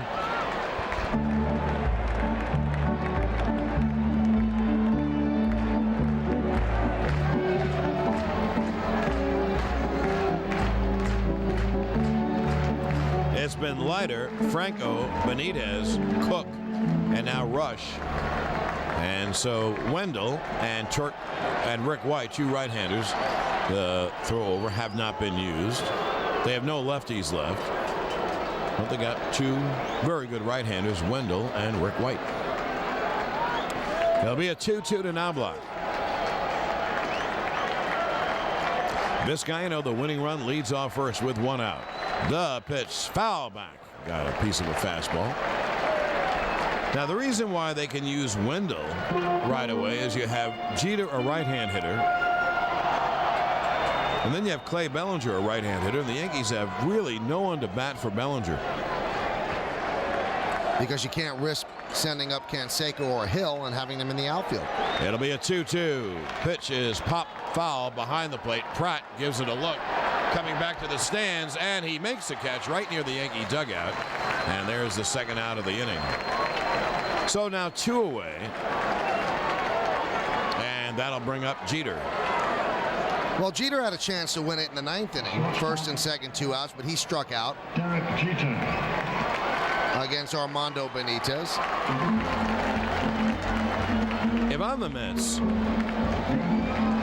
I would absolutely not give Jeter anything good to swing at. And then just deal with Bellinger. Yeah. And then bring in Wendell to throw that slider to Bellinger. He'd have no chance. But at this point, you also have to think about the game going long. You know, if you use Wendell for the one, I guess you could go that way. The outfield plays unbelievably deep to stop the extra base hit. Jeter swings and misses strike one. The left fielder, Joe McEwing, plays very close to the warning track. Peyton is in very deep center. That's normal procedure. What you want to do is cut off the extra base hit. And I'll tell you one place that Jeter has wide open, that's right center field. The pitch is outside, the count 1-1. Not that easy, but Jeter will hit the ball to right field. Now let's see if he can hit it to right center. Right center field, Vizcaino could score. Clay Bellinger is on deck. The 1-1 low, and the count 2-1. It's tough to say walk Jeter because that pushes the winning run to second. But you figure Wendell would have a great chance against Bellinger. That'll be a 2-1. And the pitch is swung on and driven deep and fouled on the right field line out of play, and the count 2-2. You think Clay Bellinger's heart is pounding right now on deck? That's just the kind of guy who wins World Series games. We had the Scooter on with us on the pregame, and we ran down a whole bunch of guys who came out of obscurity in the World Series. That'll be a 2-2. Now Jeter steps out. It'll be right-hand hitter Abbott, left-hand hitter Perez, and then the class of the right-hand hitters, Alfonso and Piazza against lefty Mike Stanton in the 12th if the Yankees don't score here. And for the Yankees to score here, Jeter's going to have to get an extra base hit or hit one over the wall. Vizcaino is the runner at first. He's the winning run. It'll be a 2-2 to Derek. The pitch outside, 3-2. Well, the chances of him hitting one over the head of anybody without going over the wall, I would say, are nil. And their backs are almost pressed against the wall.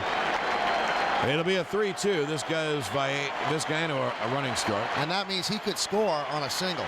That's how deep they are. The 3-2 low. It's a wild pitch, and it rolls back toward the dugout. Vizcaino goes to third. Jeter heads towards second, and they won't risk the throw there.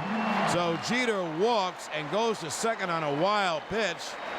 Vizcaino went to third, and now you have to pitch to Bellinger. And now we'll see if Bobby Valentine goes to the right-handed Chuck Wendell.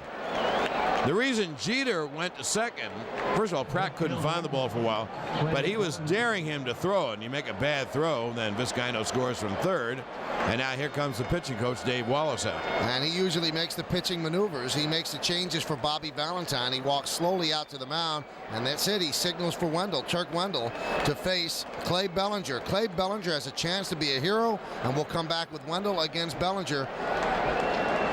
With this pitching change, which is sponsored by Geico, one 15-minute call can save you 15% on car insurance. This is New York Yankees baseball.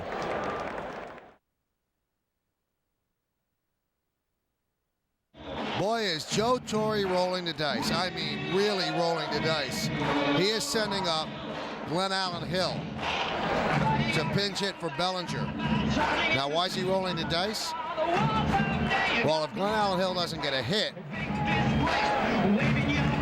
he plays left field. Wendell, 8-6, 3.59, 73 strikeouts in 82 and 2/3 innings pitched. And John's going to look up the matchups. Does he have success against him, John? No. What's his number? 2 for 12, 1 a home run. Well, he didn't do much as a pinch hitter in the ALCS. And Glenn Allen Hill will pinch hit for Bellinger. Bellinger was batting in the number 3 slot in the Yankee lineup because he pinch ran for Justice in the 10th inning. So the Yankees pay for that move right now. Number 31. Well, Glenn Allen Hill better be ready to hit the slider, because that's what Chuck Wendell throws. He might throw other pitches to left-hand hitters, but to right-hand hitters, he throws slider, nasty pitches. Look like fastballs and veer down and away. Second and third, 2 out. The pitch to Hill is a fastball. On the count 1-0. So Wendell tried to get ahead and missed. Now, it's not good enough to say, well, he's got first base open, because Bernie Williams is on deck. Hill 1 for 14 in this postseason with 2 ribbies. That one hit a big hit against the A's. It'll be a 1-0 to Glenn Allen. The pitch is foul back. The count 1-1. So Hill hits for Bellinger. But Mike told you we didn't think that Bellinger would be hit for, because now Hill has to play the outfield. Amazing. Just amazing. A real roll of the dice right here. Trying to win it. Vizcaino, the winning run. He's at third. Jeter at second. With 2 out, tied at 3, bottom of the 11th. The 1-1 is fouled off the end of the bat. The count is 1-2. He'll hit a little roller, kind of first base side of home plate. So Hill goes to left field. And if you're wondering, that's the only move the Yankees could make. That's right, because Brosius is out of the game. Now they have Canseco and Turner left on the bench. And he'll ask for time. I think the Yankees would really settle right now for a wild pitch. Settle? Mm-hmm. They would celebrate it. They would honor it. It'll be a 1-2 to Hill. Vizcaino singled, and with 2 outs, Jeter walked. And on the last pitch, it'll be a 1-2. Swung on, hit high in the air to shallow right center. Out goes Alfonso. In comes Perez. Perez makes the catch, and we go to the 12th inning. So Hill pops out. And for the Yankees, no runs, 1 hit, and 2 left. And now at the end of 11 innings of play, we're tied at 3.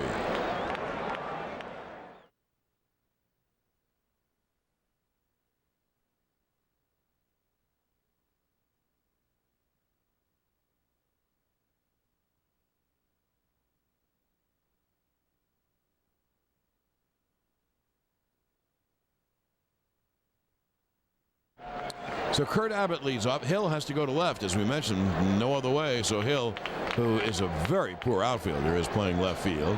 And Stanton in the 2nd inning is getting ready. And here's Mike. Thank you, John. Kirk Abbott. He doubled to right against Rivera in the 9th. He's 1 for 6 in the postseason, is Abbott.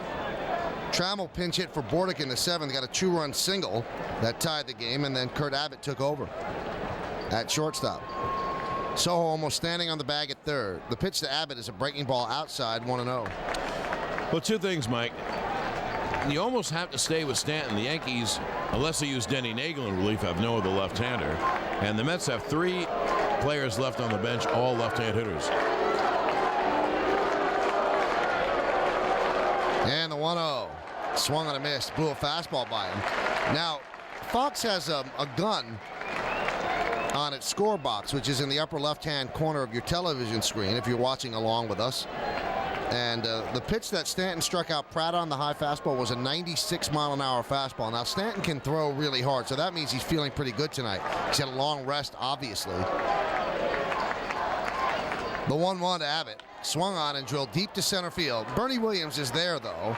In his tracks, he puts it away for the first out of the inning, so that's the same way Stanton started off the 11th inning. That time, McEwing flied out to center. This time, Abbott flies out to center. Mike, here's a question about this inning. If Stanton gets Timo, The right fielder, there's 2 outs, no one on. Timo. I would let him pitch to Alfonso. Oh, so would I. I think his stuff is great, and I might even let him pitch to Piazza. I think Gooden might be up for next inning. It takes him a while to warm up. I can't see them turning this over to Gooden. Here's Timo Perez, who is 1 for 5. From the stretch, Stanton deals. A breaking ball strike as Perez was running up to chop the ball. The count 0-1. Soho is in on the grass at third. Tino Martinez about even with the bag at first. I'd say about 4 feet off the line. He also was ducking out of the way. I think he'd have to get a couple more breaking balls. Speedy lefty batter. And the 0-1. Breaking ball ducking again, and a strike on the inside corner, 0-2. So Timo Perez doesn't seem like he likes the deuce. I would say you could waste the fastball somewhere, and then you have to throw more curves. And that wasn't a very good curveball because that was up and on the inside part. But Timo was ducking out of the way. And the 0-2 pitch. Fastball swung on and fouled back. Trying to sneak the fastball by him. But Perez just got a piece, so the count's still 0-2.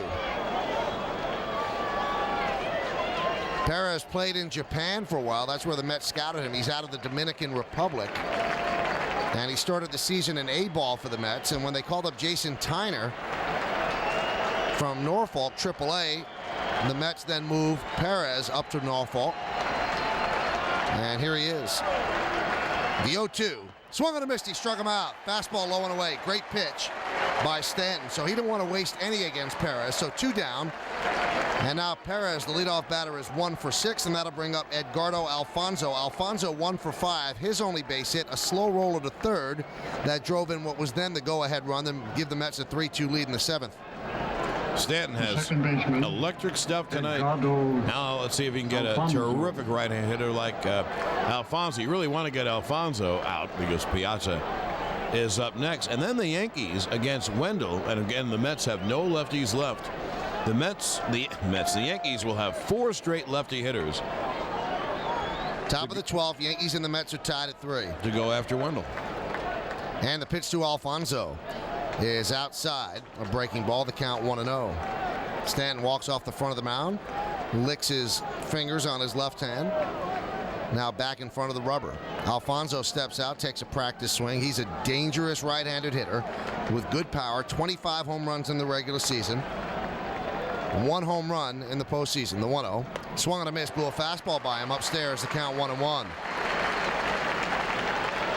Because of the Indian summer type weather, the umpires are not allowing the pitchers to blow on their hand on the mound or go to the mouth. So that's why Stanton is walking off the front of the pitcher's mound to go to his mouth. That fastball was registered at 90. Soho almost standing on the third baseline. The 1-1 is a breaking ball inside or cut fastball. Check that in the count 2-1. There is no way, and you never see the Yankees play to this extreme on the corners. There's no way you could double a ground ball inside third or inside first. That's how close Soho and Martinez are respectively to their lines. The outfield dead straight away. Alfonso goes foul line to foul line, a right-handed batter. And the 2-1. Swung on a miss. That's a changeup on the outside corner. A good pitch by Stanton. And the count 2-2. Stanton has a lot of pitches to throw. And the crowd gets up.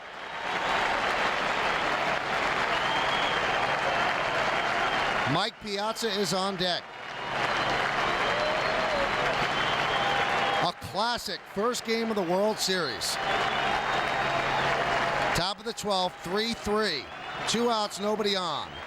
Stanton from the stretch, sets at the letters, and the 2-2 pitch. Swung on a miss, he struck him out. A 95-mile-an-hour fastball. Stanton has retired all 6 Mets he's faced, 3 strikeouts. At the end of 11 and a half, Yankees 3, Mets 3.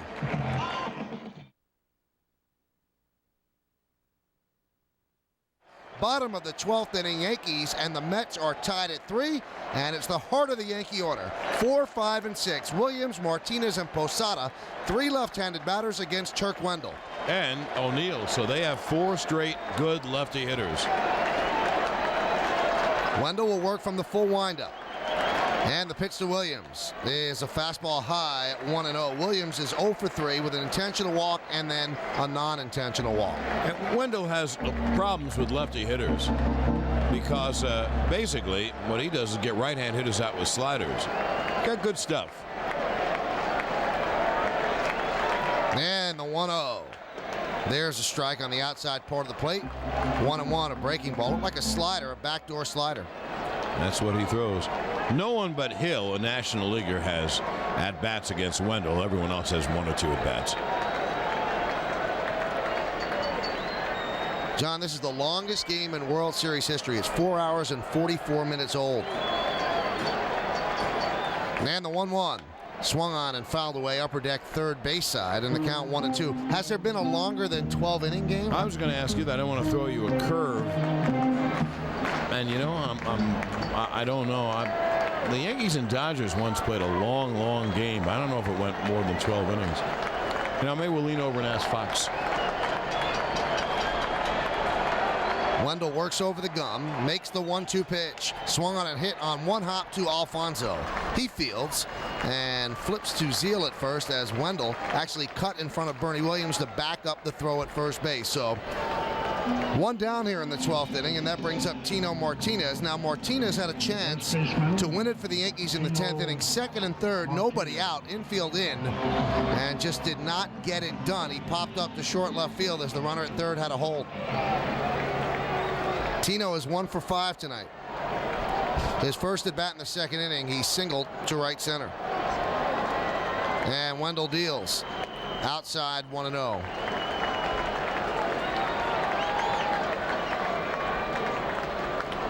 He has a home run this postseason, hitting .347 with 5 runs batted in. The 1-0. Swung on and popped up, left side, foul territory. Pratt giving it a look near the Met dugout, but it lands on the roof of the Met dugout, third base side. Count levels at 1-1.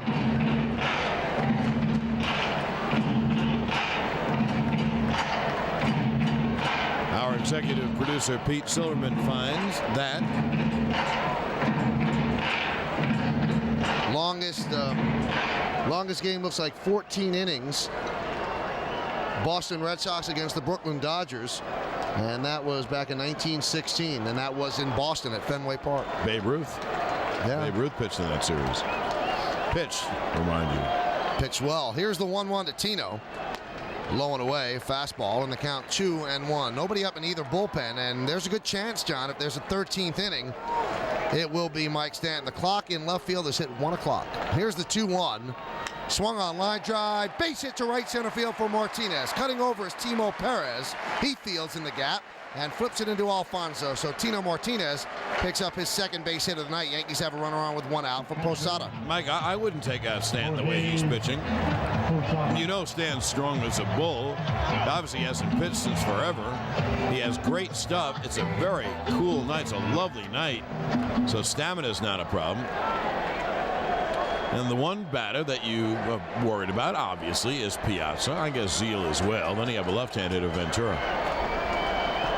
Posada is 0 for 4. He was intentionally walked. He's been on base twice. Reached on a fielder's choice in the second. Intentionally walked in the 10th. The pitch to Posada. Swung on a hit sharply off the glove of Alfonso into right center field. Let's see if it splits the outfielders. Going to third is Tino Martinez. Peyton Fields fires in. And standing on second with a double is Posada. And the Yankees are set up again. Second and third. One out. And O'Neill coming to the plate. Well, he'll be walked, and they'll face Soho with the bases loaded, but they'll have to bring the outfield all the way up, and they'll play the infield halfway.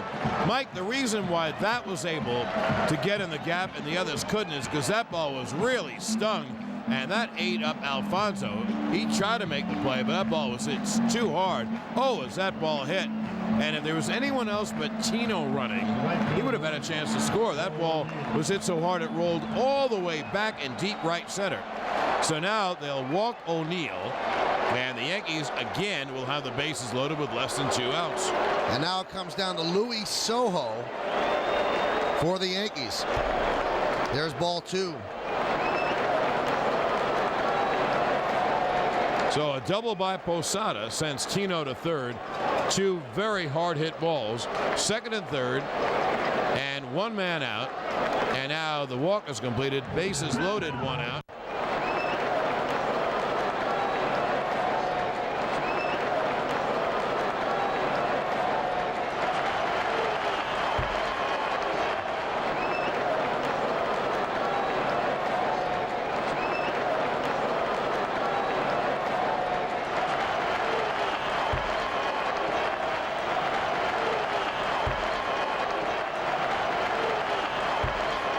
Once again, Mike, the Yankees have an opportunity. A fly ball wins the game. Infield in, halfway, outfield is in. Bases loaded, the pitch.